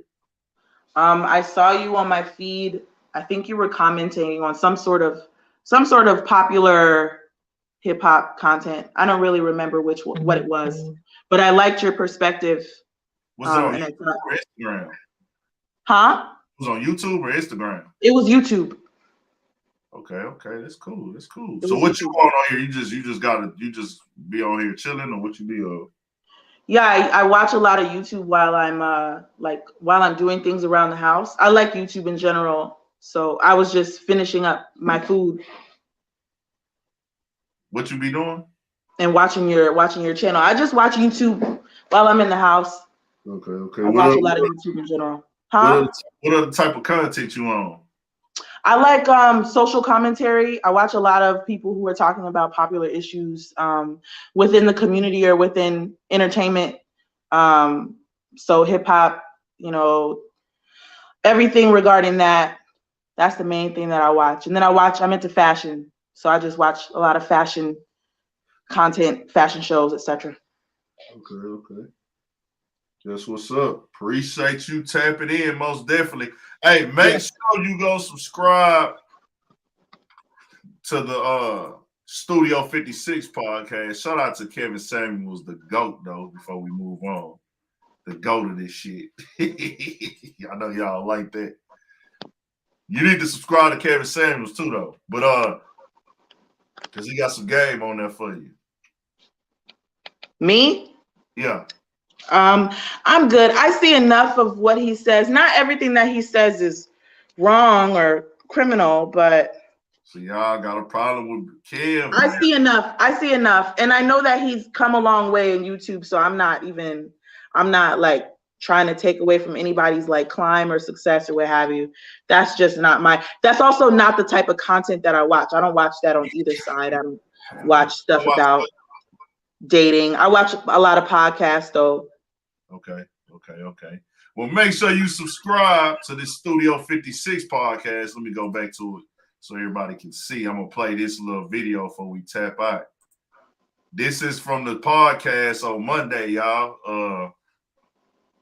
Studio 56 podcast. Get that to 200 subs, man. Y'all bullshit. We at 172 subs. We need 200. We got how many people in here? We got 79, man. Can 30 of you motherfuckers go on there tonight and subscribe to the Studio 56 podcast? You too, Shantae. All right. I'll make sure I do.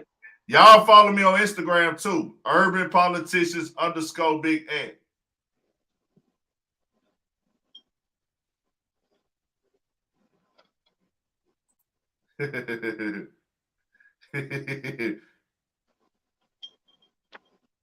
This one dude say, Kiki types some crazy shit. Kiki types some crazy shit. You wild as fuck. So Studio 56 podcast, my Instagram, everybody, Urban Politicians _Big Ant. But here go the pod. Appreciate y'all tapping in. We gonna watch this video real quick, y'all. I'll tell you can chill if you want to. You're probably busy, but you know, whatever. So now they had asked Pusha T about the rap beef, bro. About the rap beef that he was having and shit like that. And I was like, about Drake. He was like, bygones is bygones or whatever. Right. So they just let me know, like, okay, it's like whatever. I'm playing that shit closely. I don't really. He talked about him and Kanye talking they beef, like squashing they beef. He was like, yeah, that's good. They squashed they beef, but they still, you know, Pusha T kind of like can be a little arrogant in his speech sometimes.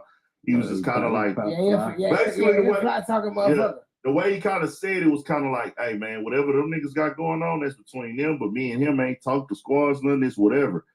But I think that's that ego that kind of stands there because there never was no real street beef between them. Right. True. But it's kind of like I'm not gonna, you know, put my hand out there first or nothing like that because they said some shit about like his son was jamming some music or something. I don't know. Maybe somebody can inform me on that. You know what I'm saying? I could be wrong, but the nigga, I just looked at that beef. Now I just started thinking about actual rap beefs, not street beefs, rap beefs. And what do y'all say is like the top rap beef of all time, bro? Like rap beef, not street beef, just rap beef where rappers went at it. Jay-Z and Nas. The Jay-Z and Nas. Shit, that was big. That was big. I say the Biggie and Tupac.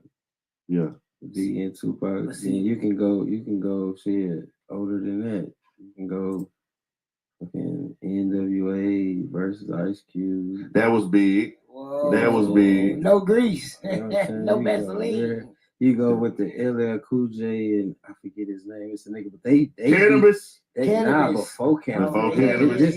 This shit started in the 80s, and I think I was too young. I'm talking about just hip hop. Spilled over into the street. Some shit. I don't want to just talk about. I want to talk about the ones where they was really making songs about each other. Okay, Pop Big. The 50 Cent Ja Rule shit. It was big, but it was more one sided. Yeah. True. Yeah. 50 House. 50 was just on his ass. 50 House. And then whatchamacallit got involved. 56. It was crazy because do y'all remember when they had the beef going on with Jermaine Dupri versus Dr. Dre and Eminem? I slightly heard about it. Behind Mariah. I don't know what it was about, bro. What it was. But I remember that. No. Eminem was beefing with Nick Cannon behind Mariah.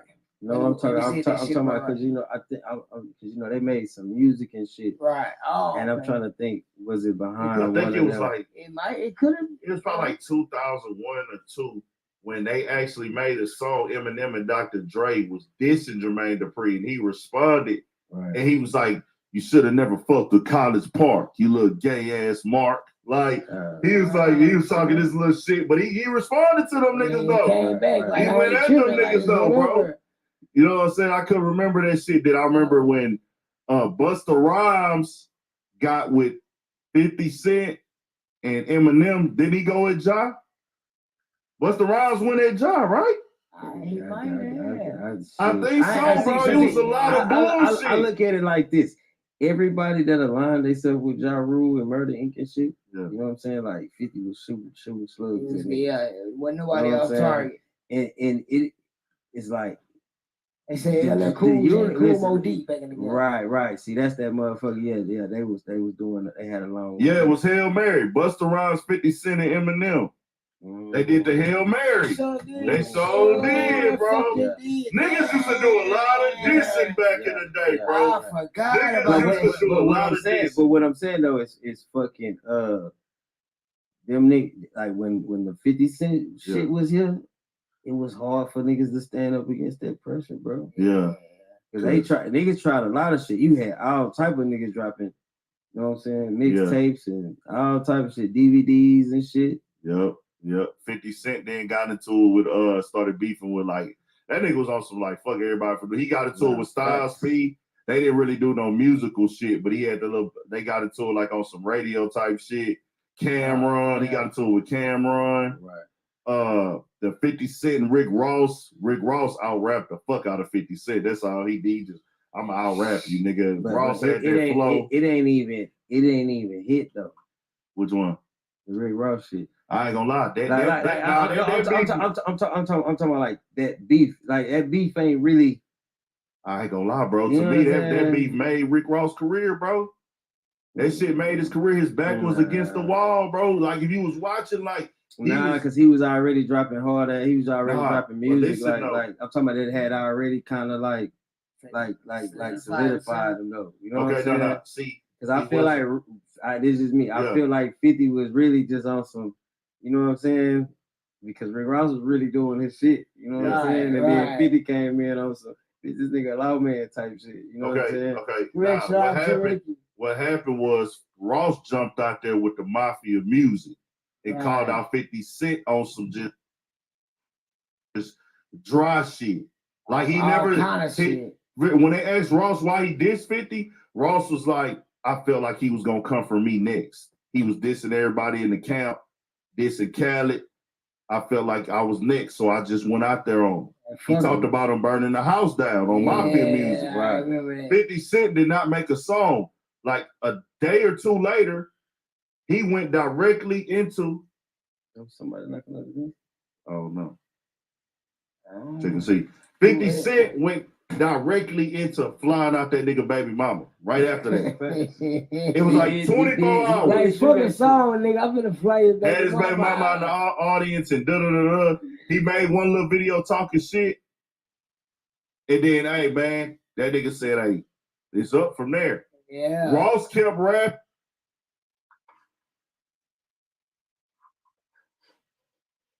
All right. Y'all see the quality coming together? What y'all think about it, man? Yeah, we talked about that mafia music on that hoe. What y'all thought about that? What y'all thought about that? Like not the topics, just the overall podcast. Not the topic specifically. The podcast, like the setup. We trying to get that camera angles in. Y'all go subscribe. That was episode 81, a clip from there.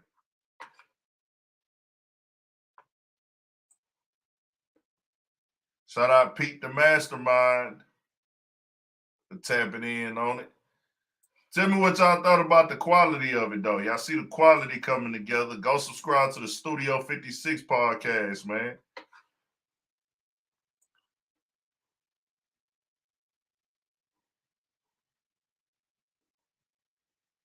We gonna have this channel rolling, man.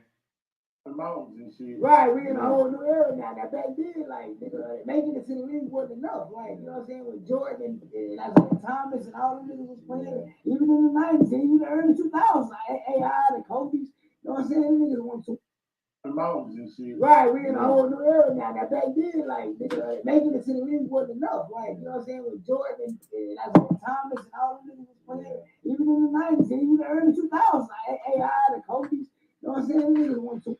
Shout out to my boy Mo, man. Mo, where you at, man? Making it to the league wasn't enough. Like, you know what I'm saying, with Jordan and Isaiah Thomas. I like the quality we on with that right there, man. Studio 56 in here, Pookie up in here.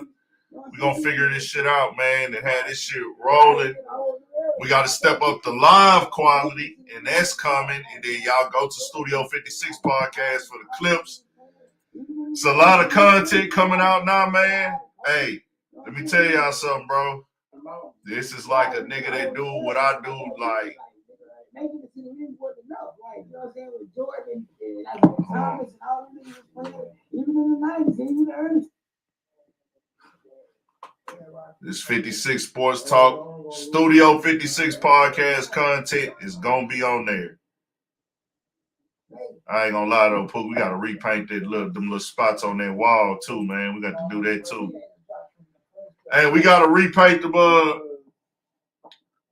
we gotta repaint that wall, bro, on that black part, because I'm seeing how crispy that whole look on this motherfucker.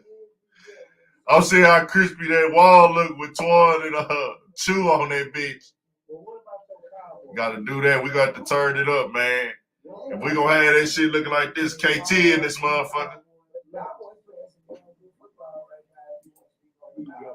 I'm finna roll it, man. Make sure y'all are subscribed.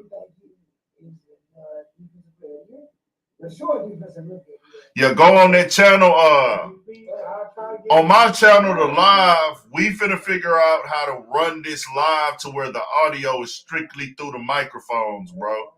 Because we tried something different this week, but I don't think that it worked. Let me see, bro. Let me go see. Shout out to everybody that's still tapped in, man. We got to keep them behind the clip shits going too, behind the scenes clips. People fuck with that.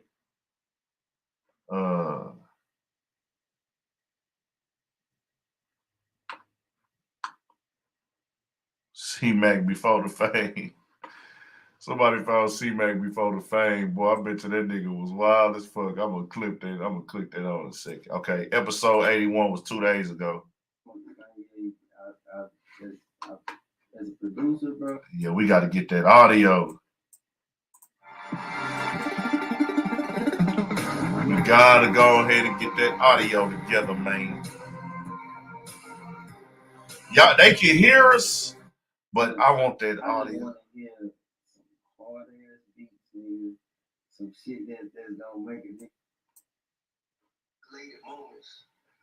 A soft drop. Yeah, call in the time one. Shout out to him. To be honest, I really wasn't the festivities I usually be tapped into them. Yeah. I tried, it was just like I couldn't get into it. And West won the game because I seen LeBron hit the game winner on the fadeaway. That was hard. What you say, Pookie? Oh, they do the team shit now. You say the audio didn't do what it's supposed to do. Yeah, East versus West was better. Yeah, Curry went off with shit. He dropped 50. Yeah, we gonna figure it out, bro. Whatever we gotta do, we finna do it. Hey, shout out to DJ Esco and them nigga and all that. With they 56 nights, no hate. It's all love. I fuck with 56 nights. I fuck with Super Future, Firemark, Future, you know. Monday, we haven't been in 2 weeks now, but Monday to Monday. Yeah, we gonna do it. We gonna get it back then, bro. We gonna get it back. Fuck Monday to Monday in itself be so much to cover, but let me know what's the deal on the hard drive, man. Find that motherfucker, go get it. I got it. What I was gonna say, Loud. Shout out to Future. Shout out to Fire Marshal Future, Super Future, all that, bro. I fuck with Future. The whole movie. Shout out to Free Bad Gang. But 56, nigga, that's our neighborhood number, nigga. Facts. Our neighborhood is named 56, nigga. Nigga been seeing 56 on t-shirts. Nigga been seeing 56 on t-shirts since he was in elementary, my nigga. Shout out to 56 Nights, though. Shout out to my niggas out the 4-4. They rep their number. For Acres Home numbers, Acres Home niggas, shout out to Fofo. We were born on 56, nigga. Like, that's our shit, nigga. 56 is our hood number, nigga. That Fofo, that's Acres Home niggas right next door to us, all love. And then the only niggas that, other niggas that rep their number on they bus shit on the north is City Gas, Wayside niggas, they rep 77. They say 77 ways. 77 ways. That's what the niggas on City Gas, Wayside side to my nigga Duck, my bro Cliff. My bro Cliff, my boy Duck. They 77 ways. City Gas. We 56 over here. Acres Home niggas 44. Fontaine niggas, I know they rep the foe. They throw up the foe, them niggas in Fontaine. They just throw up foes, them Fontaine niggas. Fourth Ward niggas, they throw up a foe.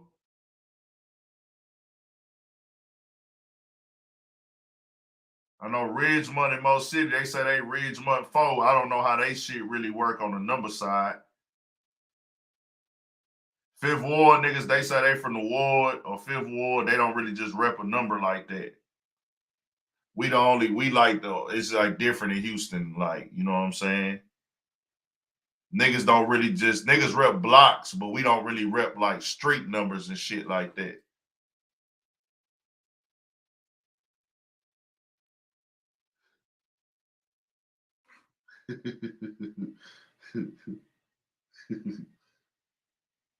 We here though, man. We tapped in. I appreciate y'all tapping in.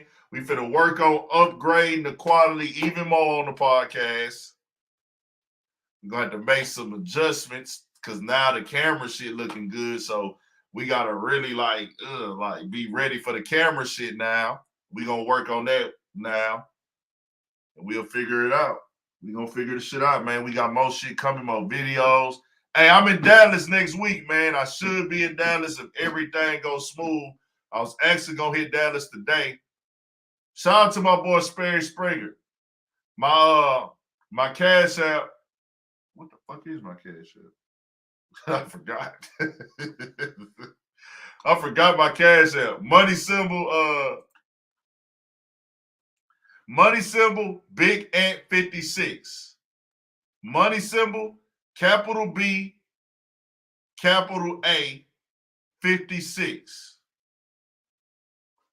Let me show you. I was going to go on my nigga Sperry's podcast tonight. The weather was fucked up. And then I was supposed to do an interview that I don't want to tell y'all who it is yet.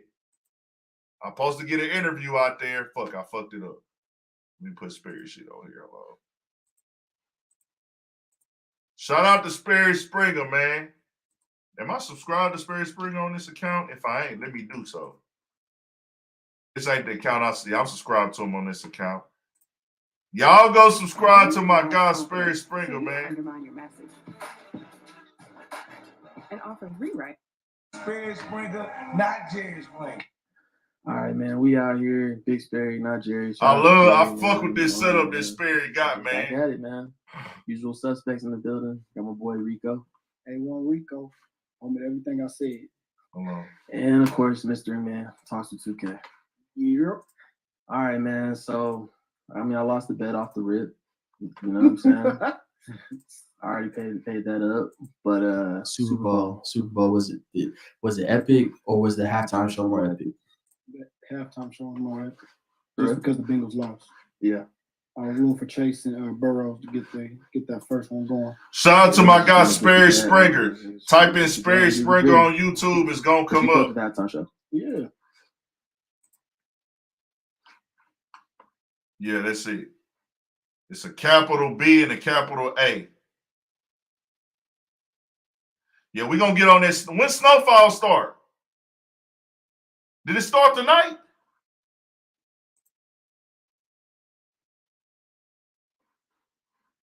Snowfall ain't start tonight, huh?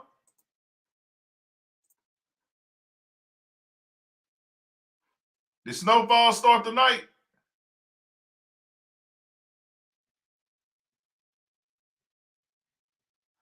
Damn, I gotta find a way to watch it.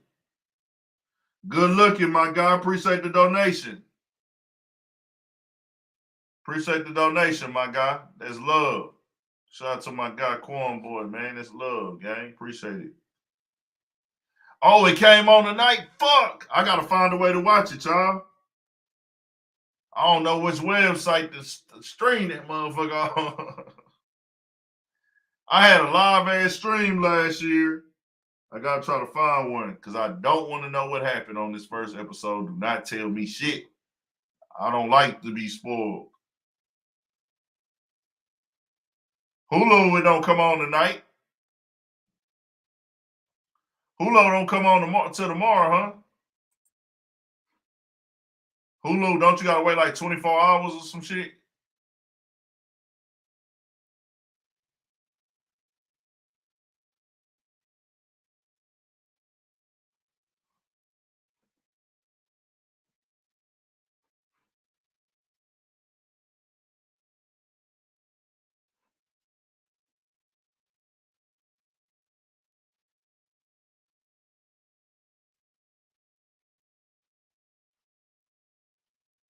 Yeah.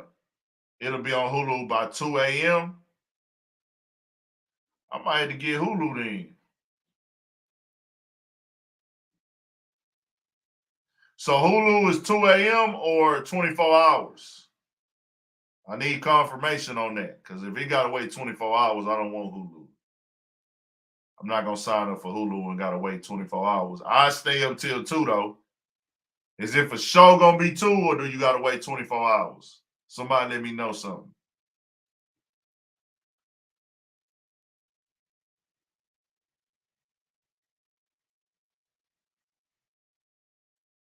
Okay, I guess nobody know. Let me know something. TPU, what that mean? Hey, I got Hulu. It say 2 a.m. Okay. Shout out to Home Film. Oh, yeah, homie on it. Home Film heavy out here, man. Home Film heavy. Nah, bro, I ain't had time to check out no new music, bro. I ain't had time. I think this was a good, productive live tonight. I think we had a good show. The energy was high. And it's crazy because normally I just damn near be starting my shit. I came on this whole at 7. And I'm gonna start doing them a little bit earlier, bro, because of that reason. I think more people tap in earlier. The more earlier you get more of an audience, more engagement and all that.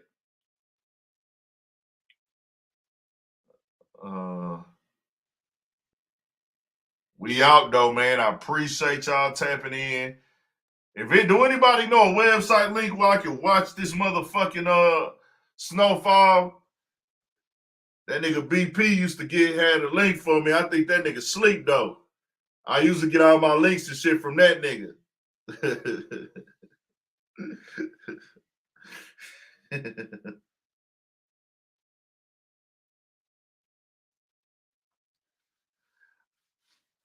I'll fuck around and buy a goddamn little thing, buy the season or some shit like that.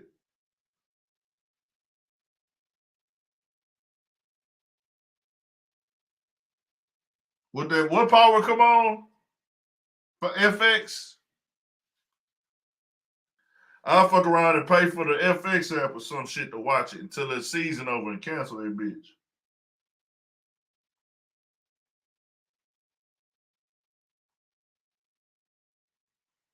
Gonna figure it out.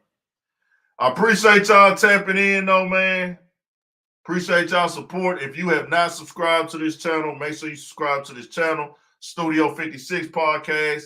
We got a lot coming on there, a lot more videos, a lot more content, everything, man. We finna turn it up. Make sure you stay on your pivot at all times, man. 1,000 for shit show. Yeah, see, I ain't got that fixed. I don't got cable. I ain't gonna bullshit y'all. Fuck with my boy Sperry Springer too. Matter of fact, let me call that nigga Sperry. I'm gonna call Sperry before I tap out.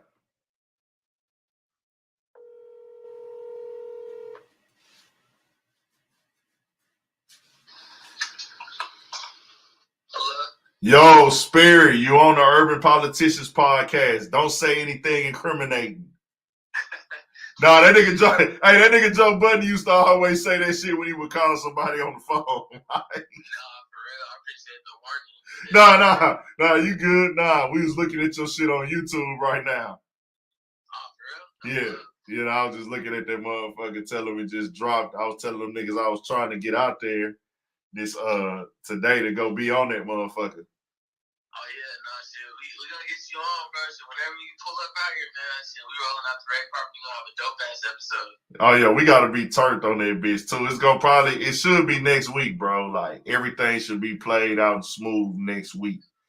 I'm gonna come next week regardless, cause I was gonna pull up for something anyways and shit. So I was gonna come this week and then come later in March or April, but I'm gonna just go ahead and just wait till next week. And I got a couple of interviews lined up and shit. So yeah, it's good. It's gonna be warmer too next week too, cause it's colder than a bitch down here right now. yeah, I seen nigga, and another thing too, nigga, I cut the news on. I seen niggas sliding on the freeways. I was like, ugh. Did you see that shit?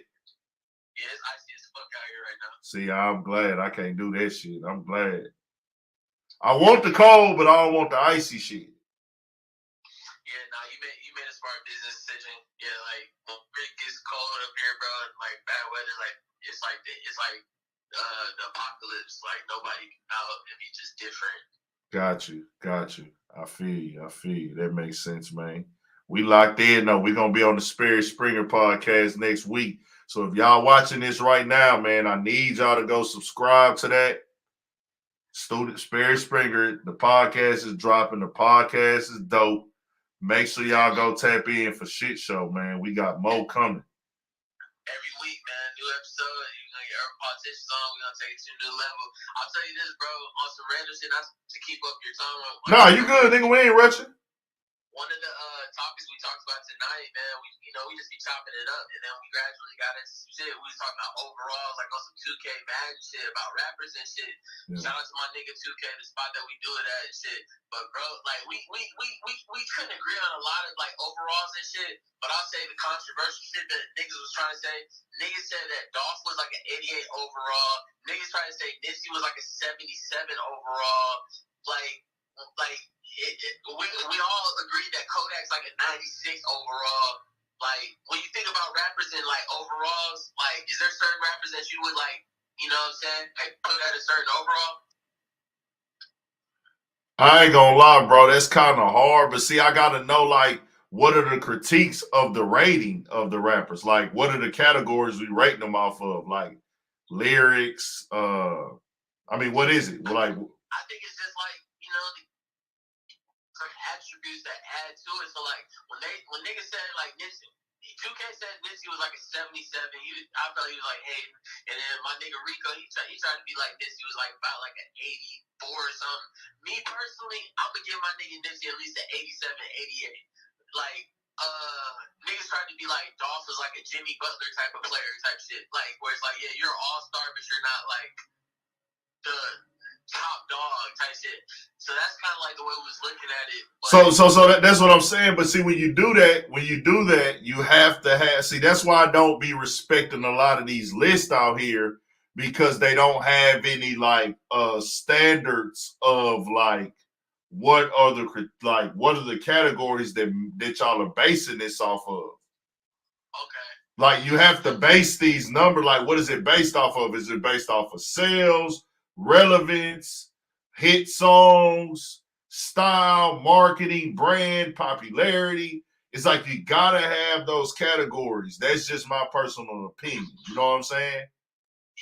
Yeah. Everybody do their list different though. Everybody do their categories things different. I just feel like when you're gonna start putting people in a category, it's like you have to have those things. I mean, putting people in a competition things or a list, you have to have what makes the person that, or it's invalid in my personal opinion. Like lyricism, flow, you know, work ethic, presence, consistency, style, cadence, beat selection. You know what I'm saying?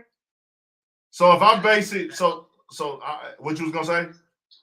Now I'm factoring all of that type of stuff into it, along saying, quality projects, playback, you know what I'm saying, persona and image, all those type of things, like same way it is on Madden and 2K, where it's like, yeah, niggas got stamina, niggas got 3-pointers, niggas got throw accuracy, speed, you know what I'm saying, kick return ability. Like, I'm talking every possible category it can be, I'm putting it up there like that. But like, yeah, niggas can't tell me shit. Like, put it this way, it started off by us like comparing like Dolph and Yo Gotti, and them niggas both wrote out with Yo Gotti, which they was like, yeah, Yo Gotti been in the game longer, so like, you know, at his prime, you know, he was this, and you know, right now he's this. But I was like, yo, I think Dolph is our turn. I think Dolph was like, you know, a solid like. I think the difference between Dolph and Gotti is that first Gotti had way longer of a career than Dolph for sure, because Gotti was around like 2004 type shit, and then I know 2005 he really hit. Dolph didn't get his notoriety until 2015. Yep. Hey, dude, what? I'm gonna ask you this, see if we understand. But do you know what song like really kind of like put him onto mainstream and like kind of turned him up? Preach. Okay, you gonna say Preach? See, all right, Preach is that one. But I was gonna say, like, on a feature tip, I feel like once he got made, like, he was on Cut It, I feel like that's where everything's been. Oh, okay, yeah. I Preach. Well, he doesn't get Cut It without Preach. Yeah. But I fucked with Dolph.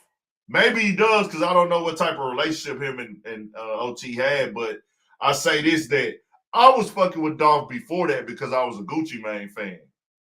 Yeah. So I was hip to him already. Like, even when he was on Gucci shit, like Texas Margarita, and I had put up those old tweets of me like tweeting about that nigga, bro. Like, it was crazy. I was like, man, Dolph really that nigga. Like, I be really just fucking with the rap shit. But I think Preach is the one where I see people starting to notice him. Yeah, Preach was definitely his first hit, and you a real nigga because you was fucking with Dolph. You got the receipts and shit. Yeah. That's something else we talked about on the shit. We talking about all this shit, and niggas is trying to hit on Gucci Mane right now. Niggas trying to be like, give Gucci Mane like a low 80 shit. I was like, all right, bro, that's how y'all gonna feel. It's whatever. I'll still give my nigga like 85, 86, but I'm like, don't forget what Gucci was, let alone. I was called out, niggas. I was like, yo, bro, I don't think a lot of niggas was real Gucci Mane fans. I think a lot of people bought into persona. Like, how many niggas was really slapping Gucci? Like, I know I was. Yeah. I'm talking about back in the day. I think a lot of people bought into the persona and the boogeyman and the nigga that caught the body and shit. But they wasn't jamming. They wasn't jamming them. What you saying? Yeah, like we was really like, bro, we really grew up on Jeezy and Gucci. Like, that was the only main trap niggas. Like, yeah, you ain't lying. Slapping either both or one of the other. I was fucking with both, nigga. Both of they diss records, both of everything. My nigga knew I was more Jeezy than Gucci, but my partner knew was more Gucci. He was all Gucci and all OJ the Juice Man. And then I was both, but I was on Jeezy more. I looked forward to more Jeezy, and then as more time went on, I still fucked with both. And now, you know, I'm not gonna lie, like right now, I don't be just tuned in to Gucci like that at all. Like, I don't. Like, now I don't. But back in the day, every mixtape that nigga dropped, I played, bro. Every mixtape. Facts. Jeezy had the game in a headlock. It's just with Gucci, it was just like once he caught the body and shit and being the underdog, it started to build to the persona. But niggas, I feel like down here, bro, everybody rides out with Gucci that niggas damn near be hating on Jeezy like Jeezy wasn't nigga. That's the internet though, bro. Yeah. Cause if Jeezy do a show in H-Town, that bitch is selling out, bro. Nah, for real. Every time he do a show out here, it sells out, bro. Jeezy still got that era. Like, niggas still fuck with Jeezy. Like, no matter what. I think he's done some things questionably as of late that make people might feel like a little way about him. Like, you know, but it's kind of like, or rumors. Let me say rumors, or what we see on TV, or how he be moving at times like that. But it's like, what he did for hip hop at that time, he's a fucking undeniable legend, bro. That's what I'm saying. Same thing with Gucci. How many niggas Gucci put into help, like, push their career into this rap game? That's why I give Gucci, like, that's why, that was my argument for, like, when they was trying to give him a lower grade, I said, yo, give my nigga at least an 85, 86. I'm saying, I know niggas ain't slapping Gucci the way that we want, so I ain't gonna lie, I'm with Fat Gucci and Evil Gucci too, but I'm not gonna underestimate what he done did with the new 1017 and all the songs he's on with Pooh Shiesty and Big Scar and shit. Them hoes be slapping. Nigga, we don't, you gotta think what our